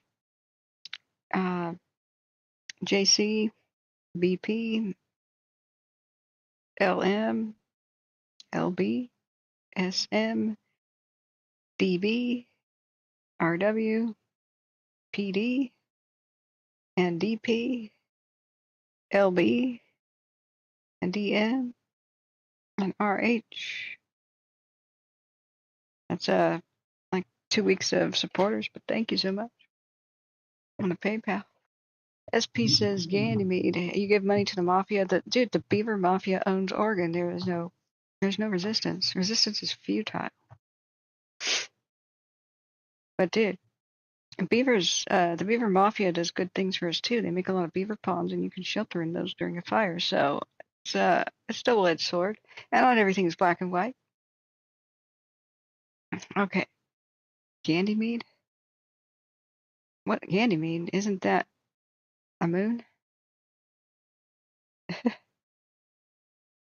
Yeah, let's follow that story, Josh. That's gonna be fascinating. They're gonna say it's all global warming though in Greece, but if it was a lot of mafia-related arson and reckless arson from people that didn't listen to burn bans, like I said, global warming climate change makes fires worse, but that's not an ignition source. Global warming doesn't cause fires. It just means everything's hotter and drier, and therefore you can't tolerate foolishness with fire. Yeah, I just don't want to cuss. Ah, I see. I see. How does the beaver mafia know where people live? Well, at night, they cruise around. I mean, you think that they wouldn't be in the city and stuff, but there's creeks that go in the city. They're in the culverts. They're taking names. They're hacking. They're looking into, who makes the most money. They watch the stream. They watch everybody. Yeah, you never know. But their beady little eyes can see in the dark. And now that they took over the muskrat mafia, the muskrats are just informants. You can't trust them anymore. They know everything. They even know when you're talking about them. So we should stop talking about them. They don't like it. But when you pay, you're protected. No, truly, guys, that's the joke on the stream because in Corbett, there was a fire that started, power lines down. I'm like, what the heck? It wasn't windy. And turns out it was Beaver Mafia. I'm not joking. Corbett fire started by beavers. Tree chomping beaver starts a fire. You can't make this up. You really can't piss them off. Don't do it. You got to pay for protection. Somebody didn't pay. But they did soon after. I guarantee that. I tried to download all of the Corbett area chatter, firefighter chatter. I was just hoping so bad to get a soundbite of power lines down. Oh no. How did the power lines go down? Oh my God, it's the beavers. I didn't hear them say anything, but they brought out 20 firefighters, 2 engines, 2 brush rigs, and 2 water tenders in the Corbett Fire District. Cascade Locks also sent a brush rig. The fire is under control after 2 hours. Did the beaver make it though? I think they probably did. Whenever they're falling a tree, they run into water and they sit there and wait for the tree to fall. They rush to safety as soon as it starts going. So it probably lived. Whoa, there's a female grizzly in Washington State and it's just got collared. A rabid bat was found in northeast Portland, another Beaverton. Holy, oh my God, bat mafia. Oh my God. Okay, let's see how the fire near Portland is going. It's still showing. Let's look back. That one's called Camp Creek. We've got, I didn't want to click the fire. The aircraft. I did not want to click the fire. Aircraft. Okay, at least the Juniper Creek fire is 90% contained. Where's this one going? It was dipping out of the lake near Lowell. The Super Puma might be going towards the Boulder Creek Wilderness or any of these others. Look at these other hotspots. Now, the people of Oak Ridge just started breathing a sigh of relief because the salmon fire was under 100% containment the other day, and now they got fire all the way around them again from lightning. They're like, not again. Last year, they got a super surprise and a super bad fire near them late season. Just, started near Waldo Lake. Now, let's see if there's any aircraft going on near the west side of I-5. Ow, what's in my eye? There's a lot of smoke over there. And Lookout has crazy amount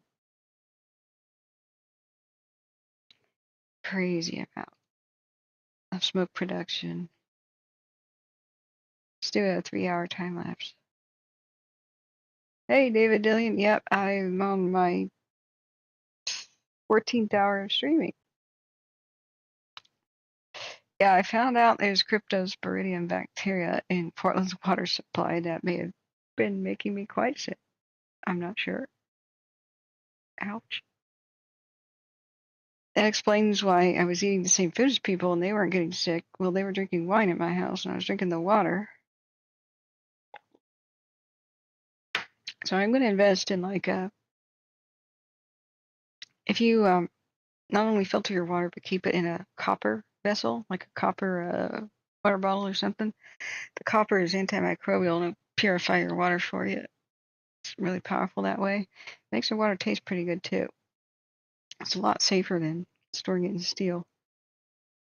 In fact, everything is a lot more antimicrobial when they made true brass door handles and doorknobs. The copper is antimicrobial, but steel, aluminum doesn't do anything like that for you. So I'm going to invest in that. And maybe an upgraded kind of water filter, maybe with a UV light thing, because most bacteria will be killed by UV light. There's a crazy amount of heat come off the Lookout. It's still so smoky that I don't know how valuable aircraft are going to be today, if they'll be able to fly much. Ugh. And why did the Death Ball mountain cam rotate around?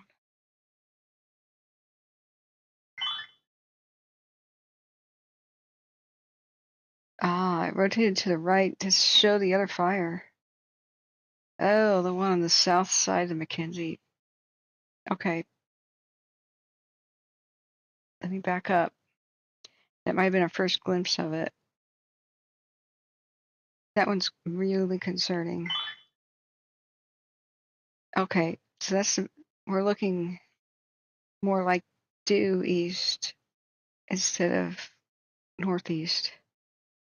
That is the south side of the highway. That is the new fire from the lightning strike last night. Okay, we got eyes on it. Yikes. So it's the pyrocumulus from the normal lookout fire there. That's the way it's pointing currently. Whoops. Not at the time of this, but you can just tell that's the pass. Yeah. Okay, damn. That's the wait. The Horse Creek. Quarter of an acre.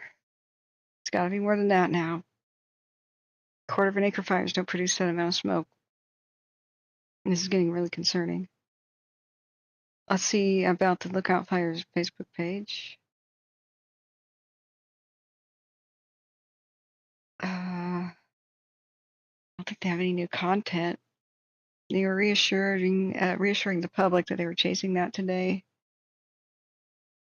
as well as the spot fires over by the Smith Reservoir. That got big, guys. Ouch. Ouch. Let's look at our heat detections.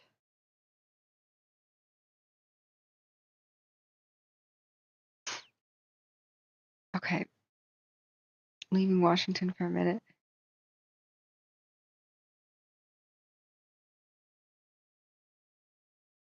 All right. So I think we saw one briefly last night. I can't quite remember. So it's on. They did describe where it was.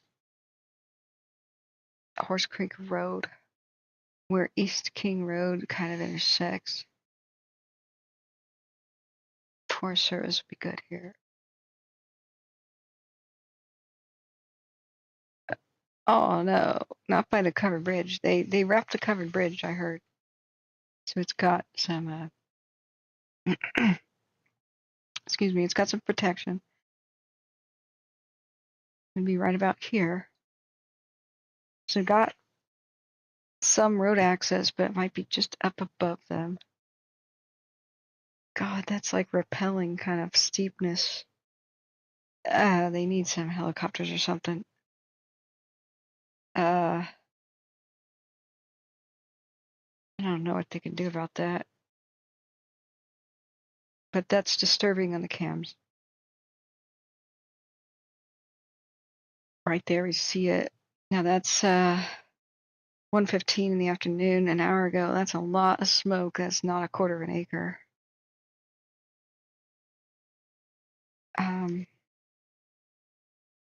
Wonder what they want to do about it. Let's read again what they plan to do about it.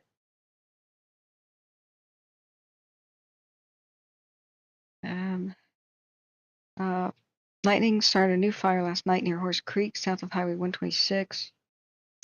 Crews from Lookout and local resources mobilized to find and contain the 4-acre fire. But detection flights will take place this morning to search for new starts. Okay, yeah. If it's 4 acres, it's possible it could be producing that amount of smoke. But it just seems like that's bigger than that. Are they saying they contained it? I don't know. Hey, Nick, thanks for being here. Hello. I could see you, David. Nick says, what I missed in 3 hours? Well, there's a hell of a lot more fires in the landscape. David Dillon says, no way, that's a quarter of an acre. That looks like it blew up. Yeah, I'm having a hard time believing that that's 4. They said they contained it already at 4? They mobilized to find and contain it. Let's watch that video again. Are they serious? Okay.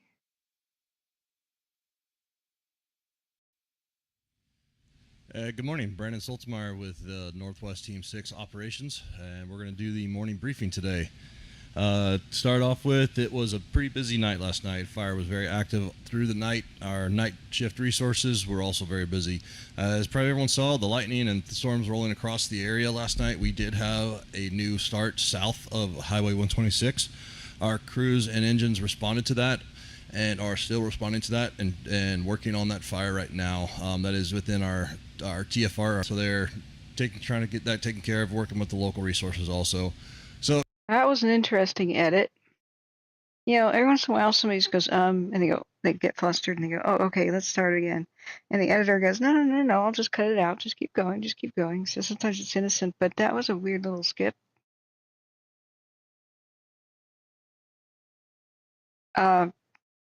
So this came out 3 hours ago, and they're saying that they are still working on it.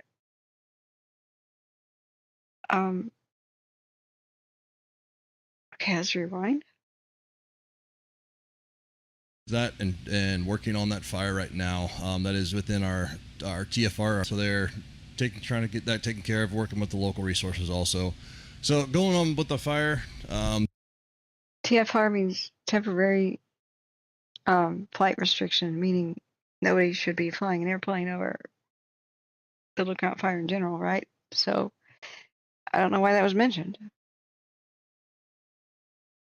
So it could be that his cell phone rang and like, oops, excuse me, and they cut it out. But it's weird. So as of 3 hours ago, they said they were still looking at it. I don't know that that's contained. This does not look like the kind of smoke you get from a 1/4 acre or even a 4-acre fire. Nevertheless, though, we don't see a heat detection. Not from GOES. You got your Modus Veers thing on Horse Creek, but he said it was on the steep terrain.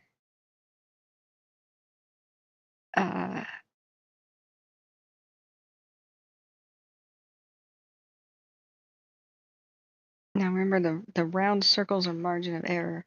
It does not mean that the fire was at the pinpoint. No, it just means that's the center of the circle of the margin of error. There's 2 detections at 3:26 in the morning Pacific. So he said they were still working on it, still responding to it 3 hours ago. Well, I mean, even after containment, you have mop up, which means it could be contained, but that's an awful lot of smoke for a 4-acre fire.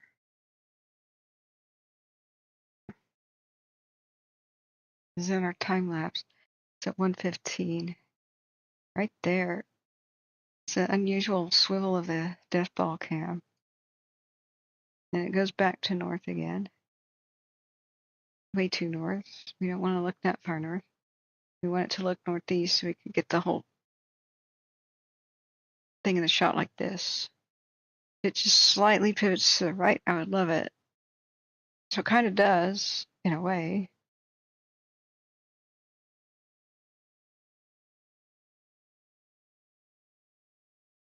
Am I missing something critical here? Like, is it swinging around entirely backwards and am I not seeing? No. I don't think there's anything else capable of making a pyrocumulus other than look out, and that's it right there. I think it just zoomed out and pivoted to the right. Locals can tell me what the hell we're looking at for sure. Kind of in this misty, foggy mess. Now, here's the current view on the east side. The smoke is blowing to the east. This is our 12-hour time lapse. It was just trying to form pyrocumulus all night. Nick says, nervous, all the same. You just got home, you're sitting in the smoke, you're pretty nervous. Don't be. Whatever's going to happen is now out of our hands. It's our heroes are out there taking care of business. Godspeed. He's just praying to give them strength and speed, right? Send them our support. That's going to be a long shift for them. I bet none of them have slept yet. you make your go bag, you make all your preps, and once you know you've done all you can do, then you tell your body, hey, calm the heck down. We've done all we can do. We can relax. So relax until you're told not to. Relax until you get evidence that you shouldn't. And then practice what you've already practiced. Just treat it as another drill.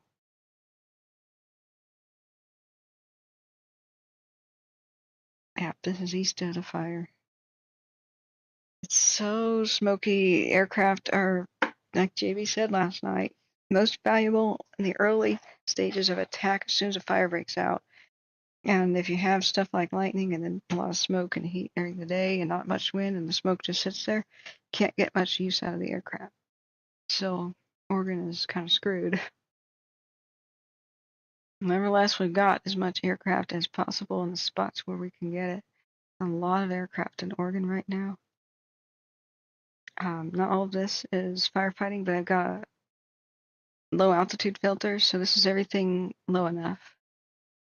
So we got the plane looking at it right now. Look, it went right over Horse Creek just now. So hopefully they'll give us an update based on what that pilot has seen. See if it's truly contained or not, or what it's doing. The nightmare would be it running up the hill. Remember, even against the wind, they can go uphill pretty fast. So you don't want it running uphill to the south.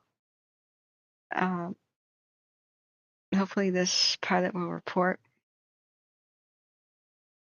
Got another plane looking around Elk Lake and the Deschutes, South Sister, all the way down. So they're out there looking right now. What's the altitude of that one? Yeah, like 8,000 feet. So he's looking top down. Got some helicopters, probably with baby buckets. I'm very worried for the one by Boulder Creek in Douglas County. Douglas County is wide. It's far east, far west. Our biggest concern for Oregon is A, the lookout, and B, the way the Smith complex spilled into Oregon from the south, and they had a pretty depressing and sobering morning update. Let's watch it again. I'm sure not everybody saw it. I'm really, really hoping that one by the lookout truly is contained, but it's a lot of smoke. So this is, remember, California dodged a bullet for the most part with the fires. Wasn't a cakewalk everywhere, but we did not get the 40-mile-an-hour wind gusts like we thought, However, the wind that was present did blow it significantly into Oregon, and they're trying to figure out how to keep it from going north. But it's in the Biscuit Fire Burn Scar, which is a nightmare. We're going to have to ask JB and Brokefish, who worked the Biscuit Fire, what prospect is. It's bad. So let's watch this again. It's pretty important, very short. Hello, I'm Dean Warner, Fire Behavior Analyst for Incident Management Team 13. I'm going to provide you with some information about what the fire has done and what the fire is expected to do in the future in the next coming days. Yesterday, the table was set with poor overnight humidity recovery, which gives us concern with the already dry fuels being drier even more yet. That concern is developed in the fact that we have a longer burn window. So as the day progressed yesterday, west wind developed from onshore flow and provided the fire with enough energy to continue a north progress up into the Biscuit fire scar. It also firmly got established in the west fork of the Illinois drainage, and it also continued to back down off from Monkey Creek Ridge towards Highway 199. Fire progression was approaching extreme at times. In the Illinois west fork of the Illinois, it began to run up the sides of the canyon towards the 4402 road, and also towards the ridge dividing the two drainages over towards Blue Creek as well. As that fire progressed, there was a lot of energy involved with the fire getting into fuels that were very receptive to that fire movement. Further on into the evening, we experienced lightning, thunderstorms coming through the area, which put down moisture pretty much from south to north along the 199 corridor. The amount of precipitation is spotty in certain locations. Overnight, we experienced subdued fire behavior in the 199 corridor area over to the 420 road, but fire intensity still progressed on into Whiskey Creek, which is just north of 4202 road. So for today, we're expecting the fire to still advance north in Division Hotel, further on north in the 4402, down in the West Fork of the Illinois. We're expecting subdued fire behavior there, but only for today or tomorrow. Conditions are going to be persistent, warm, dry. That'll dry out the fuels as time goes by. We're still expecting the fire to continue backing down off from Monkey Creek Ridge today. A lot of canopy closure today. There's a lot of canopy closure in that area has protected those fuels from getting moist, so we'd expect still surface fire in the form of backing, low intensity towards the 199 corridor. We'd expect those conditions to continue for the next couple days and possibly intensifying as conditions are still warm and dry. That's all I have for fire behavior. Oh God.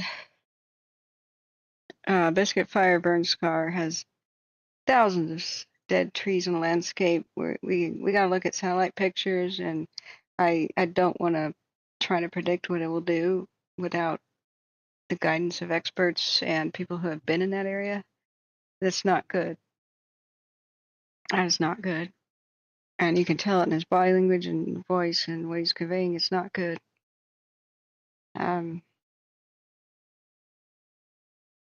There's not a lot of roads. It's steeper wilderness and stuff, and no help from the weather. It's not good.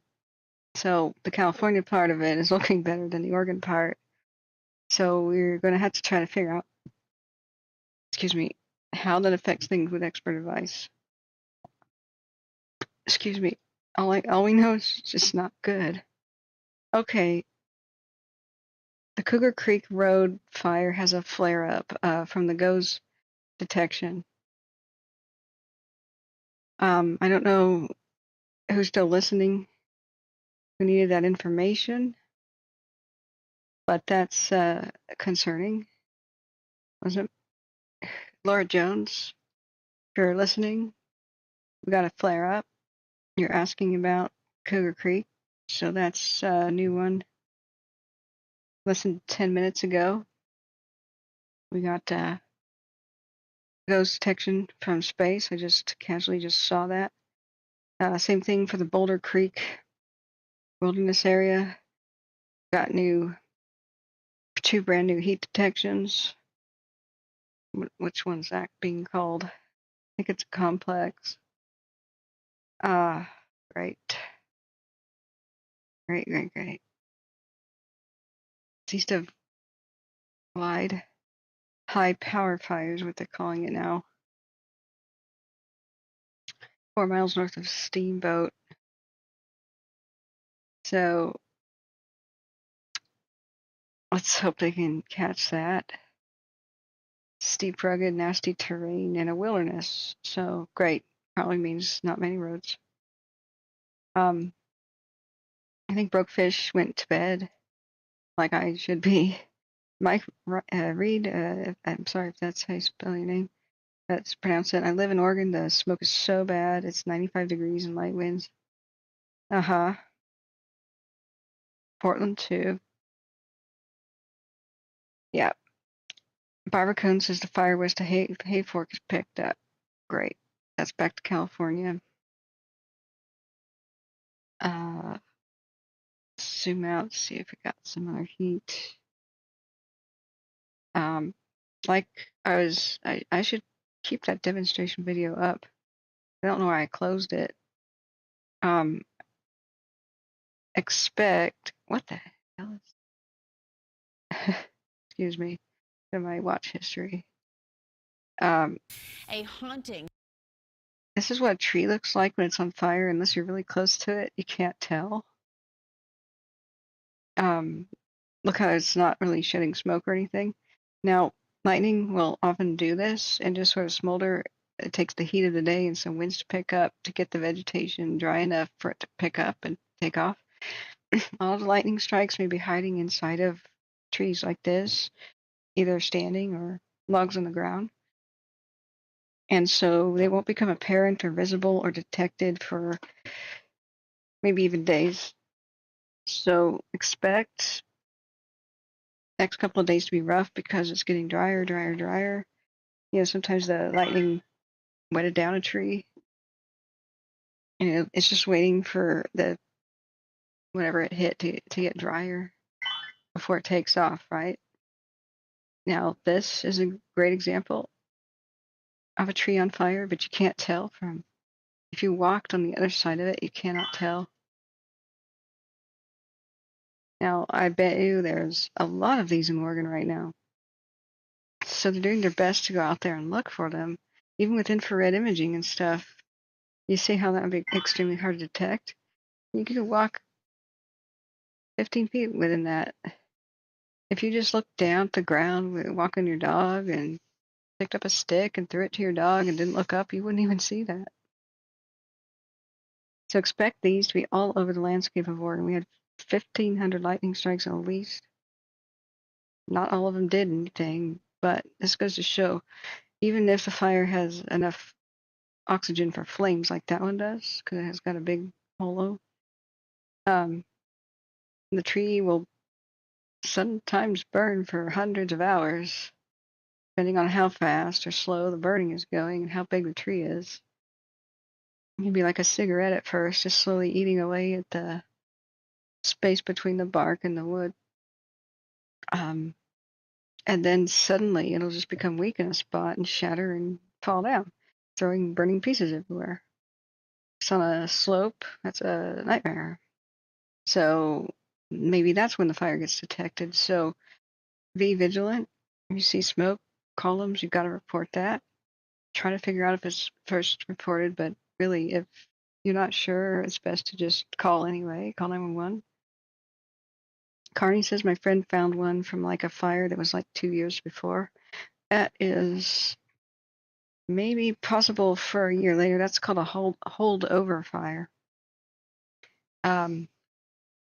In rare circumstances, even snow on the ground will not extinguish all fires. Like if there is a tree with the fire in it like that, and there's the coldness will it's like freezing meat, right? Delays how long it takes for the meat to go bad, like delays how long it takes for a fire to eat something.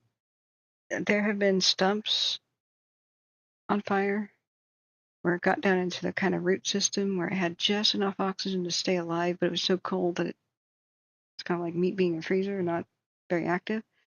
You can have a holdover fire from a year prior. So that's technically possible under right conditions. That's why some fires have weird, mysterious origins where it could have been lightning from three months prior. It's this sort of thing happening. So especially logs on the ground, of like big old growth on the ground, especially that could take a long time for a fire to chew through it. So expect over the coming days a lot more detections. It's not any weird conspiracy thing or arson or whatever. It's just a lot of these have yet to be discovered. This amount of smoke on the ground is going to smother a lot of the fires and deprive them of oxygen they normally get. Oh my God, look at the pyracumulus. Do we have 3 now on the lookout? Yeah. So, I mean, I believe you, Carney. I don't know if it was 2 years, but, you know, it could be up to a year. David Dillian says, my fire crew and I, Oregon Cal Fire Suppression. Thank you for your service, by the way. Had a prescribed burn come back after 3 weeks when it was buried by snow. Yeah. It's the outdoor equivalent of a backdraft, really. Backdraft is a fire that has everything it needs except oxygen in a building. Mike Reed says, "Oh, you should see the huge clouds right now above Mount Hood. They are huge." Well, pyrocumulus means it's the wildfire smoke cloud. Pyrocumulus. I'm not talking about cumulus. This is all wildfire smoke. The clouds are down here. This up here, the white stuff, that's the incredible amount of steam from living trees being vaporized. You know, pyrocumulus is, yeah. I mean, I'm sure there's impressive clouds by Mount Hood, but I don't think Mount Hood has a fire. Look at this. That's the smoke. So you can see the cloud layers like a little bit below, but it's producing so much tremendous heat that a mixture of steam and smoke is pushed up in the air so high it punches through that cloud layer. It's being propelled up. There's only a couple things that are hot enough on Earth to do that, and that's around 17,000 feet tall, according to one of the apps that Big Al was looking at on his phone. Only a couple things on Earth can do that, which is throw heat that high into the sky. One of which is volcanoes. The other one's asteroids and megafires. Oh, the last one's nuclear bombs. Yeah, firestorms, I should say. Yeah.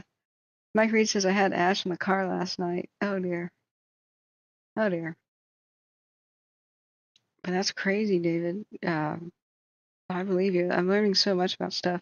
Barbara says that's why mop is so important. Yeah.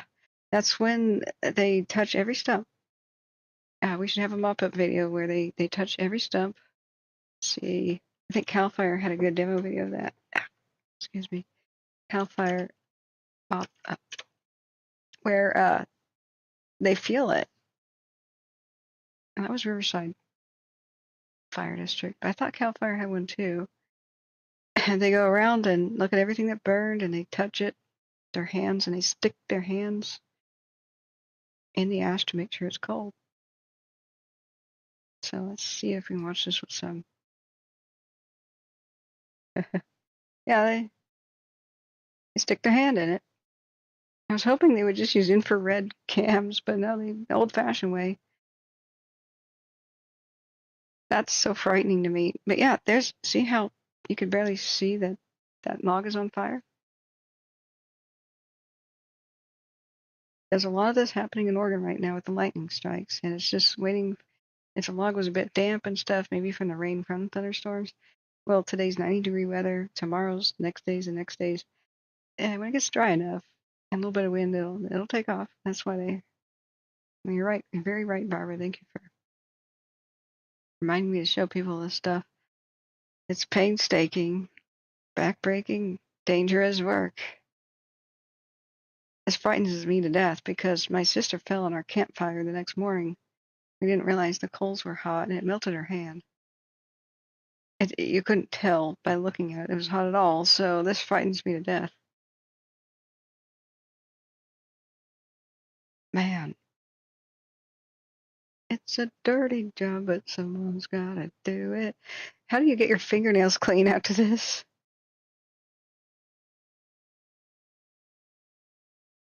Man, this is partying like it's 1899. Shouldn't they have FLIR goggles on and heads-up displays and stuff and high-tech stuff?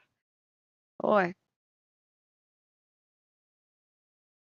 Okay, that shows you it's a Riverside County videos are pretty good. Look how dirty they get. Man. Okay. So aircraft are running around.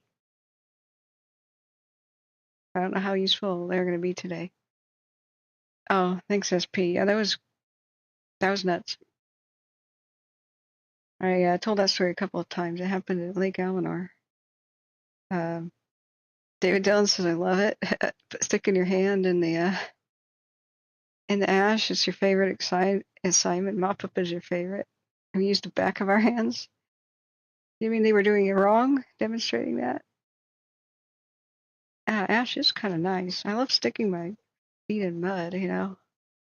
I just love taking my shoes off and walking in mud. It's therapeutic. I can see that. Is it good for your skin? Wood ash? Okay. Maybe just rub some coconut oil in there and make a salve. Okay. Ask me about fires and which one you want to know about. It's pretty much that time where I don't know what to say anymore. Do we have updates on different complexes? South Fork. I read this before.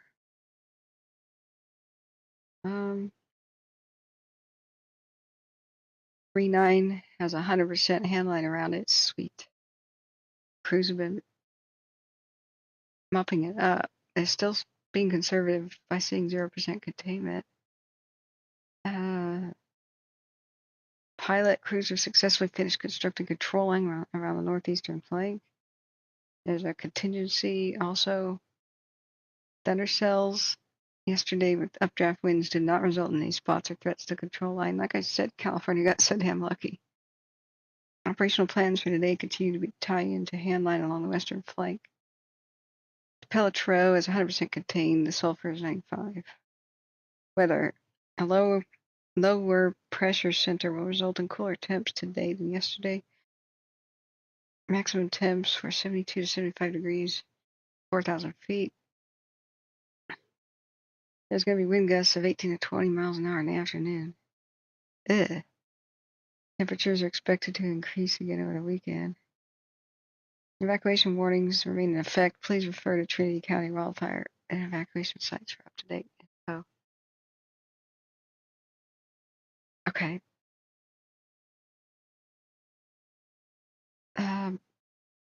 Barbara Cohn says, I hated mop up. The ash makes her feet hot. Oh dear. That sucks. Okay. Maybe you should go barefoot instead of sticking your hand in it. Therapeutic. Okay.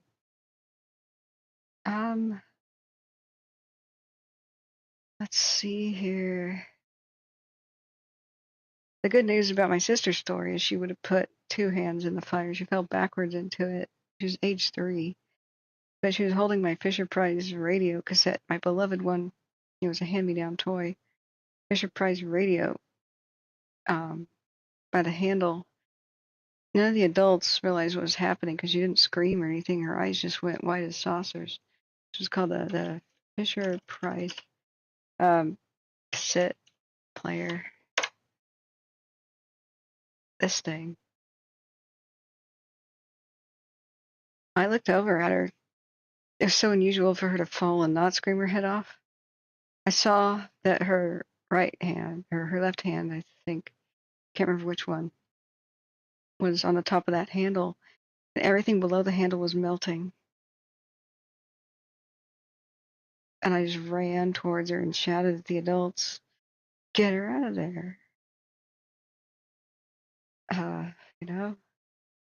So at least her other hand was spared, but it was something else. That's why anybody sticking their hand in ash gives me the willies. Just that's one way to test for it, all right. Ugh. Okay. Current view of the lookout. Wow, look at that pyrocumulus. That's bad. Okay, Irvin. And thanks, SP. You're very caring, and I really respect that about you. Stargazer 2020. Any updates on the Sandy near Bull Run? There's scoopers scooping out of Columbia. We got eyes on it. They're tackling it. They've actually got the ability to use aircraft, which is going to turn the tide for them. Oh, my ears are itching terribly. I'm wearing headsets. I mean, I had a 2.5 hour break, but I've been wearing headsets for 14 hours. God, my head itches. It's kind of sweaty.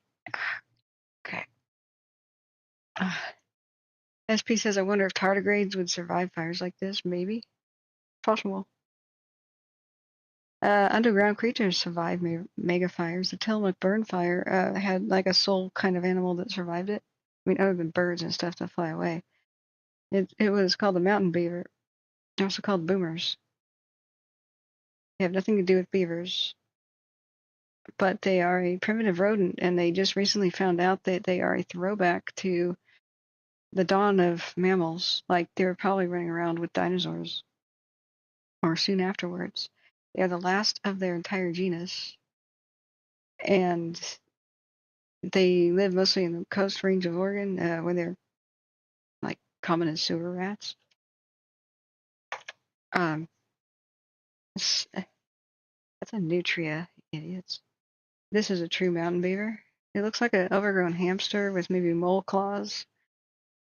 They're almost completely blind. And they come out at night for the most part, so almost nobody has ever seen them. They have the most primitive kidneys on Earth, where they have to constantly drink water or they just instantly die.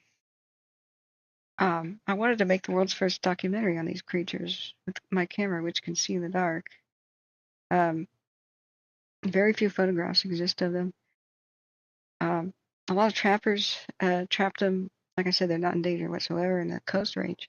But these all survived the Tillamook burn because they were underground. And part of the reason the Tillamook fire, that after the 1933 fire, the forest did not grow back, was all the seeds turned to ash.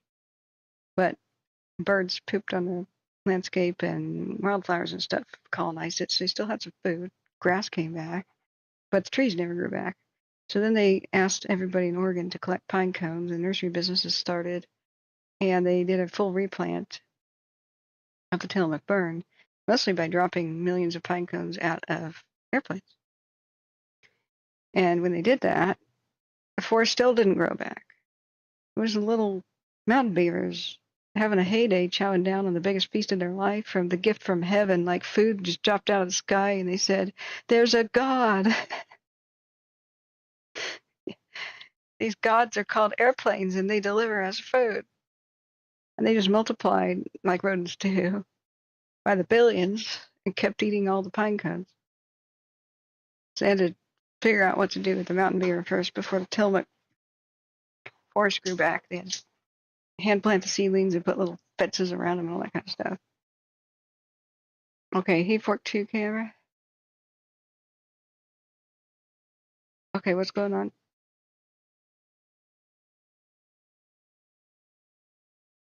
Yeah, we saw fire activity on Hay Fork last night, and I couldn't figure out which exact one it was because they kind of merged all of those. I might want to look at High Divide too. But Hay Fork is one of those little towns that is left on its own to defend itself time after time. Where's it? Wait. There. Yeah, I couldn't figure out. This is zoomed in. Which exact one this is. I thought it might be the pilot. But we were watching this last night. But it never really focused, and I didn't know where the hell it was. This is the 12-hour time lapse. Yeah, it's in the South Fork complex, but which part of the South Fork? Like I just read,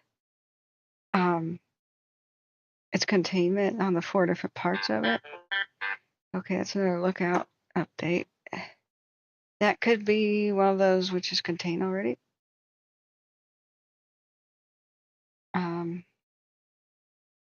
Watch Duty says the Chilkoot fire is estimated to be between 50 and 60 acres in the Umpqua Forest.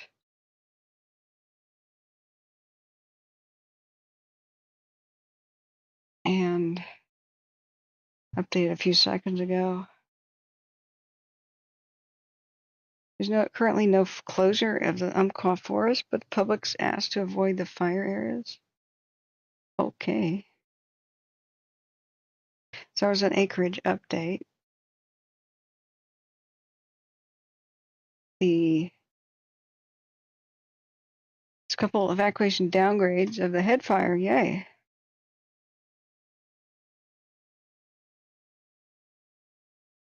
For the Siskiyou Sheriff's Office, SIS 2001B has been split into B and C. So B still has the evacuation order, but C is now just a warning. SIS 1010 and 1123B have been downgraded to evacuation warning. So check the head fire, guys, if you want to see what that means for you. Already read about the Happy Camp complex in the head. Yeah, I don't know which part of that complex the Hayfork is looking at. Yeah, it's been pretty active at night. Now it looks like the smoke column's going pretty high, but I don't know that it's moved. Hopefully that's one of those with the 100% containment. It's just hard to figure it out. Same thing from the Bald Jesse. I was having trouble trying to figure out. We may be looking at the same one right here from a different angle. And it was active in the night, but not super active. In fact, it was a lot less. See, this is a bad calibration. It looks way bigger than it actually was. That's the true size of the fire. See? Right as dawn approached, the camera started changing as more light entered the lens. I wish I could manually control these cameras and squeeze down aperture and make it focus and all that, but I can't. Okay, Urban says if a fire was to start on the Hayfork 1 camera area, it could be a massive problem. Well, that's nothing new. We've been watching that like that for days. I've been covering that on the Hayfork camera for days. It's not a new fire. It's in the same spot. I've been watching it for days, so you can calm your tits about it. Is this other part over here? And there's that part over there. So everybody calm. It was easier to identify which one was the pilot, which one was the sulfur, which was the 3.9, before they jumbled them all up on watch duty. So if you go to watch duty and you try to figure it out, you just can't, because they just called it the complex. So one of the cams is by Fortuna looking that way, and then from the east looking west from quite a distance is the Hayfork cam. It's zoomed in a long way. But see how it just says it's a complex? So which one is it? What are we looking at? You click on it, and it talks about the 3.9. Even though it says 0% containment, it has 100% handline around it, which, they're just being conservative for now. The pilot has less control because they've only got a control line in the northeast flank. So which part of it are we looking at? You know what I'm saying? The Pelletreau is 100% contained. Sulfur is 95.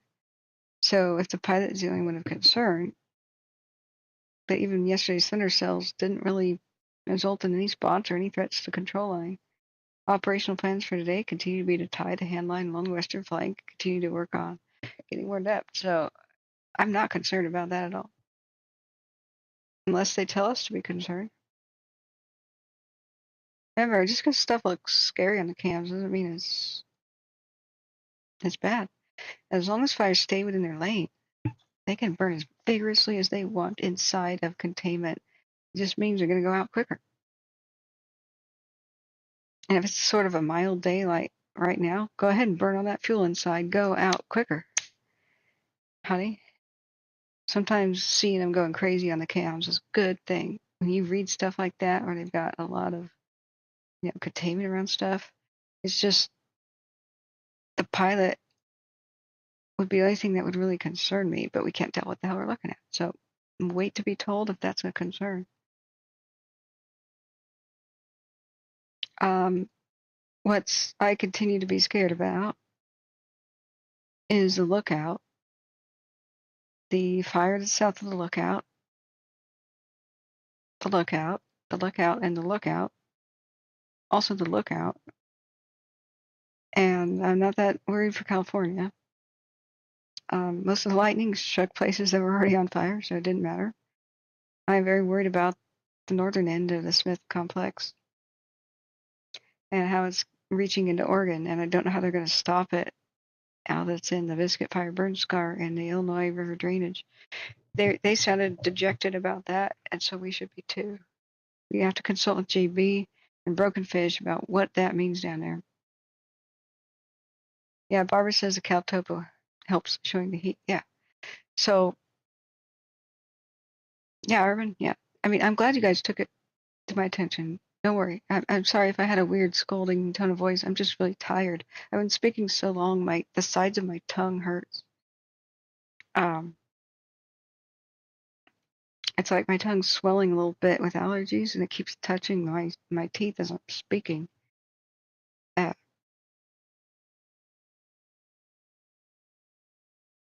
Other than my 2.5 hour break, I've been streaming for 15 hours. So your donations mean a lot to me. Please help me stay ad-free. Thank you so much for the donations last stream. And the PayPal link is pinned in the top of the chat comment. A super chat, super thanks helps us keep us going.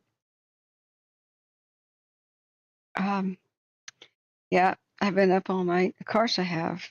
I saw this weather forecast, so I stayed up really late the night before. Slept all day yesterday. Well, I got kind of ill, but after I was ill, I slept all day yesterday. Woke up at 8 p.m. Got on about 9:45 or 10ish, something like that, just as the storm started appearing. I was with you throughout all these storms, ready to say this place evacuate. We got lucky that none of them ran in the night, but unlucky in the way that there's 1,500 lightning strikes in Oregon, and unlucky that mostly there wasn't enough rain to keep fires from running off. So there's still red flag from Detroit Lake to Seattle in the Cascades. And I still think I disagree with them not calling it red flag in the middle of Cascades. This is red flag fire behavior. Look at this. Now the reason it's not technically red flag is maybe there's the wind speed is 2 miles an hour lower than we need for our red flag. Red flag has to be, it's a numbers game. Say you were playing Dungeons and Dragons, right? You have a 20-sided die, and you roll that dice, right? Well, let's say you needed an 18 or higher for a red flag, and you rolled 17. Nope, they're not going to label it red flag. That's the way it is with their humidity, their wind speed, their temperatures. So if you need, with their weird formula, it to be at least 85 degrees, and it's 84 degrees, you don't have red flag. You've got fire weather. Watch instead of warning. And oh, it just drives me insane. This weird anal retentive, let's just say, missing the big picture. The big pictures tell the public what to look out for and to be vigilant. Okay, it's for the public. Like firefighters already know, looking at numbers. These experts already know what that means. It's the message to the public, and if it's that close to red flag, just freaking call it that. And if it's somewhat close, call it orange flag. Just keep it simple. The public understands. I'm gonna pull my hair out. I need to take over. I'm increasingly understanding that I need to take over. I just need to be dictator for a while. I swear I will restore democracy as soon as the madness is over. But we're going to make reforms, especially to the way we talk to the public. And it's not going to be Chinese anymore. It's going to be simple, man. I swear I will restore democracy just as soon as the fires are under control. And that's my campaign promise. Vote me for Empress. Holy crap. Lookout Fire has gone nuclear. Look at its mushroom cloud. Oh my god.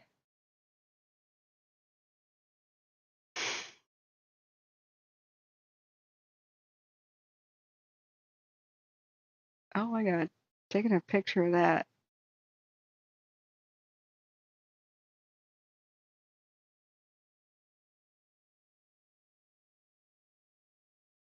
Wow.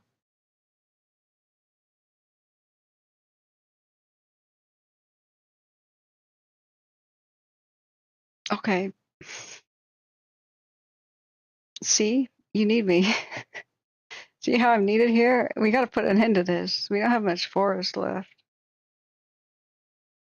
Ah, there needs to be a fire czar, and you should vote me fire czar. Holy crap.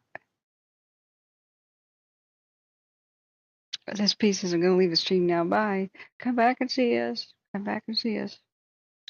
Smitty says, my guess is the Cam sees the big heat spot in south of the South Fork complex. It's hot enough to be visible from Hay Fork. What is South Fork complex is more northwest. You're right though, Urban. If a fire started near the Hay Fork camera, that would or near the town of Hay Fork, that would be a yeah. David Dillians is it's a very well defined column. Yeah, just wow, just wow. I'm speechless sometimes when I see stuff like that. Uh, when I'm speechless, some serious beep is happening. I've seen everything now, but that.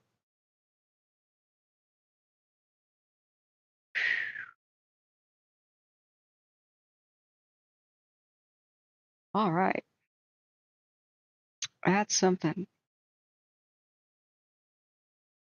That's something.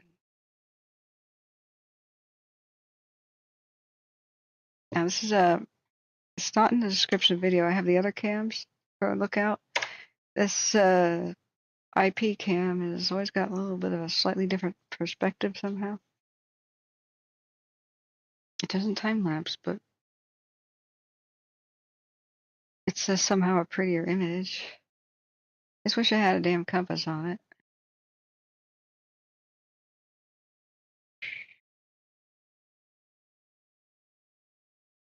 Wowee.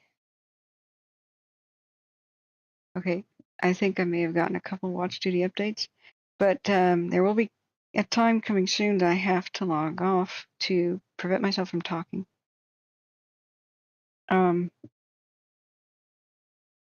15 hours almost in a row of talking is about my limit. I've got to have a voice for tomorrow, because until Tuesday, expect it's whack-a-mole right now. They have to get as many of these lightning fires under control while they're still small, lest they become new lookout fires. So Godspeed and good luck for that. So I'm going to be needed for days here, probably, unless we get some torrential rain, which is probably not going to happen. We don't really have any substantial rain in the forecast till Tuesday. We have a heat wave until then. So everything's going to probably get worse. That any of the fires that stay going that are not contained real quick. So it's a mad scramble, a race against time, especially until the next wind event. But just being drier and drier and drier day after day means that fires can act more and more extreme, even with very little wind. It's not very windy, and look what's happening. It's a lookout. See what? It's not like there are many wind gauges. Let me duplicate this.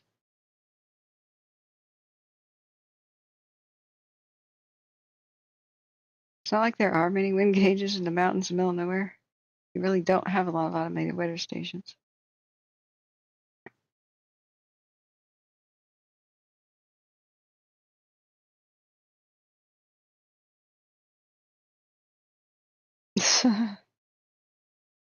It's like a dead calm until there's gusts.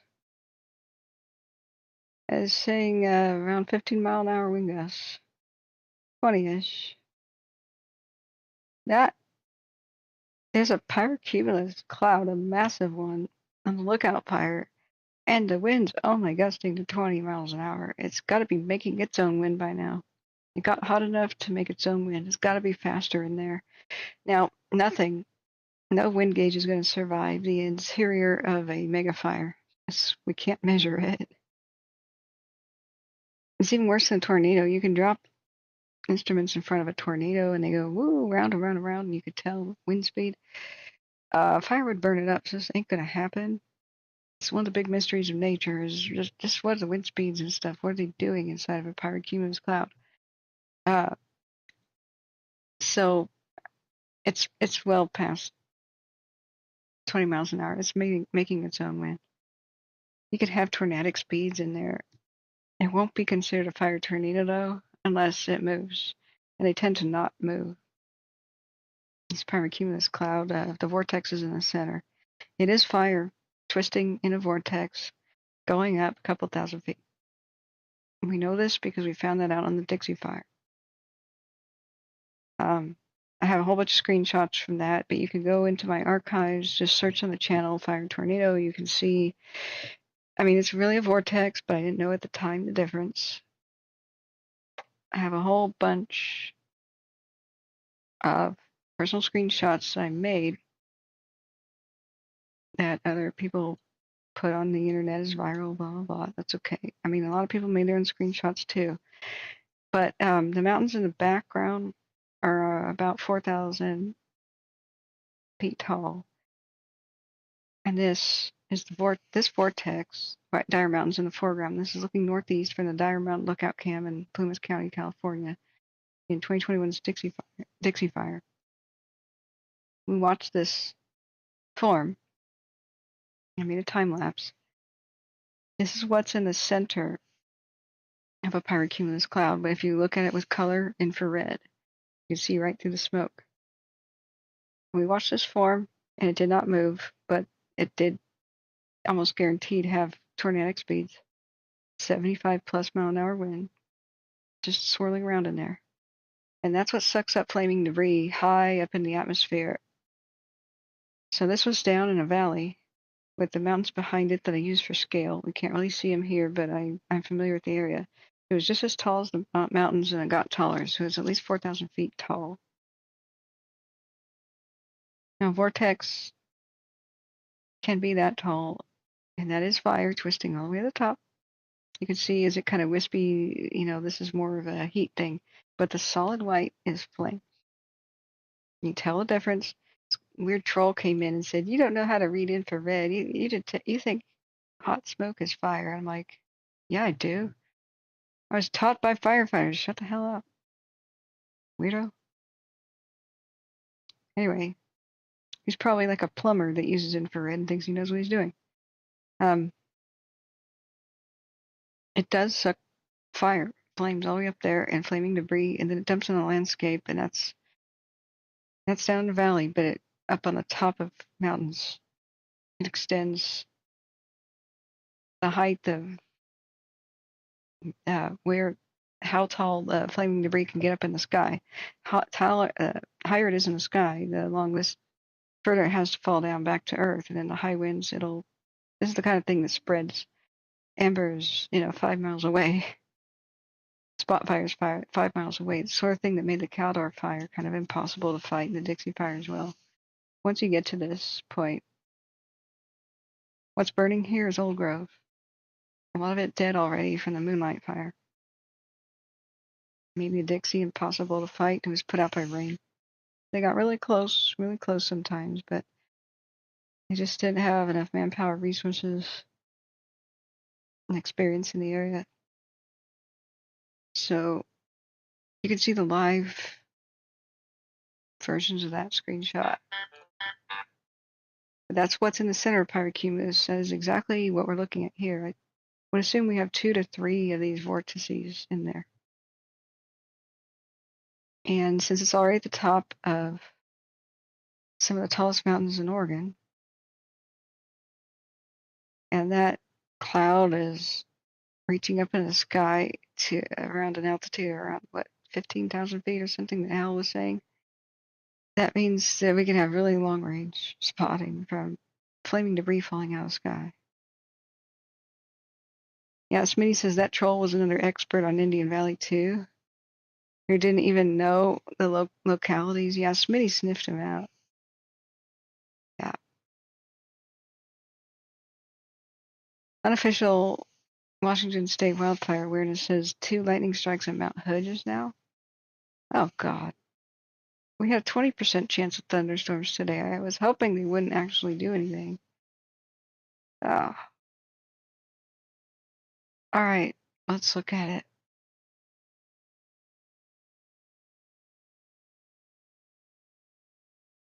Let's look at it.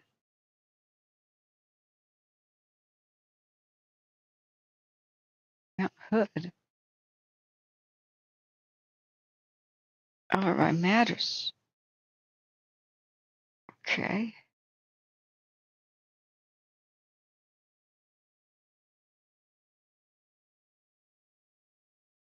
It looks like a jelly blob, doesn't it? Yeah, if this was Dungeons and Dragons, I would say that a gelatinous cube is just a taxed government cat.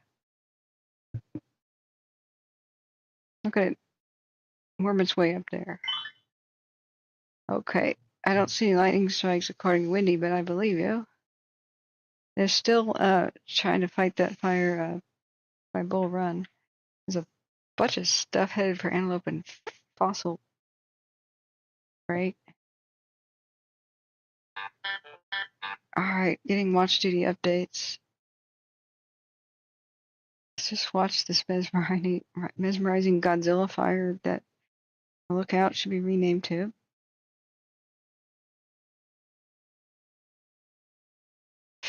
Okay, I know what's for dinner tonight. It's pity pizza. California can eat some victory pizza. I'm going to eat some pity pizza. Okay, a few seconds ago we had an update on the head fire. Complete list of the most recent zone splits and downgrades of the evacuation orders. I'm not going to read that. That's word soup. Anyway, check out the head and Happy Camp if you want to know that. That's good news. All right, looking back.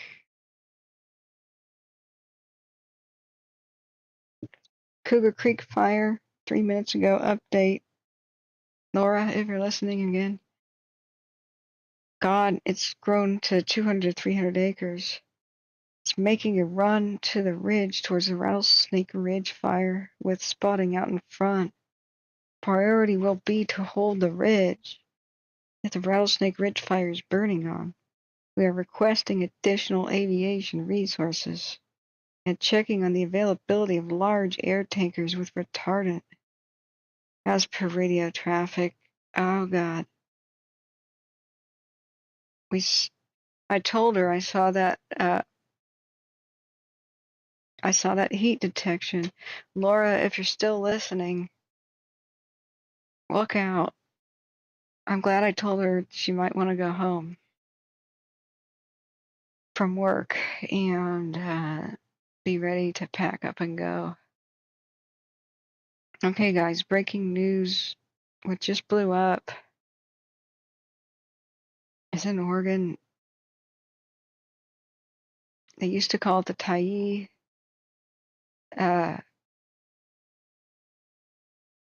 What's east of Coos Bay? The Tyee complex and Tyee fire. Now it's the Rattlesnake Ridge fire. And the Cougar Creek. That's what I just read. Air Attack reports the fire is 200 to 300 acres. The Cougar Creek. Crap. it's making up the run up the ridge, to the southeast here to try to join with the Rattlesnake Ridge fire, which is right here, spotting out in front. They want to hold that Rattlesnake Ridge fire, the one that is burning on. They're requesting additional aviation resources. Okay, Douglas County. Let's turn on the radio. That's got to be monitored. Broadcastify.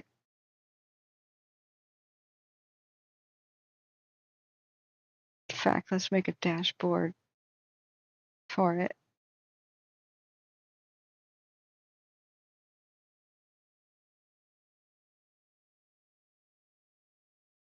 Douglas County.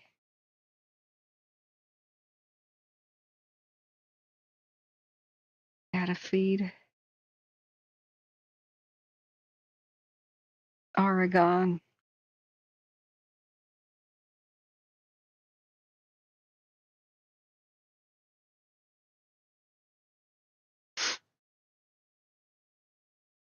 Oh man, cut off the side here.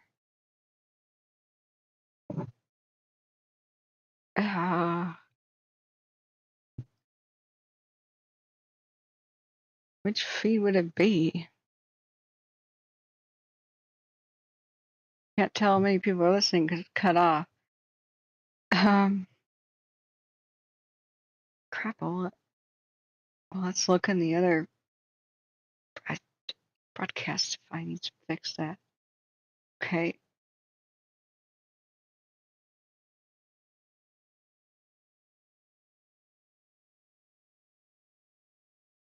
Roseburg Public Safety.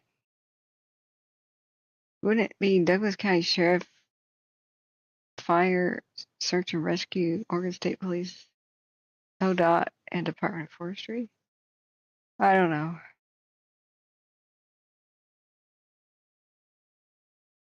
It's probably the one everybody's listening to. 1536.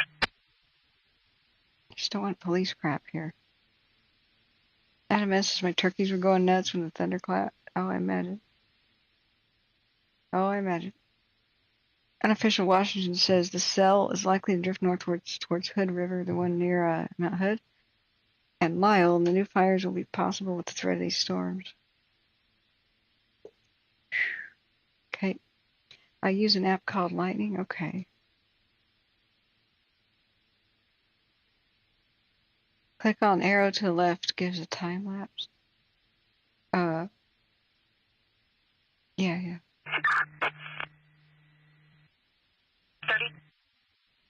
VR with Karate Kid in the 1000 block of Green Valley Road.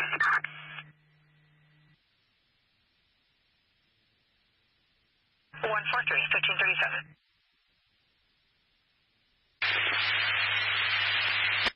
Oh God, they're one of those harsh ones. Let's check out. We have any views? No cams.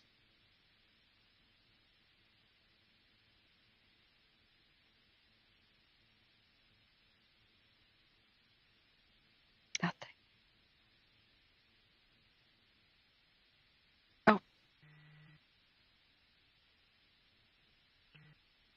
Just getting logged on. You can attach from the 38's call. Roseburg 14, 1538. I don't know that we're on the right channel. Not enough to do anything until we get air support the way it's acting now. No, we are on the right channel. Not enough to do anything until we have air support right now. Oh, that's bad. Yeah, I have Broadcastify Premium. Thank you for your kind donations. That's why we have it. So I can move left channel, right channel. Wish they had an equalizer. Yes, I had them. I've got Silver Edition, Flight Radar 24 subscription, Pro Watch Duty, Pro My Radar. I'd like to buy Water bomber subscription. Oh God. Alright, I'm gonna adjust that filter for the limiter. 143. 143, go ahead. Can you see if the DAP can come out this way?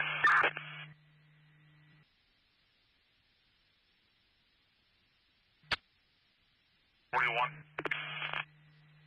Can you contact 143 in the 1000 block of Green Valley Road in Oakland?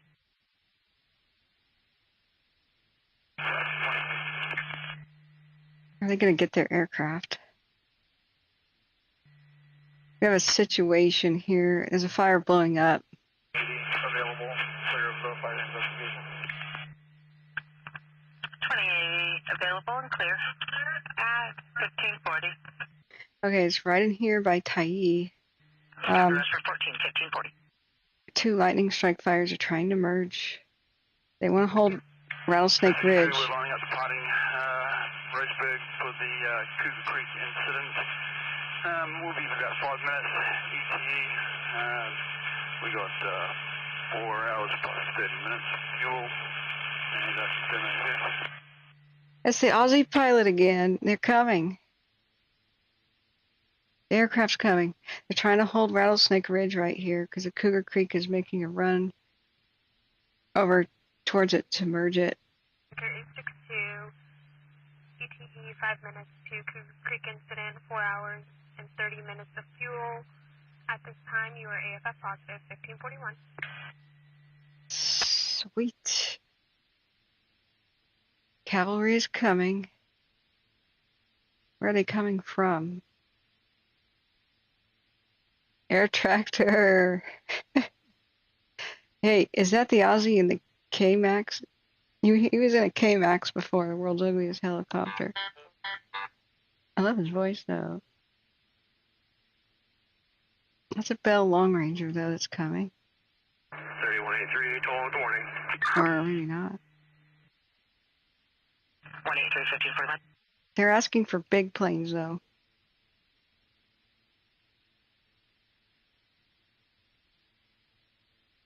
Okay. It's quite a situation. Medical aid at 211 Southwest 5th Street in Canyonville.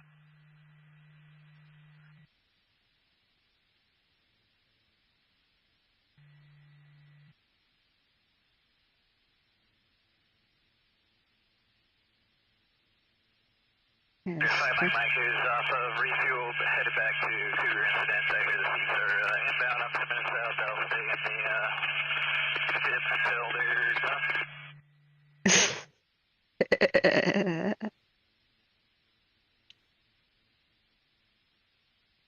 Spike off the ground en route back to the Cougar incident. At this time, you are AFF negative, 1542. Fire dispatch. We're responding.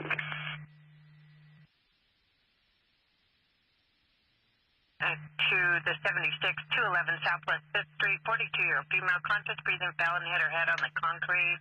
Oh, God. Lost consciousness with the fall. We're attempting to get further. Break, pre-alert, medical aid, 2331 Northeast Stevens Street at Sunrise Shop and Save. Okay, this is where the Cougar Creek just blew up. Uncle Valley Ambulance 503, medical aid at Sunrise Shop and Save, 2331 Northeast Stevens Street, Roseburg. Okay, I'm just going to mute that a second. That's a bad thing about these. Let me see which channel is EMS.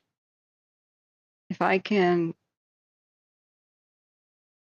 Oh, man. Oh, I can't split the channel. EMS is just always going to be talking.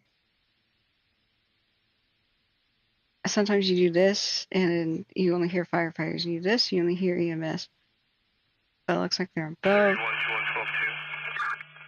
They're on both channels. Damn it. Expect to hear about a lot of falls and strokes.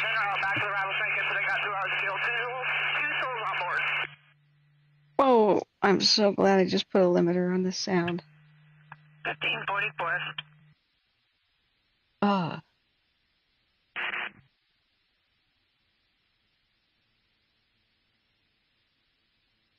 Bird 466 on Fairview.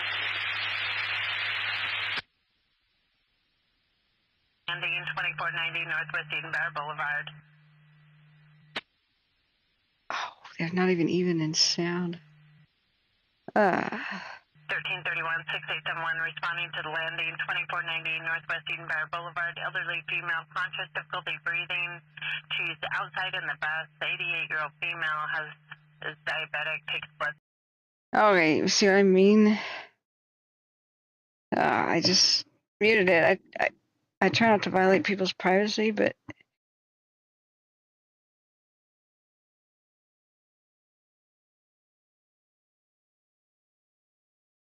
there's now a 22-year-old male on the ground, conscious and breathing. To be breathing normally. They advised to respond inside the store.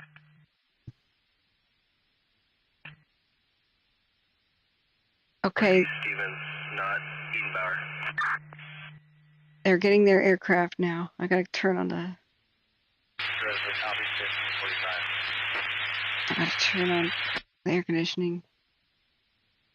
I want banana peppers. Attempt to locate fire number 355.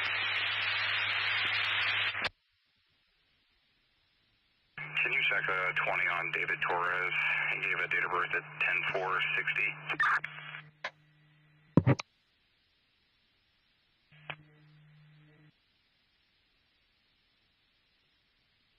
He's also a corrections offender felony probation for traffic offense.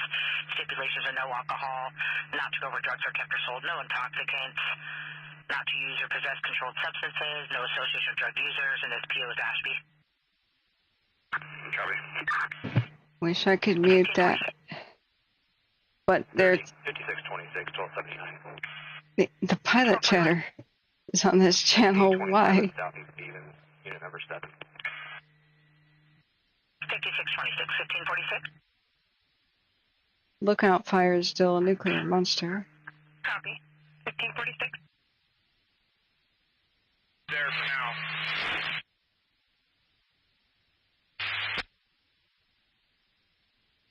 I hope they could stop this Cougar Creek thing and rattlesnake thing. Like 5 IAC for Type 2 IA crew.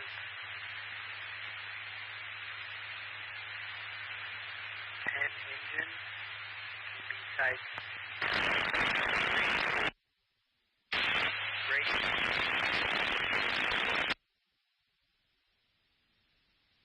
It's from the Wood Creek Fire, and engine 14 will be returning South Douglas 163. Dispatcher sees 1547. Okay. 2 task force leaders and 2 heavy equipment spots.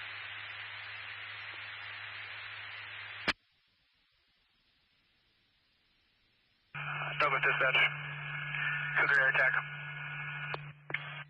Pilots. Douglas dispatch. For planning purposes, I'd like to have a relief air attack over the fire at 1745, 1745. Two Type 2 water tankers, 2 Type 2 dozers with grapple, 2 task force leaders, 2 heavy equipment boxes,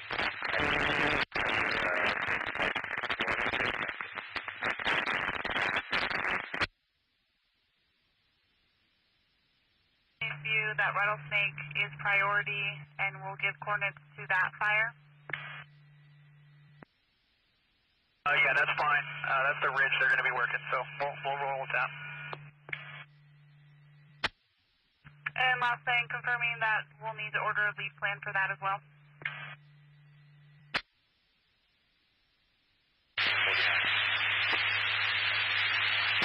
Big Dog, that's a second fire. Also, Roseburg, a little update.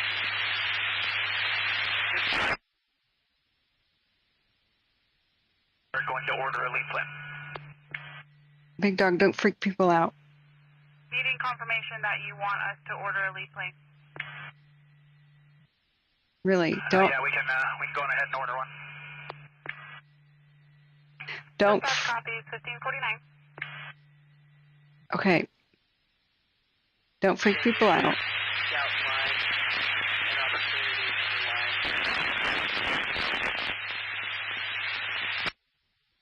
Did you look at the Lookout's updates and know what's happening there? There's something called the Horse Creek Fire.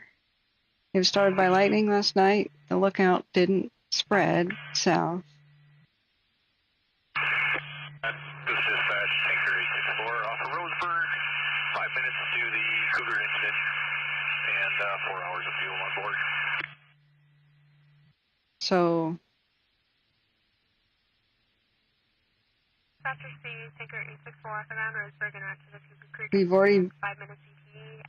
just been over this. AFF positive, 1550. Also, Roseburg, we may need to notify the BLM.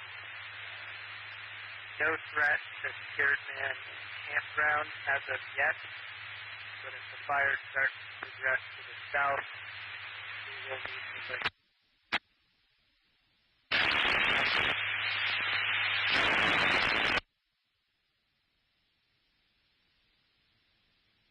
Remember, Dark trees down on the ground now, and we are currently taking the trail with water around them. now look at the wind direction. Hot smoke travels and gives false readings with GOES satellite detections. So look at the wind direction. Please don't say stuff like the Lookout Fire is spreading south or out of its bounds. That's likely hot drifting smoke. And we already know that the Horse Creek Fire is a separate fire. And we're hoping that it's contained, but it's producing so much smoke, it's hard to believe that it is, that it's at 4 acres like they're saying. So we've got aircraft circling it, just making sure, I guess, that it's contained or whatever they're doing. But let's only say stuff that we can confirm. You could say something like, what is that heat detection? You know what I mean? That's a lot better than, looks like the biggest, scariest fire in Oregon just breached lines. You know what I mean? That's all I'm saying. So I bet you that's the hot drifting smoke, but they just downgraded some evacuation levels right there. So it's a huge concern. It's the biggest concern that I have for Oregon right now. But if you look at the cams,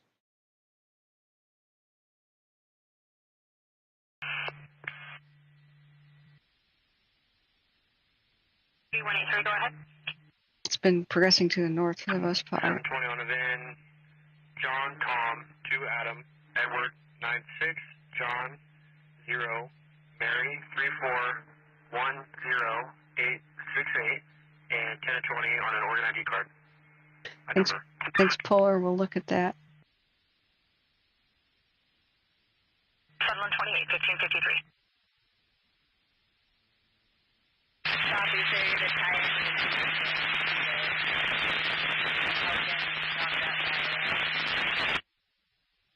Yeah, we saw a lot of activity last night on that. 6876 available south. I think that's 876 copy. them alone or something. Confirm AFF.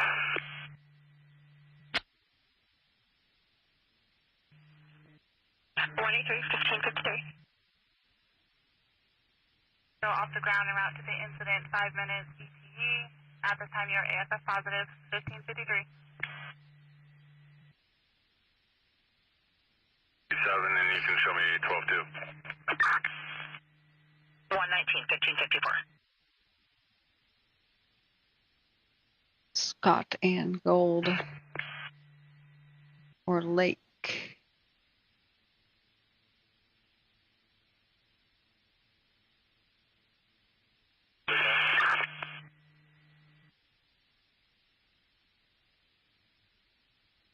you're ready, Okay. go ahead. Roseburg 9. Roseburg 9, go ahead. Did you run that female through Oregon as well? On copy, I'll advise lot 2.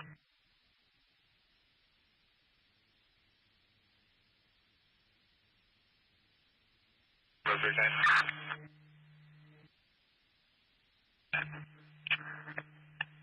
1241.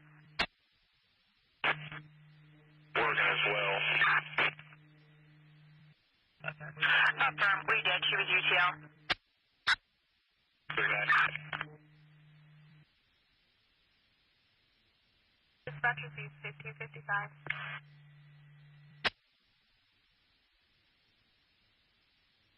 Right, 0, 12 miles, pass at 3,000. To the south.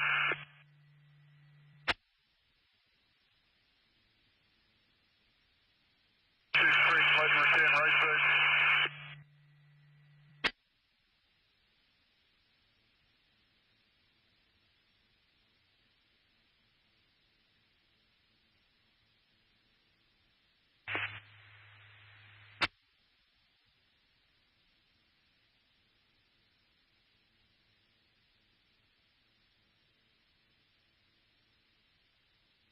Roseburg dispatch, Diamond 5 on Doe Head.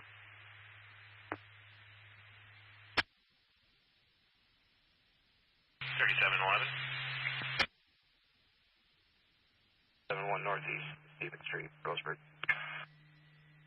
5626, 1556. Get you a space number in a second. Copy. Blue license plate, the brake check semi and it's sped off. Copy, send it. Keep an eye out.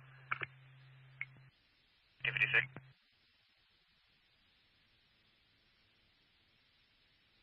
It's in Frank 10. 1556. No heat detection on the gold. You'd think that would be bright red. It's possible that Fort Jones can see all the way over here, but I don't know about that.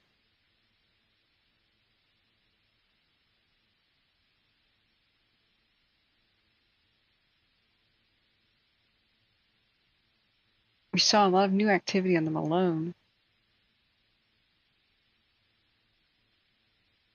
I just don't know how zoomed in the Fort Jones could possibly be.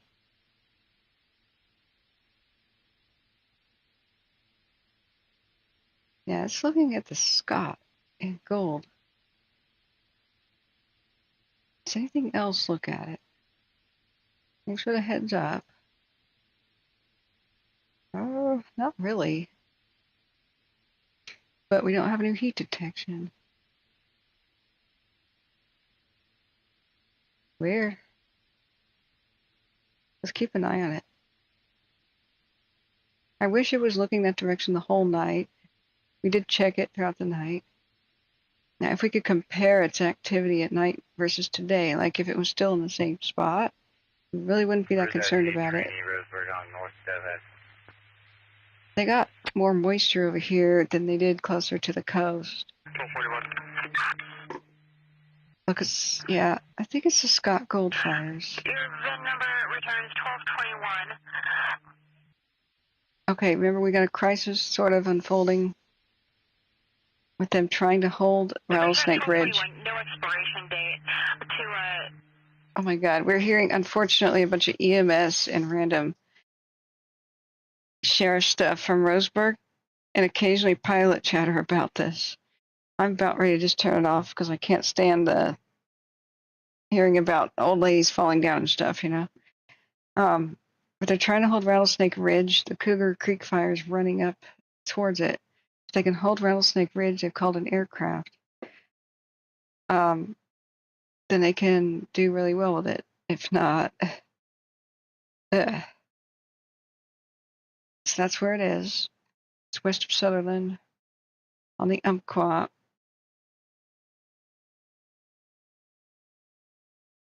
Rattlesnake, whatever. Rattlesnake Ridge. So they're trying to hold it, otherwise you'll be sweeping right over the mountains and go towards down here at, well, the town of Umpqua, which I think has a rebuilt fort. Yeah, Fort McKay Road. This is where the Umpqua massacre occurred. And no, not white people on Indians, Indians on white people. I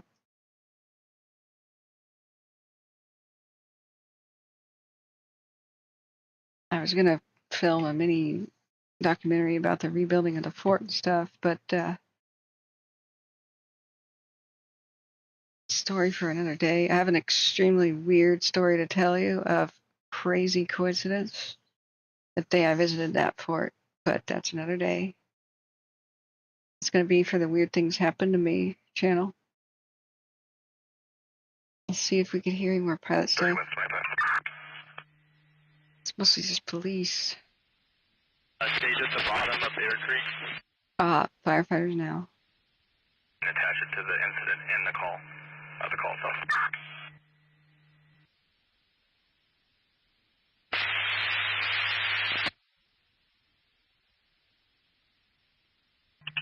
$1,600.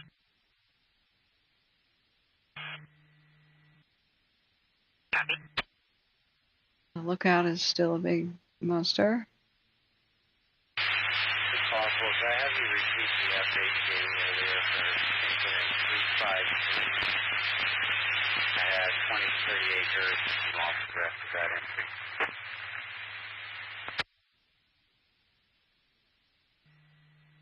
And 164, 16-1. that's that little spot fires in south of McKenzie Creek. Not spot fire, excuse me, lightning strike one. It's hard for me to imagine that that's 4 acres. Pretty soon. You can show both units 12. That's it. I don't care anymore. I'm turning off Broadcastify unless you guys want to listen to it when I go to bed, but that would be some annoying. That's it. I'm just turning it off.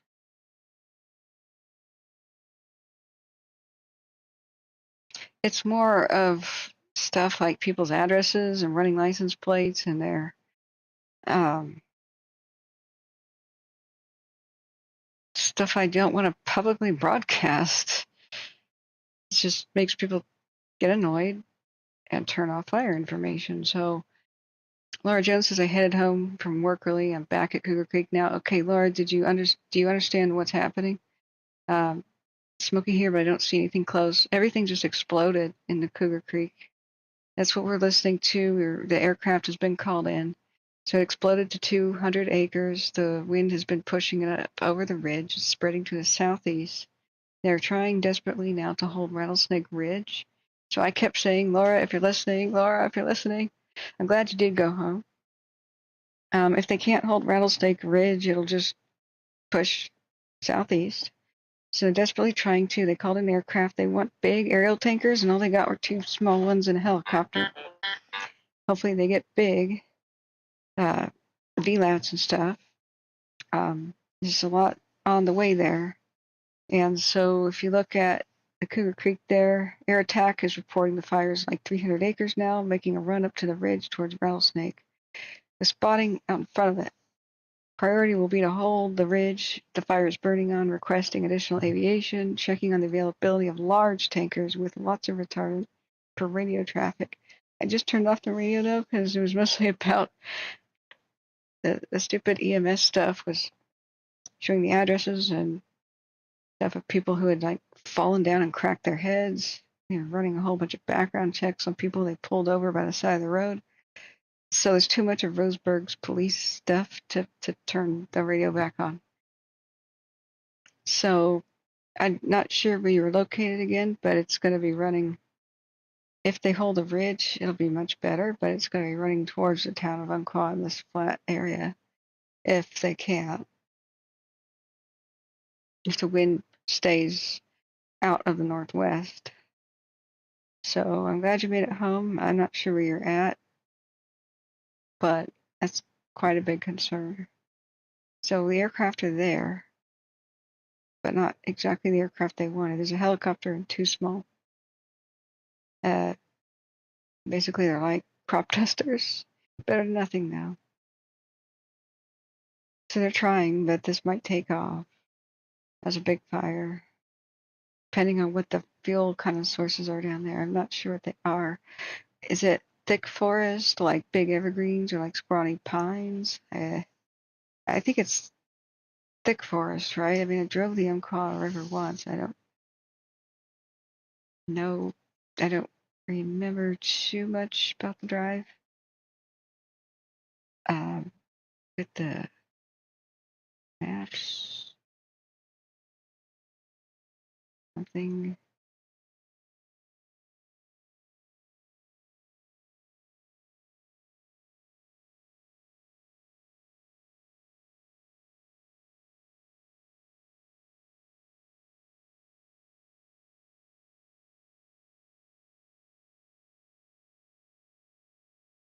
Yeah, that's about what I remember. Driving down the Umpqua, thick forest. Yeah. Okay. It's so beautiful too. This is gonna be a shame. Okay.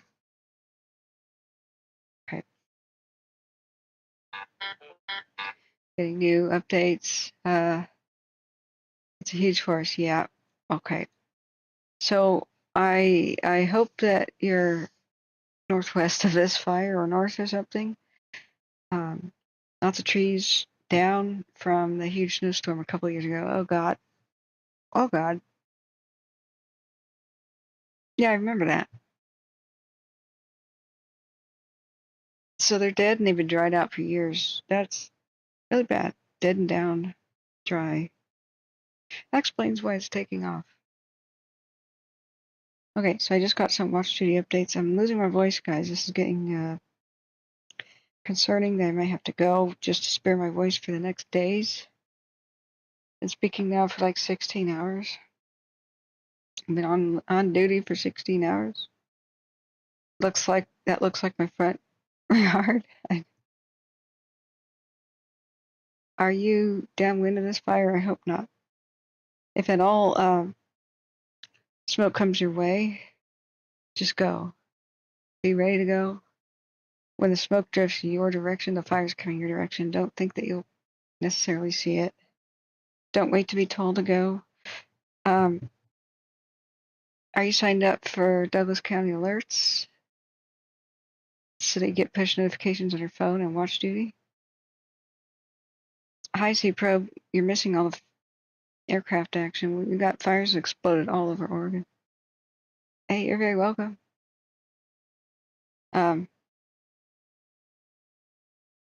Yeah, there's a new fire. Is this California? There's a fire rapidly spreading northeast of Ramona, San Diego County.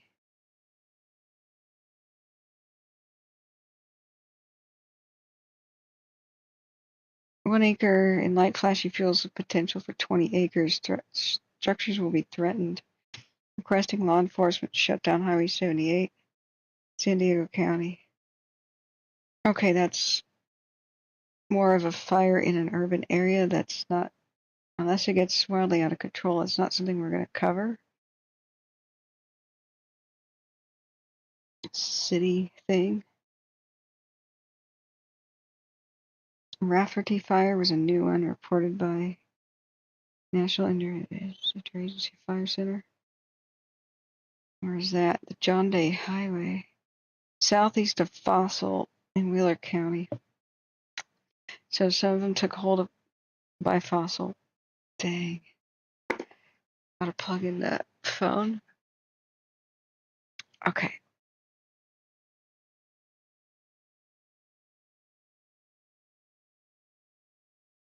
Okay. Oregon is not so lucky right now. We also got the massive lookout fire. Just nuts. Yeah, do you know about Watch Duty? Do you have it installed on your phone? Do you have Douglas County alerts? Let's see. Douglas County emergency alerts. Okay. So read this before registering. Sign up now. Here is your link for that. Anybody in Douglas County.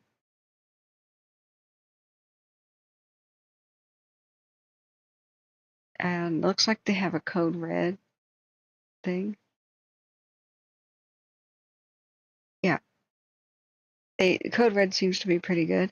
But if the fires ever chew through telephone lines and the cell phone towers or any of whatever powers them, all this stuff could fail. Reverse 911 stuff can fail. So that's why I say if you just see smoke coming towards you, blowing your direction for a while, just pack up and go, or just consider, packing up now and just going. Just if thick smoke turns your direction. So we got some aircraft in the area. We've got to keep watching the updates on watch duty.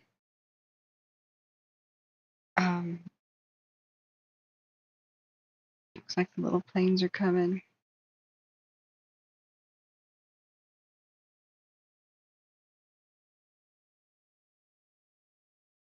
So I am a human being and I need to sleep. What do we do, mods? Do you wanna take the day shift? Already 5 hours into the stream. We'll probably go over the 12-hour mark though. So I don't want to restart right now. Okay, mods, should we shut down? Or should you guys pull the day shift while I sleep?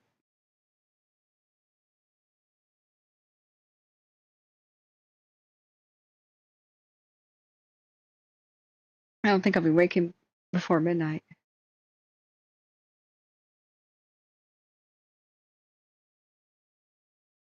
It's 5 hours into the stream. I think I've been live for a total of like 17 hours. I have to spare my voice. Chris says I'm going to babysit the chat room. Okay.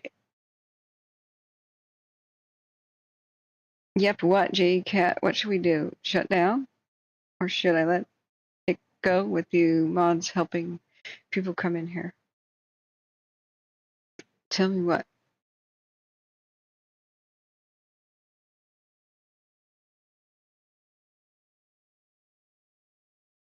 It's one of those days. You're back home. Good. Hi, J-Cat. Welcome back. By the way, hit the like button, anybody in this chat who hasn't so far, so we can reach people. Subscribe. Hit the ring bell if you want to know when I go live again.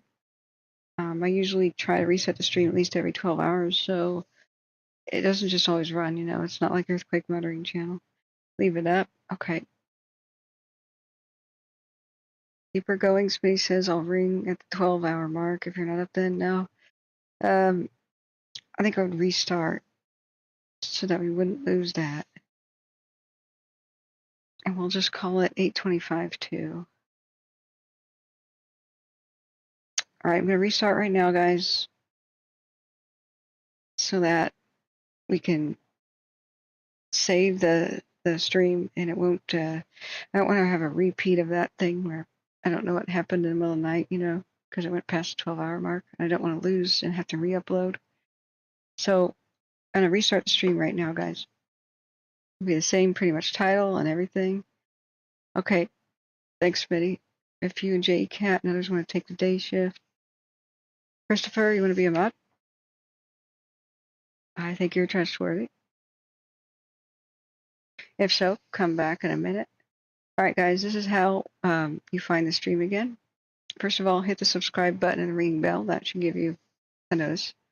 But if you say you don't want to log into Facebook, YouTube, or anything like that, the way that you find somebody's channel is you touch that there, right? So I'm sure I'll be on my own front page. So say you're watching like this, which is so weird. You click on the purple K, hit the like button, guys, and refresh and you'll see the new live stream. This will only take me moments to redo this, okay? So come right back and see us.